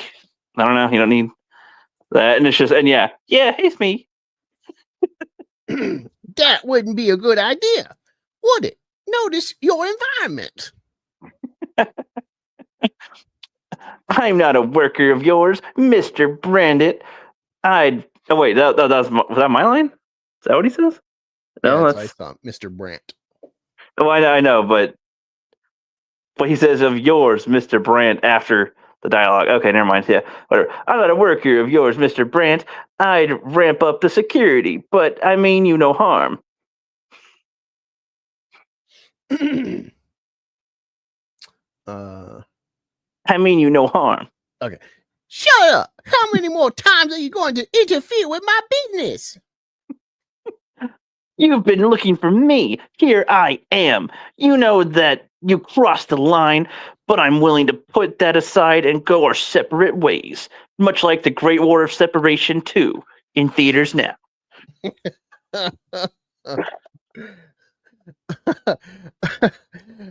I hear that your family's doing well. That's good to hear. I'm the one that makes the demands, and these are your options. That's the 17th time they said something about somebody doing well, by the way. They say that all the time. My men will bring you back to the club where you will be made an example of. You will be raped and prodded. You may be raped and prodded. You will be beaten to death. I don't know who's saying anything here. They'll be. Oh, that's still you, I think. That's just a henchman. It's like they'll be here in a second. They'll be here in a second. Mr. Brent, you have to excuse the interruption. Shall we continue this conversation back in your office? Get my security up here now. I don't know what's going on here, but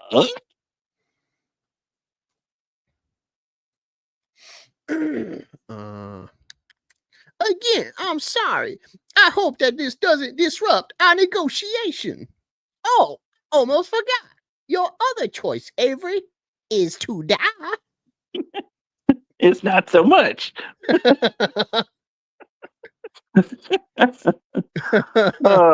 I like how he has this sly reveal. Is to die. Yeah, to die, motherfucker. So good. We'll be taking your answer. By the way, there was a young lady that got caught up in... Not an answer, Silman. Reinforcements.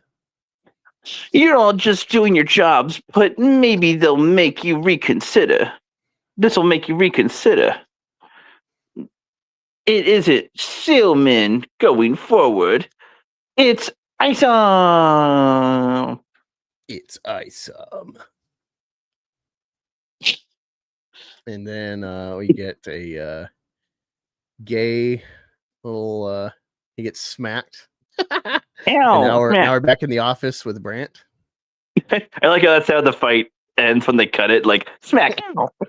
I am Isom, smack, and then cut to cutaway. If it's a cinematic, that's pretty funny. That's a good cutaway. Cinematic. So it's like he's like, I am Iron Man. Ow. That's a way. That's something else. Like again, I don't think he realizes the comedy he has in a lot of these.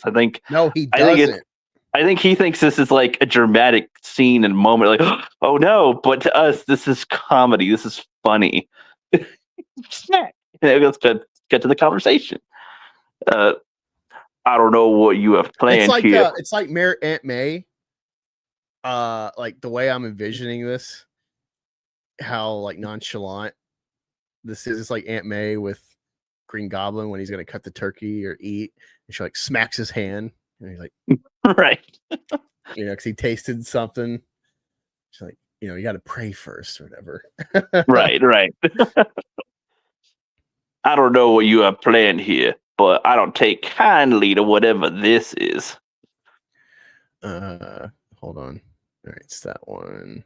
Boom, boom. 109 GPG.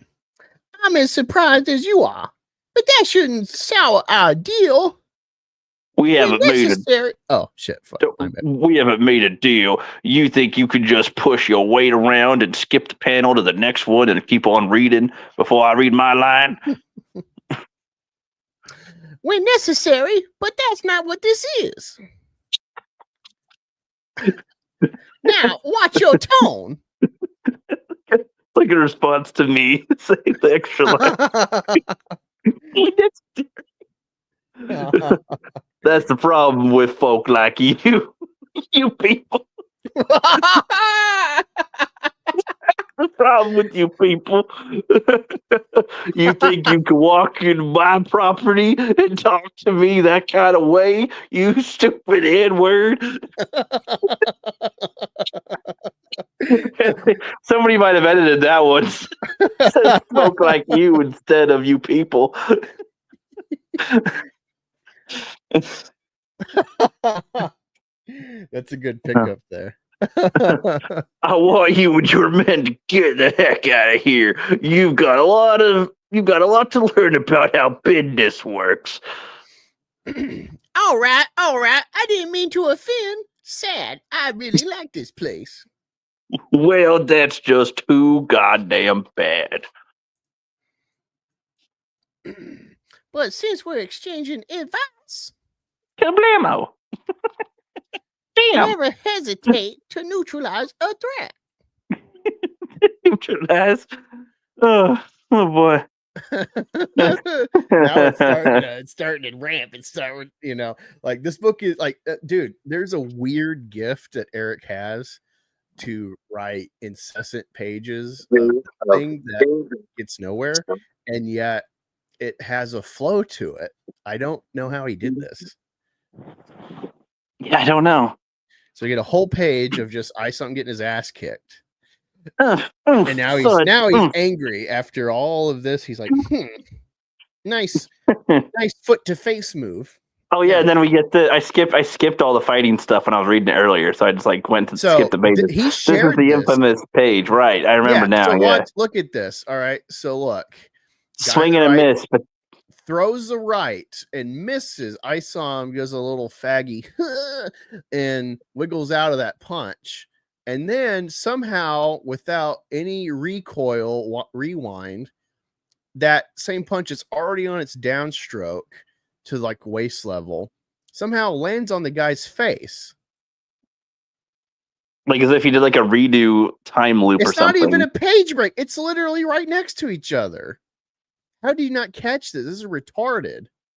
And I get like maybe they'll argue, oh, well, you're missing the move in between of a second punch. But it's like, no, but he shows so many stupid panels. Why not make it look fluent? Like, yeah, what are it's you like talking you don't about? get this excuse. This is not like this is meant to be a boom boom, and yet You constantly show multiple panels all the time. Like you need to have show him the go detail. whiff.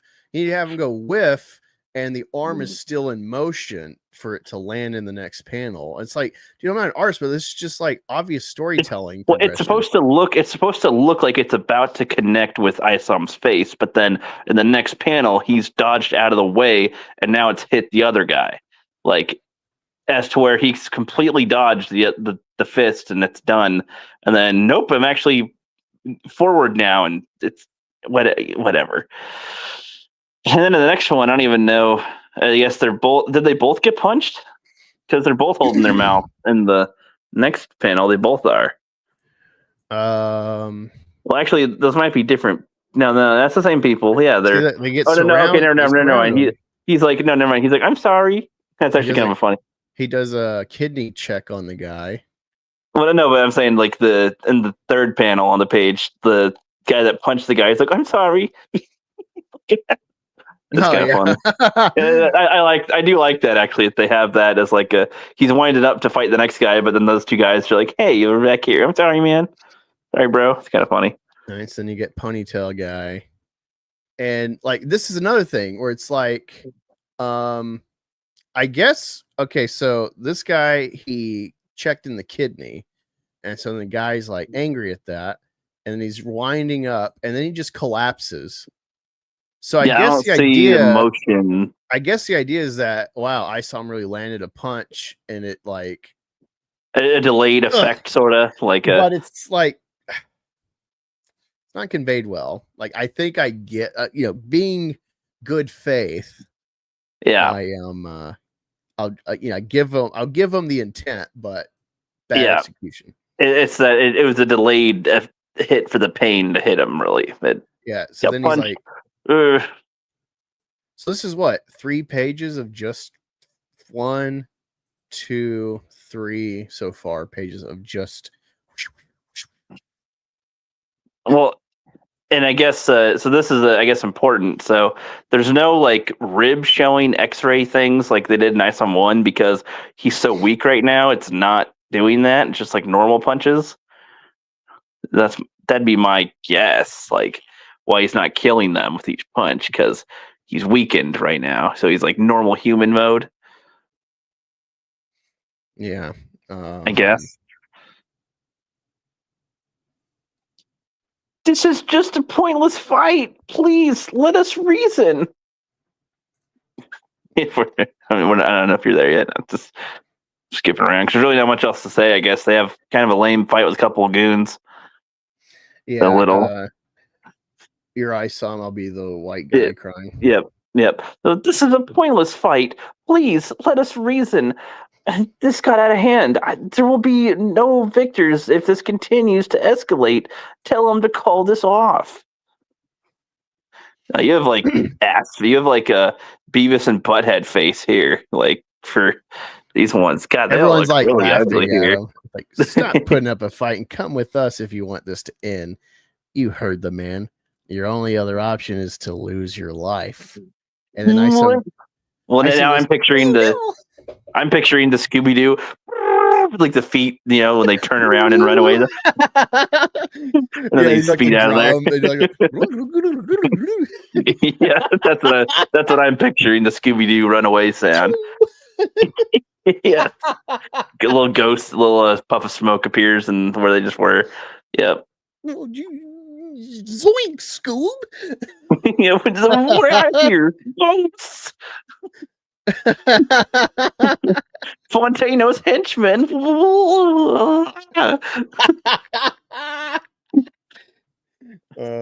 Regis Raggy. They almost wait. Let me find this. This is a good little soundbite to get if I can find it. Scooby Doo. the noise that some people know what we're talking about. Good, yeah, because it's a very specific noise. And I don't know how else to describe it other than it's the Scooby Doo noise. Yes. I didn't hear it on our end yet. No, I just had to confirm it before I showed it. Oh, okay, I got you.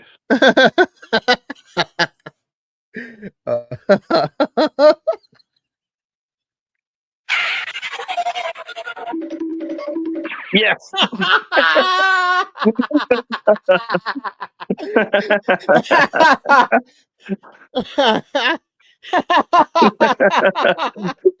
That little middle part. Wait,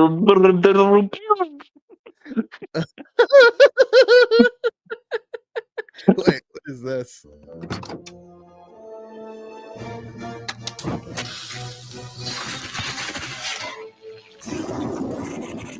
Dude, check it out. This is cinema. This is cinema. Oh yeah, cut that, Brad. I think it's the squish sound. Yeah. Check it out. That's funny. Judy has some fun sound effects. Say what you want about them. Made some fun effects all the time. That. He's getting good. He's getting a kick out of that. Well, and then we see the next couple panels by Isom running. Like we always do. He's always running around. God, my jaws hurt from laughing so much at this. So he has like Swings, we gotta get out here, Scoob. Raggy. Oh God, Darren's men are gonna kick my butt. All these riggers are after us.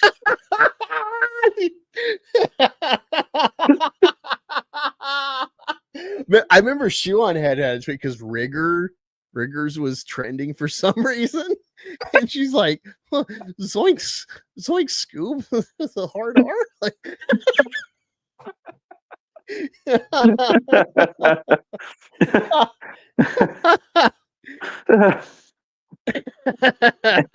Riggers. So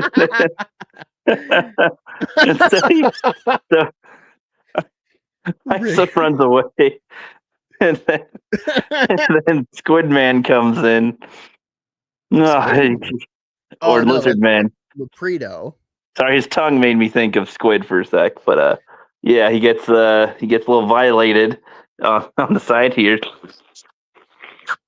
Hey, slurping around as he drags him down there. Slurping that bussy, that Isom bussy. You showed up just to run away. What the? Give me that bussy, Isom. I want that bussy. And then exclamation point when he shoots his tongue at Isom to lick him. He's got like a double tongue at the end there, and then Isom catches it. He's like, "What is zoinks?" In his head's what he's saying, and then Isom punches him, whack, smack. And he's like, "You were the weakling that he was so worried about. Let's get this over with." Oof! Crack! Do it. Hold on, I'm trying to keep up with you. I'm sorry. There's not much that happens in these, so it just kind of skips around. Lizard Man wraps him up in his tongue, and then I guess throws instead of like biting his head off or killing him with his claws, he throws him. Yeah, he throws him and he gets his butt stuck in a refinery. Like tower. instead of killing him with his teeth, like eating him or ripping him apart with his fist or tearing him apart with his claws, he throws him. Sure. And he's like, "Do it."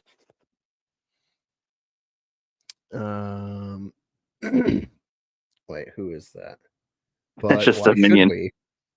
I said, do it. The deal is off, and he has no use for this place.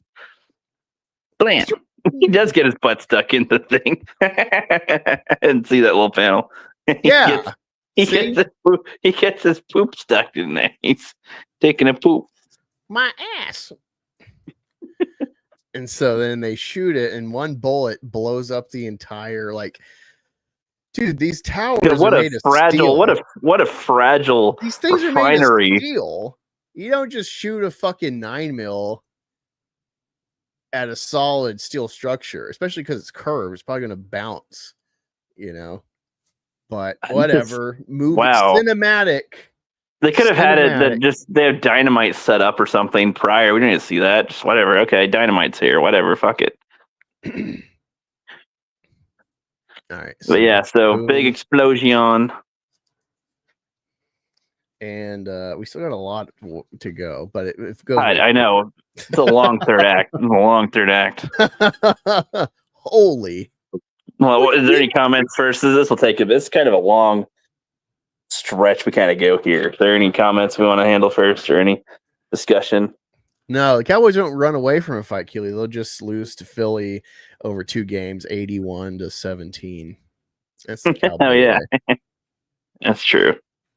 Shout out to Dak and the boys. Thank you. Yep. Love it. So what were you wanting to break down with this? No, I didn't know if you had anything really with that or if the chat did. I don't know. Anyway, we can continue. We need to get out of here. The cops will surely show up. Doubt it. There's nothing else around for miles. Why do you think he wanted this place?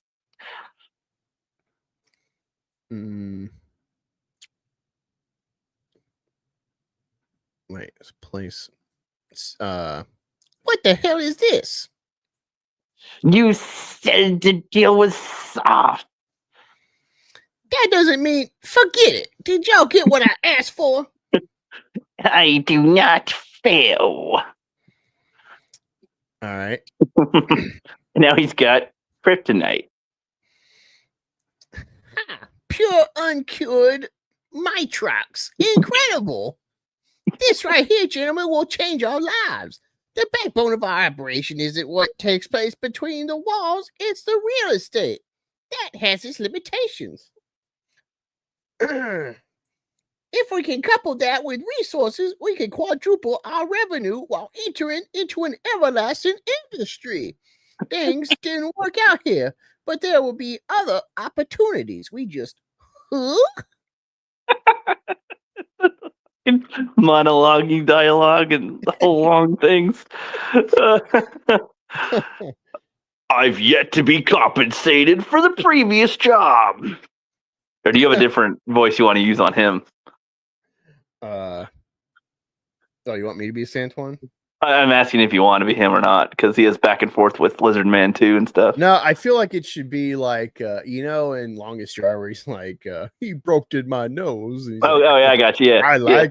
I love little Mikey. I've yet to be compensated for the previous job. Thanks for keeping me in the group chat. He has all this. That guy works for short dialogue. This guy's got fucking sentences now.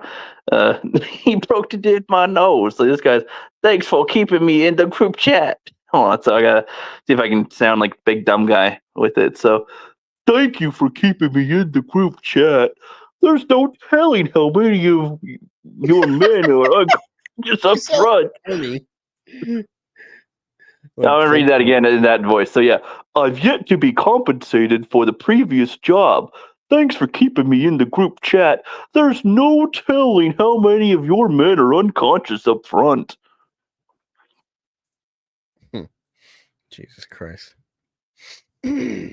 So, that's how you got here. You need to pay us what is owed. After your screw-ups, I've decided to let you walk away with your life. That's your payment. Not good enough.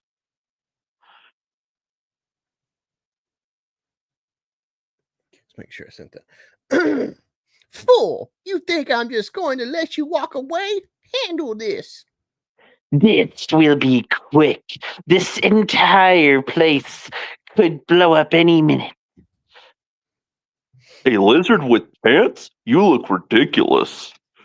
Ooh, burn. That's almost as good as Brent from the Anchorman, where he's like, "Where'd you get those clothes at? The toilet store?" I love that line. I used to, when I worked in the office in the Army, I had that taped to my desk. Because it's like the toilet's not funny enough when you say store. It's like, that's pretty funny. Like you forgot to complete your joke, and then there you go. There is no toilet store. It's not a thing. Like, and then it's like, where'd you get your clothes at? That completely unrelated place. Like, yeah. And then we get 2 pages of nothing but an in dialogue. And punching, pow, and scare, and tongue slurpees, and he's fighting. Woo. Okay, and then some slurpees, some punchies, some whoopies, some slammies. Now I get some dialogue. Yep. Formidable, but today you shall die. Shut up. Shut up, bitch. Shut up. No, sorry. Shut the fuck up. Sorry. Shut the fuck up. Shut the fuck up. Why does he bleep them out? That's so dumb in here. Yeah, it's like, what's the point? You had a guy get shot in the head earlier, and it's like, the words you're gonna. I don't know, man. What children are going to read this? Or is he going to do a donation for Isom 3 to a children's hospital or whatever, like before or something? And still read really Isom 3. That's coming up. Spoilers. I believe it is your turn to read the pages from the comic book. Okay. Hold on. What was okay? Save that. It's 120. I'm almost fucking done saving these. Hooray! Make sure I'm sharing the right. You want me to ones. talk a little bit before you No. do this, so you can do a few more? Or Ha! Boys, it looks like you're back 2 bodies tonight. That reptile will be all right. The deal fell through, but at least we got rid of a couple problems. whoosh! I kind of like the shot of him coming out of the fire with the. Yeah, it's pretty cool. It's a pretty good shot. And It's just same the with the art lizard sucks. kind of landing. Yeah, if the art was better, it'd be great. Because like the flames actually work being like wispy, thin lines, but then all the characters are drawn with the same thin lines. So it just Yeah. see what I'm talking about? Like this whole Yeah, thin line yeah, I drawing. see what you mean. Yeah, there's like less depth to it. There's less. Doesn't match up well. Tried to keep you in there, but you wouldn't cooperate. Gator bites don't sound too bad. Gator, you stupid. What do you need? Another job? Stop this foolishness. I'm a businessman, just like you. I moved on to better opportunities, so I'm good. This voice is great for him. I'm doing in Team 4-Star. They bridge this turtle character who's just like a random character who's on this island. He's not really important, but they give him like this really dumb voice like this, and I love that voice. Be Yep, my go ahead. friend. Yep. You ain't nothing but a pawn. Don't you ever compare yourself to me. Enough. And we get the reveal. Oh wait, no, wait, that's her that says. I thought that was Isom that says that. You can be Jasmine. You can be sassy black chick. All right, Ooh, now it's back to you. that. Now it's Yep. back to you. There you are. What's this I hear about you? And then she takes off her jacket and throws it outside of this force field, and it just like hits the guy. He's like, ah, what? Hey, what the fuck? What the? I got attacked by a jacket. Jacket attack. Pocket jacket.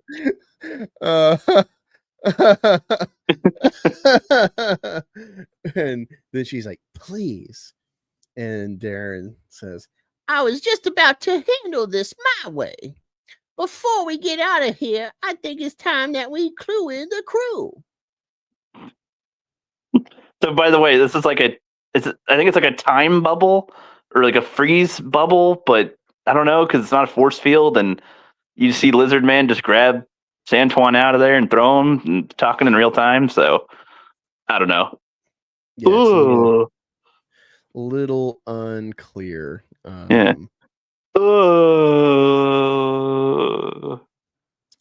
All right, so Darren says, Gentlemen, I know that this isn't the most ideal place to have this conversation, but listen up.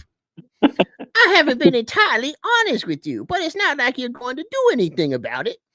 This lovely lady here will be one of our greatest assets. As you can see, she has some very unique abilities. Remember what I told you all earlier. That's only part of the plan. There are plenty of businessmen out there that focus on natural resources, but they don't have her. When resources age, they become more or less valuable. This is why Jasmine here offers us the greatest resource known to man. He's got like, I assume there's time powers because he says time, but I have no idea how that really applies based on what we visually see, other than time stasis, maybe. Like it just in the bubble, it's different time than outside of that.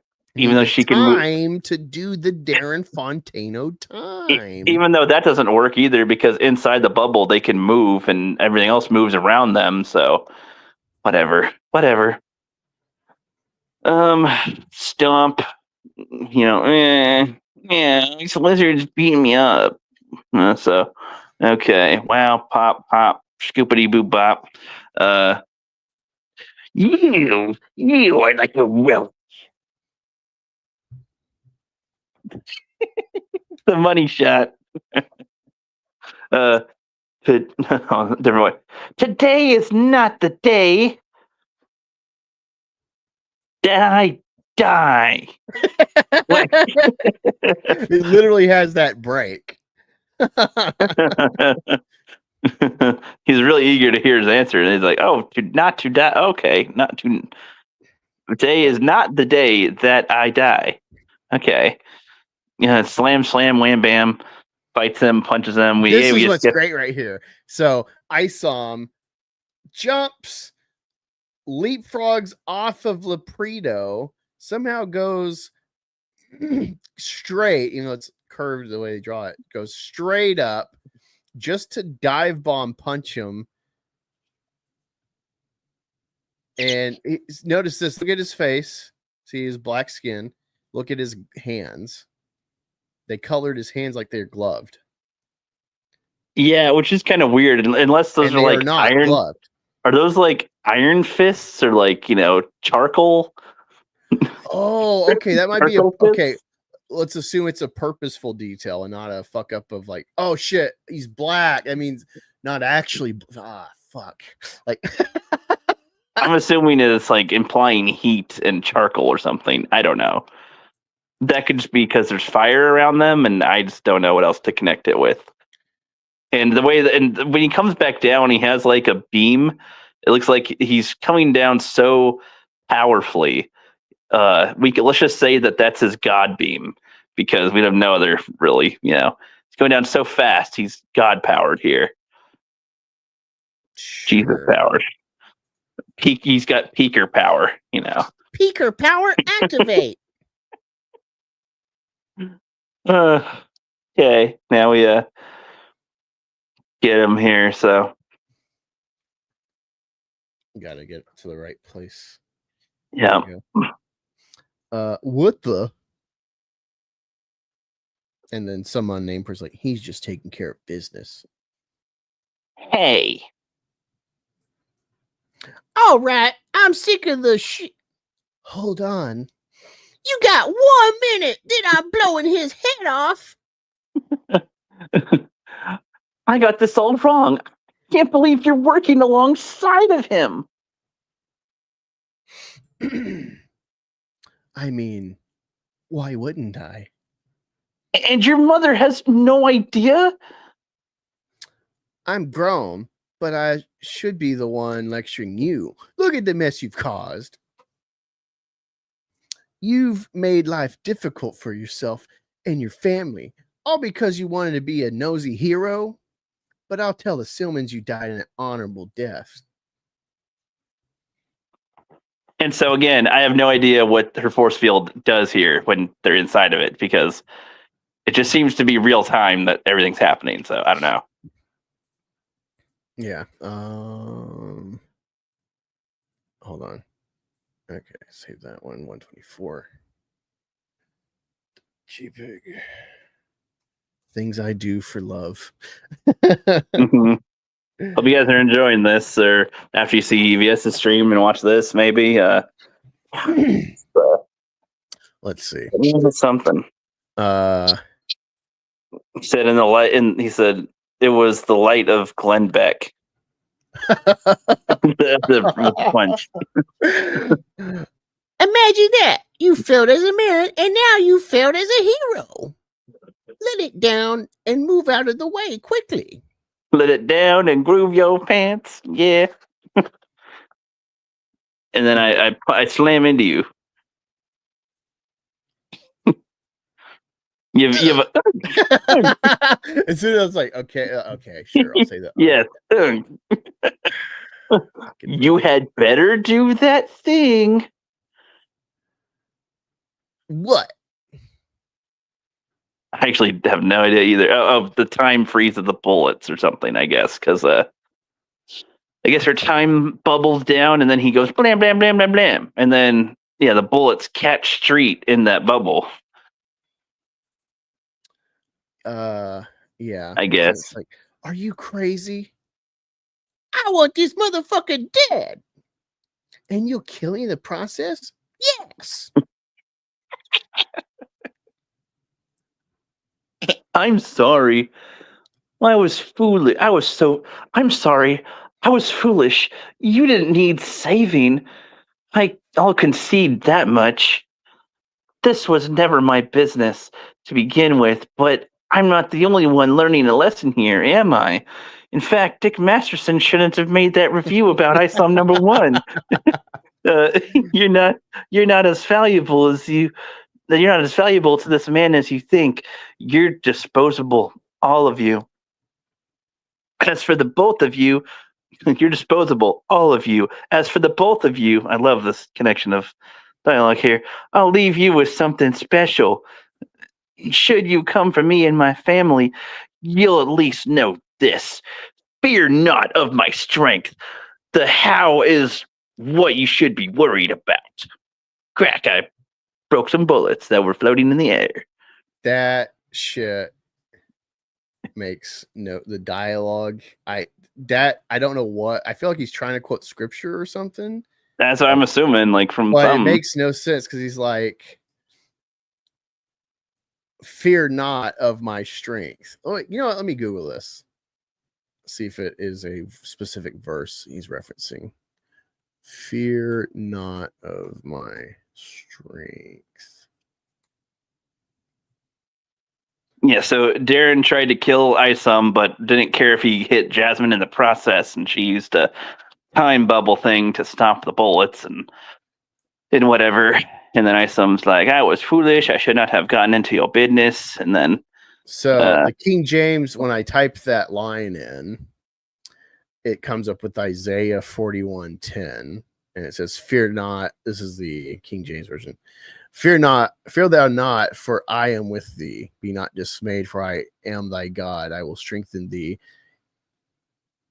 Yea, I will help thee. Yea, I will uphold thee with the right hand of my righteousness. So possibly it's a loose reference to this line, but it doesn't. If you come after my family, I will punch Doesn't you even in read the the face. same.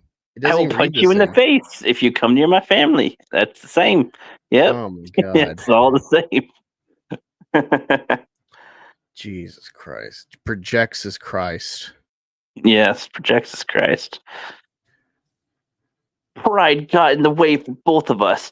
I can at least say I attempted to do good. Sorry, I went ahead. Yeah.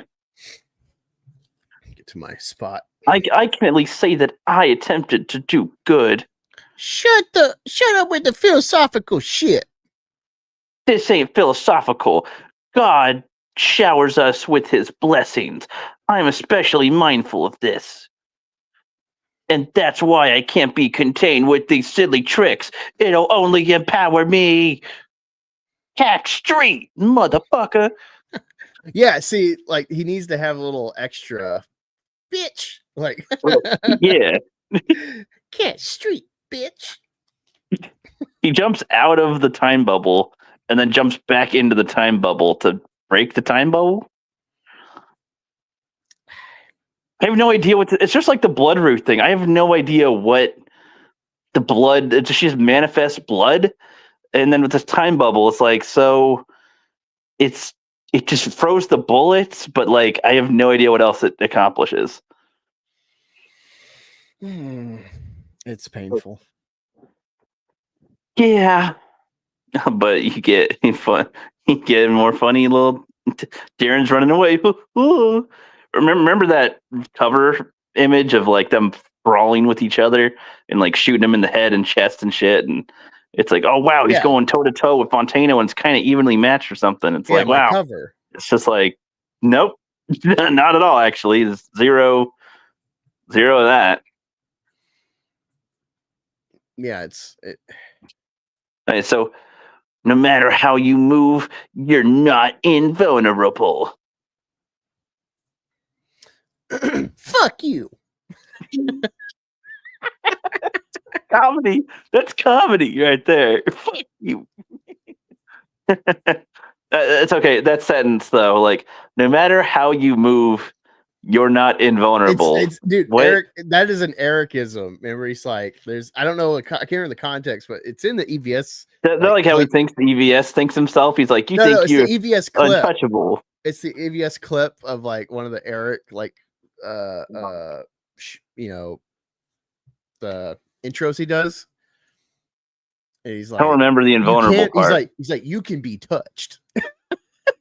He's like, it was one of his streams where he's chimping out after either. Oh yeah. Like you think you're hot shit and whatever. Yeah, but I can touch you. Basically, is something you are touchable. But it's dumb because in a superhero context, though, I don't like that wording at all because it's like Darren's just supposed to be a powerful human, but then there's all these people powers around, and then he's like, you're not. No matter how you move. Like, that's a weird phrasing to me. You're not invulnerable. It's like, I don't know. Okay, whatever. Yeah, it's great stuff. Stomp. And then just, okay, so I get some dialogue here. Who sent you? Nobody. This is business. I didn't expect you would turn on Darren, at least not that fast. Helping my brother up. Of course, don't overthink it. What happened? I stick to the terms of the contract. He expected me to act outside of the scope of the agreement. He fooled himself into believing that he had my loyalty or allegiance. Nobody has that.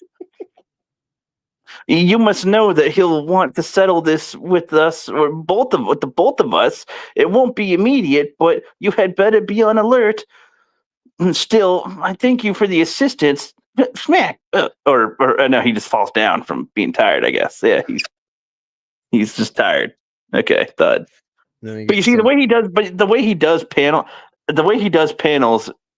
I don't think we'd be blamed for thinking he got punched because he does a lot of panels where people are like reacting to being hit when there was no swing or the swing was missed and they get knocked out. But I mean, luckily there's that line that shows him like thud. He fell down, not got punched. Then he goes back and helps him up. As difficult as it may be, Matthew reminds me, for if you forgive other people when they sin against you, your heavenly Father will also forgive you. Okay. I like that scene where he went to church and like it helped and grace, tell us that he really embraces the Bible and wants to do good for the community, but actually he hates the community. He doesn't want to do anything with his family, really, or friends. So he just wants to be on his ranch to own land, whatever.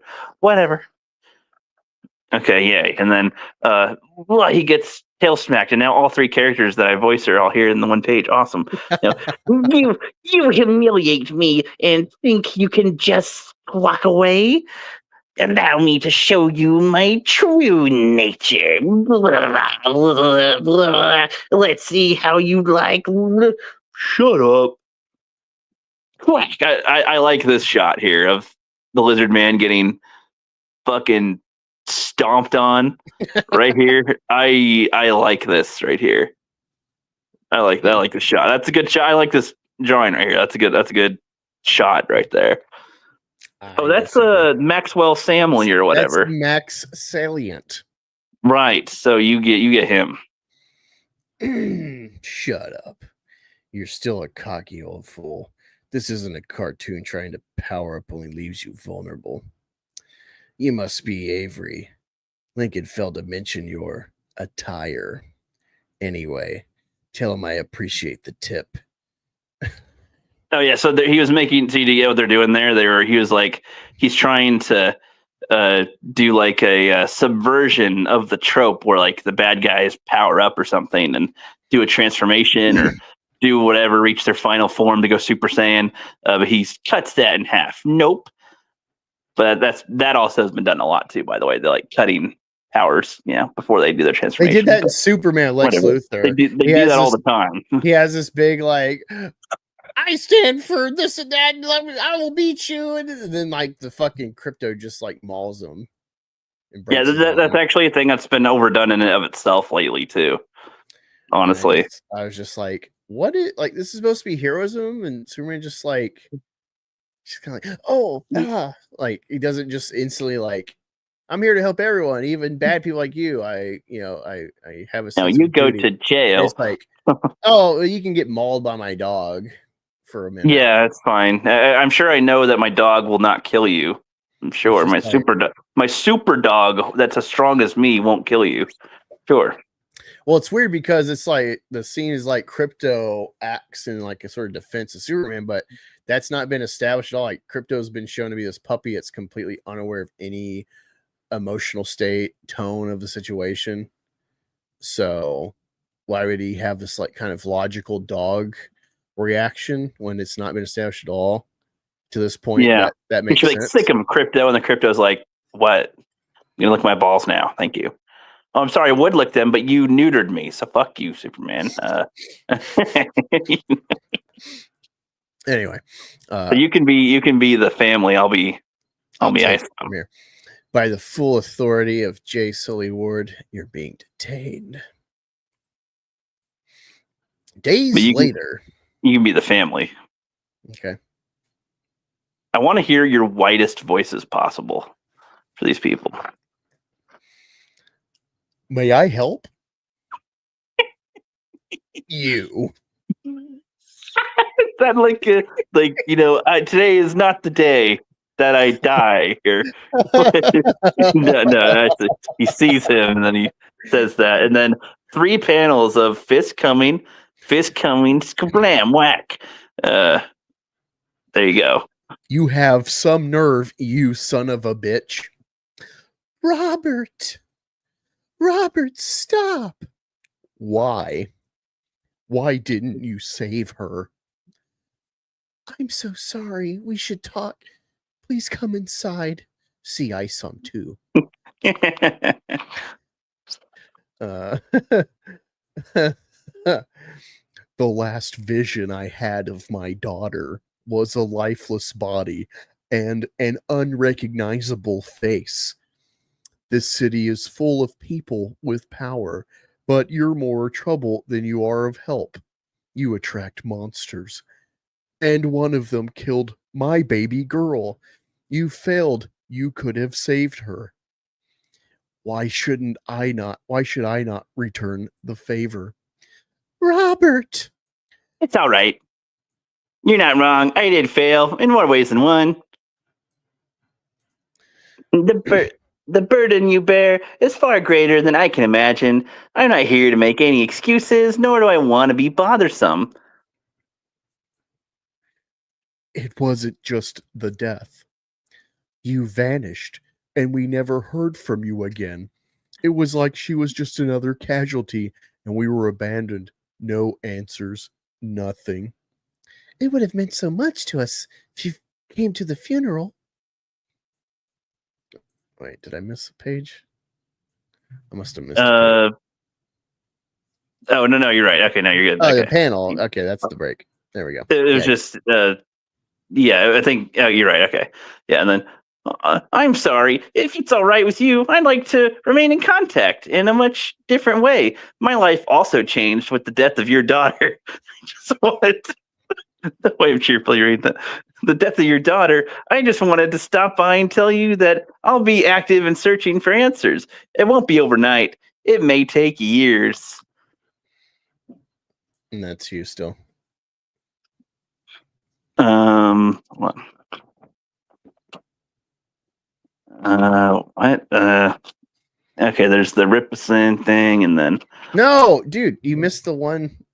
Like it's a carry on of his thoughts. Oh, that he's talking to them. It may take years. Oh, I see in the corner. I got you. But he will meet justice. All right, gooding. And then we see Chad ran in the woods of macadamia or something, and I don't know if we see the a crow of Bloodruth, or no, it's probably something else. No, it's The just leaves. African jungles or something. I don't know. All right, and then we cut to Gading. How do you do it? Do what? Obviously, it didn't take me long to find out your heroic moniker. It's the how that remains a mystery, but I have my theories. Let's hear it. The tip is in the name. It's all in your movement. Isom. She has arrived. Thanks. Bring her in. Am I close? It's somewhat, but it's a lot more to it than that. You know, there's a whole thing with another church and how to get rights for it and everything. It takes a little bit to ice out, but at some point I can be Isom. This is not good. What do you mean? The cave robbery is barren. It's like they were never there. That's actually good news. How? The beasts are just a controlled subspecies. They aren't harmless, but they're only pawns. These guys are capable of interdimensional travel. I'm assuming that's how they relocated. Sydney, you've never dealt with them because they aren't supposed to be here. Based on their historic patterns, this wasn't random. So we need to know, what did they want with you? And then, dude, you're not gonna believe this last page. It's just them looking. They think about stuff. And And they're like, I wonder if I'll have Chinese for dinner tonight. to be continued, and thus concludes the ill-advised arc. Derek doesn't even go to jail. He just left him there. Oh, we get to see the covers in the back here, and we get to see the depressed Isom cover as well. We've already seen that in the Sad Isom, the sad Isom, sad Isom there. I'm not doing that shit. Fuck you.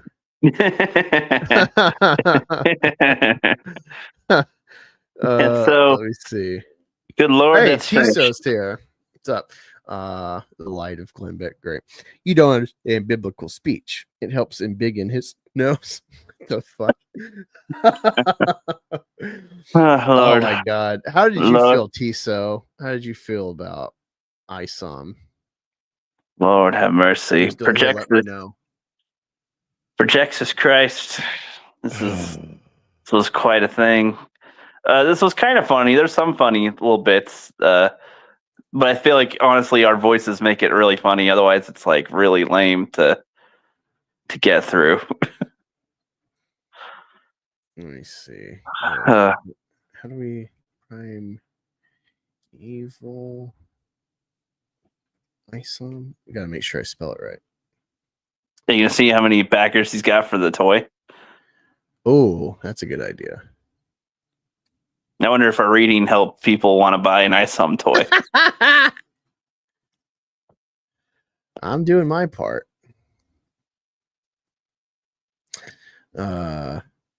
Let's see. Where is old Isom at?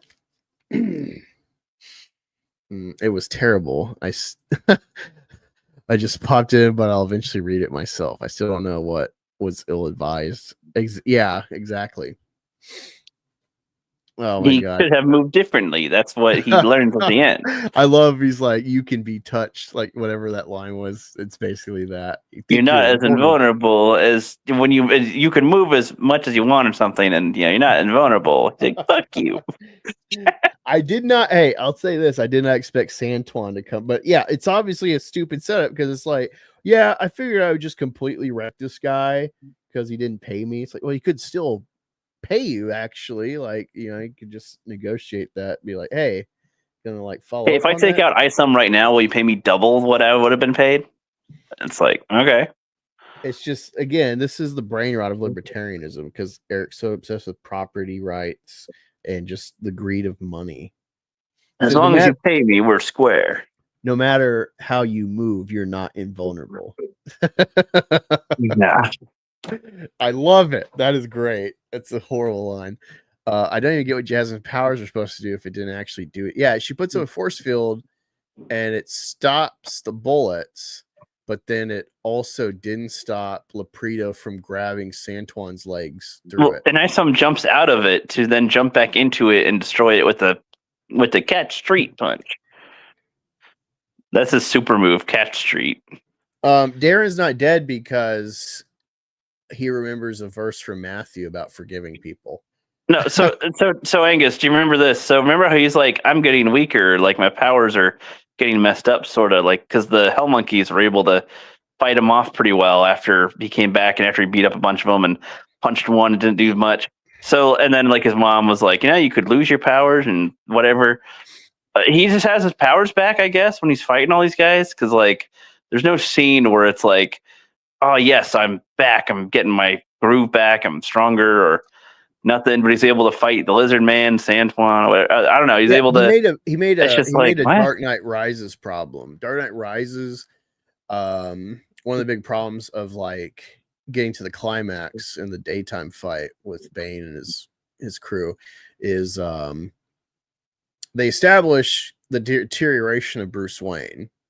He's been a recluse for 8 years, which ties in with Harvey Dent and his death with Batman, and they establish when he's getting back to it. It's like, hey, you have no cartilage in your knees, so he has those mechanisms on his knees to like make them mobile, and it gives him a leg up. No pun intended, because they show him like break bricks with his kick, and then like he suffers also a broken back, and he comes back to Gotham, and then there's never a show of like, oh yeah, remember those enhancements to his legs? That never makes a difference fighting Bane, which it should.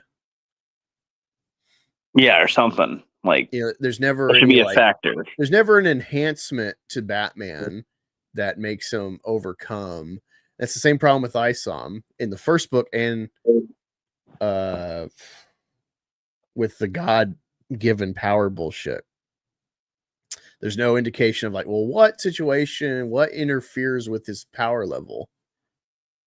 Well, yeah, we were kind of making the connection that, okay, with all the whatever shenanigans the mom said about the powers, let's ignore that, but have it be like, okay, it's God-given powers, and you're in a hellish place filled with demonic people or something, whatever, like hell demons. So your God powers are weakened the longer you're there. So when you got there first, you're beating the crap out of them, but you're there longer now, and you're weaker now. You've gotten weaker. But then then it takes a while for you to get your strength back up. After that, like, so you're kind of weak still when you hug your mom and whatever, but by the time you get to the final fight, you're back to normal, I guess, because I don't know. I don't really know. When he had the punching scene in the rain and he's hitting the punching bag and he's like, I don't know myself, whatever, I'm gonna do it alone, I'm not a hero. I didn't really get any sense that anything was different. And then when he arrives, pays the guy, like, there's no sense that anything's changed. Yeah, it's he just keeps on, and honestly, it's really dumb the amount of times that he says, "I'm not a hero," and I made a mistake, and blah blah blah. Hey, remember, it's not really, we're the bad guys. This isn't interesting to watch. Like, imagine Daredevil always going, "Gosh, I just, it's always my fault and stuff." He takes blame, but he doesn't say it. You know what I mean? Like, it's not always like, "Gosh, I just always mess up," huh? It's like you see that he knows he messed up. You based on what he does or how he reacts, not because he says to himself all the time, "I just need to stop messing up. I'm no hero," whatever. I don't know. That kind of stuff's like amateur to me, I guess. The amount of times he'll say this, spoon feed it.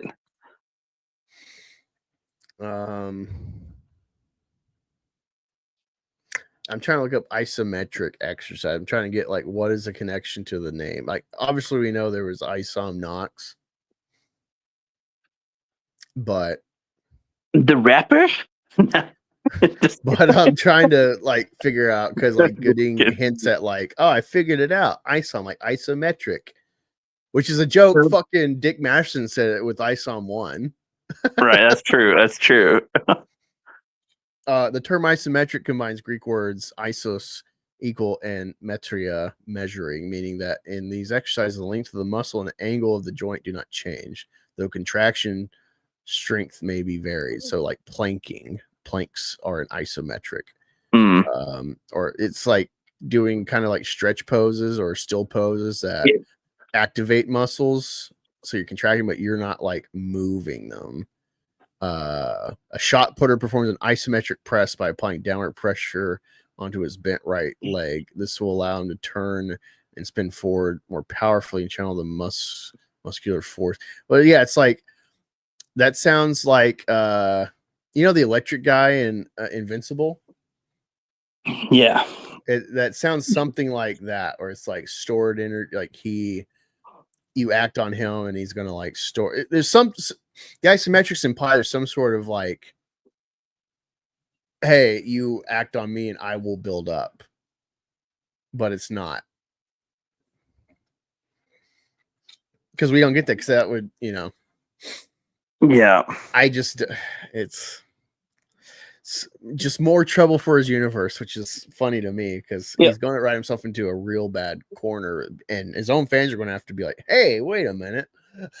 I'm kind of surprised he doesn't have Isom have like god fighting poses or like religious fighting moves, like prayer stance alpha 1 or something. It's like, I feel like, I don't know, you could assume the bend over position. Do something. Papa Cotton says the blood chick is fucking revolting, to be honest.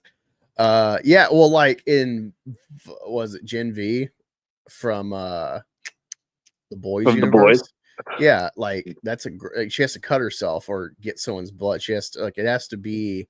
There's a cost in a way. There's a cost to it, and there's a limited supply. There's a limit to it. So yeah, it's gross. That's kind of cool.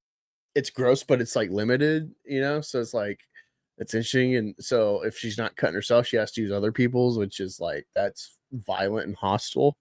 And so you get like parameters, Yeah, and so that kind of tells you about the character too, in a way. And it's like, if how many times you cut yourself, what are you doing? And the more blood she uses, the more powerful it can be. But that's still more cost to yourself. It's your own. I don't know. There's stuff you can do with it that I think would be cool, but I don't think what they show makes much sense at all. So whatever. This was a chore. Like, it was funny, but man, actually, I like giving the voice. I like the voices we chose for most of them. I like the Barney voice, like for Santuan. That I didn't expect that. That's a good counter to Darren. My Darren. Yeah, I like my lizard voice for him. And try to emphasize the S's. It reminds me of our Batman reading. I just really hate that you have a like hulking, like he's like twice the size of everybody. You have a hulking lizard, and all he does is his forked tongue. He never really uses his body, and you assume the physics of his strength to like actually like subdue people. He could have just killed Isom, but then it's one of those things that's like, why is there ever a problem with anything in this town? Because like all those heroes seem to be able to beat all the villains, so whatever. Well, that's pandering to the retards. I'll be honest, a lot of retards in Comicsgate and indie comics, they got this sentiment of part of why they hate mainstream is like, I'm tired of these sympathetic villains. It's like, dude, even if you read the old corny Fantastic Four, like the old corny Fantastic Four had depth like that you can pull in the modern day. Like look at even Galactus alone is like is like supposed to be a cosmic natural entity that just consumes the planets. It's not like he wants to, but it's kind of like I don't know. There's a level of sympathy you could have with this type of creature. Like, I just need to eat, so sorry, I got to kill billions of lives all the time. But yeah, like that's what I got to do. Like what you're saying is you hate Marvel comics when you say that. You hate Batman.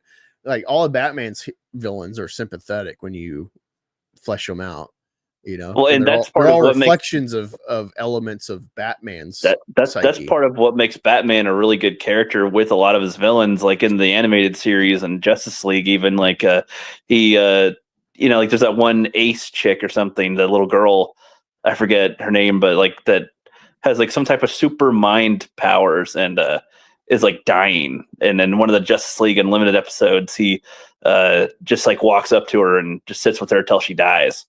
And it's just like, I don't know, just like very nice. It's like, wow, like all the other people wouldn't really connect as much with the kid or something, but he's like able to do that when the villain, you know, kind of sees that. I don't know. It's not just, I'm evil, I'm going to kill you, I want money or whatever. It's like, I don't know.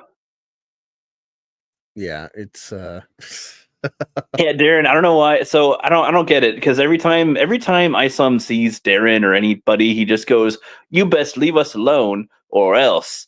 But it's like, I don't think you're gonna do anything really, because you don't do anything about it. You just beat him up and then go, "You best watch yourself," and then you go home. You better not touch my family. And then you're just gonna go back to your ranch or something. Like, what are you gonna do? Like,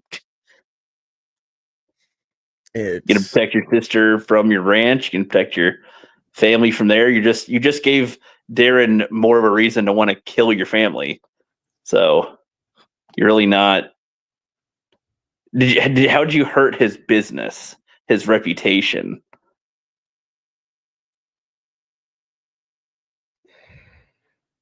Again, I thought he had to deal with the Hell Monkeys. That would give him some level of power or threat to throw around to the superpowered people. Like, I got a whole army of hell people.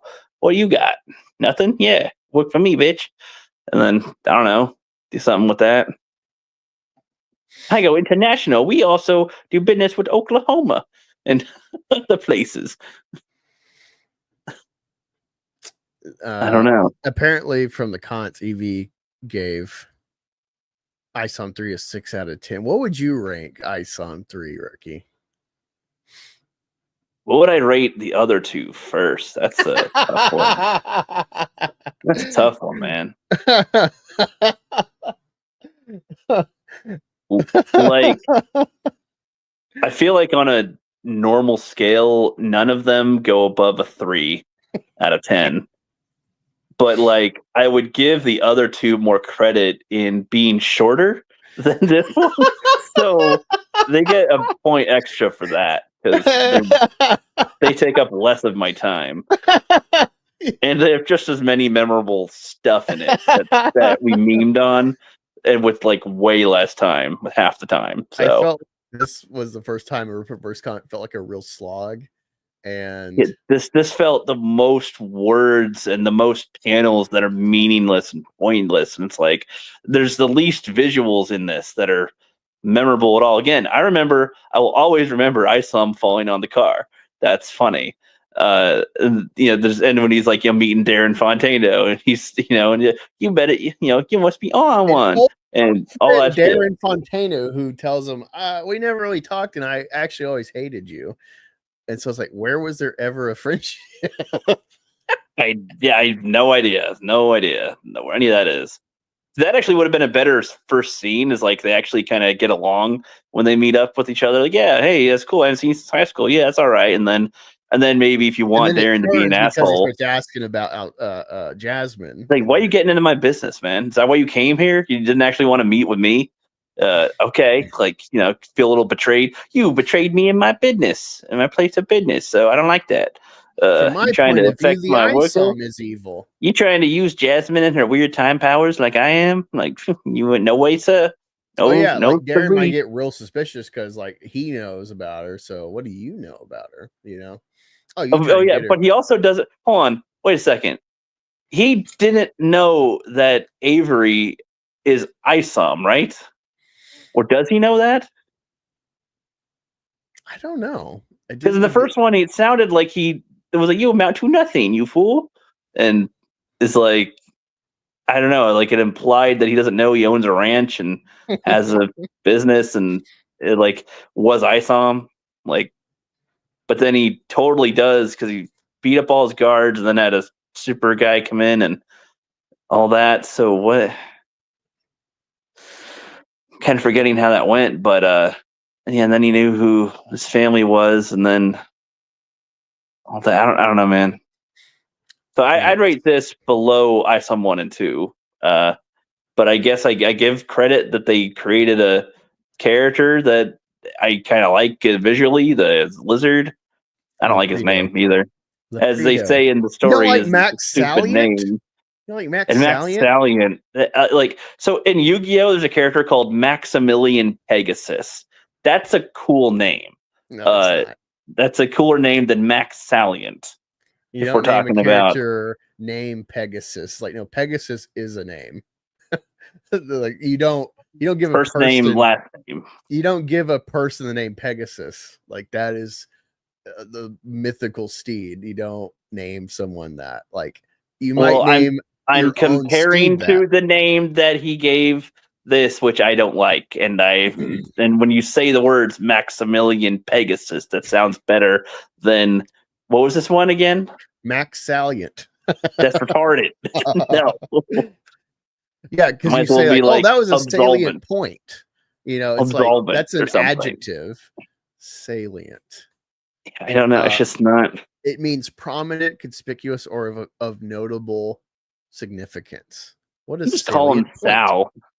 Just call him Sal or something. I don't know. So, like, again, this just reinforces my whole thing. Eric is a dumb Negro who heard smart people in college, mostly white people. He's like, oh, he like takes notes. Like, oh, that's an interesting word. Salt is also known as sodium chloride. He probably thought that it's is like, name.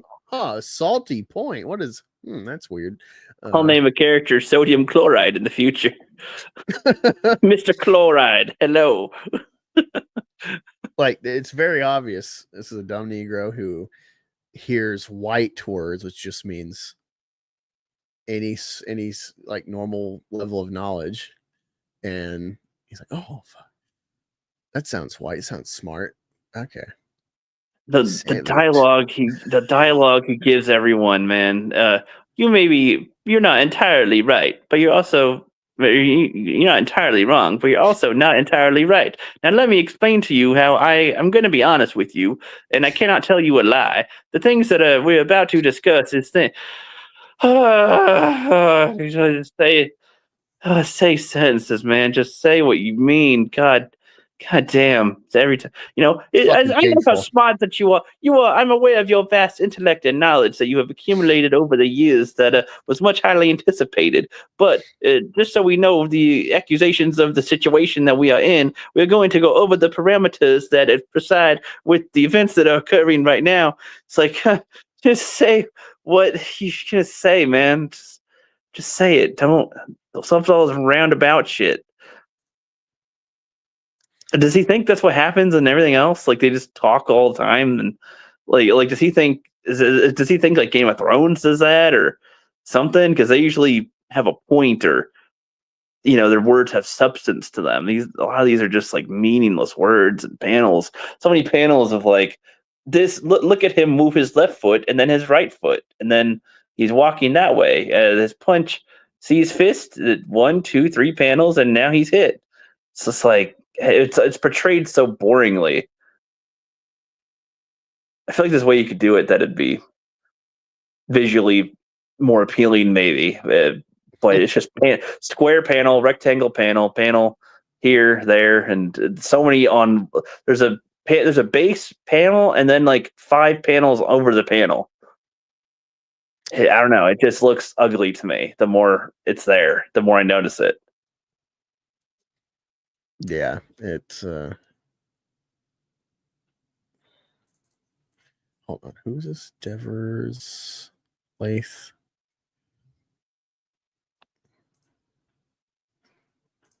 I didn't know.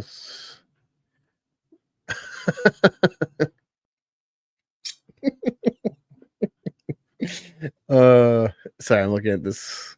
I didn't realize I was subbed to this guy already. Because I'm looking at Renowned Zero's playlist, and it's like his live stream is like reacting to let me see, what was it? Where is it? EFAPing his video rejecting Ethan Van Sciver, John Malin felted. Okay. Well, I'm gonna get out of here. That was a chore, especially the pain of having to send myself the pictures and save them properly to see them. I made it Oh, though. yeah. Somehow I made it. That's true. Well, proud of myself for that, but that was a chore. Hope y'all were entertained with the voices we tried to liven up this boring comic with. Before we go, gotta look at this. Just because I forgot to bring it up. Here we go. Rippaverse's Primeval Isom. It's at 337 figures and a whopping 23,000. I think it'll get to 500 by the end of its campaign if it ends. Like, maybe it'll get to 500. First day or two, it only had like 150. So it's like the ends are, and he made it a 4-month campaign. So people are going to forget this. Let's look at. Well, he'll be launching new stuff in the meantime, right? So people will be like, well, I'll spend money on that. Why did I spend it on this? You assume that a lot of the first backers would be his like channel members, right? Or site members or whatever. Wait, hold on. This is no, it's not. Okay, so it's already out. What's his So he's got Norfolka right now. That is still a month into its campaign. Right. So it's pretty quiet over at the Rippaverse. I'll get Norfolka eventually. But that's all I got for you. Thank you for joining or watching the replay, most likely, given some of the other streams. I might be back tomorrow and reacting to EVS's Isom review. Not sure that, or I might react to EV Comics, a little smaller thing. But yeah, what a chore. Highly anticipated. Highly anticipated Isom 3 and the end of the ill-advised arc and everything. Didn't that feel like a conclusion to the ill-advised arc? Yeah, it didn't really feel like a conclusion at all, actually. So it's kind of also like, hey, Jasmine, you work for him. Okay. Like, you one of them. And then I guess that's that now. All right. All right, bye. And all right. I'm not going to kill Darren, so I guess you still work for him unless you just choose not to, I guess. But whatever. Well, farewell. Thanks for joining. Yep. See you later.